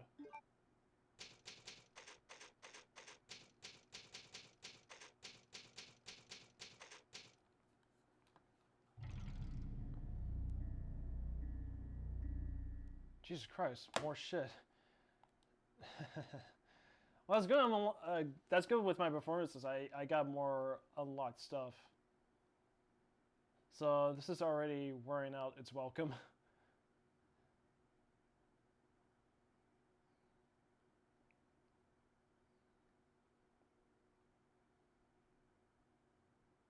Holy Christ, dude, it never ends.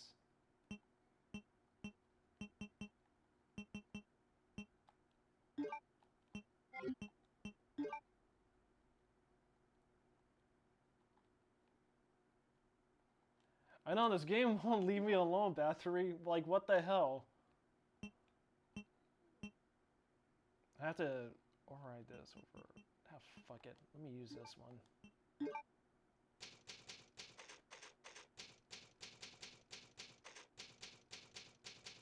Oh, I logged Hunk for Survivor.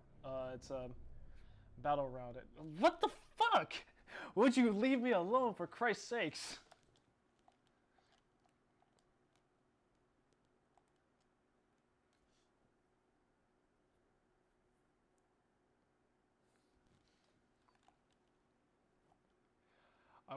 I just want to stop and eat some pizza. Now would you let me go?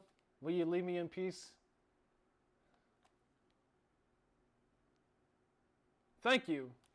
Well, everybody, I hope you all enjoyed my my commentary and walkthrough on Resident Evil 2 B scenario on Claire. So thanks again, Battery, for sticking around for this long, and for everybody who tuned in. I thank you all as well. So next week I'll be doing Resident Evil 3 Nemesis, and I will be doing some playthrough runs beforehand. That way I could get a good gist of the game, so that way I have to fuck up and shit. But the game might guarantee me to die some more, so that's likely going to happen. But anyways, hope you all enjoyed my walkthrough, and subscribe on MadCAST Productions, where you tune in on more live stream gaming and some movie talks and all, where you can definitely tune in on the madness of movies. So thanks again for watching, and have a good one, and I'll see you all for my Toy Story 4 review.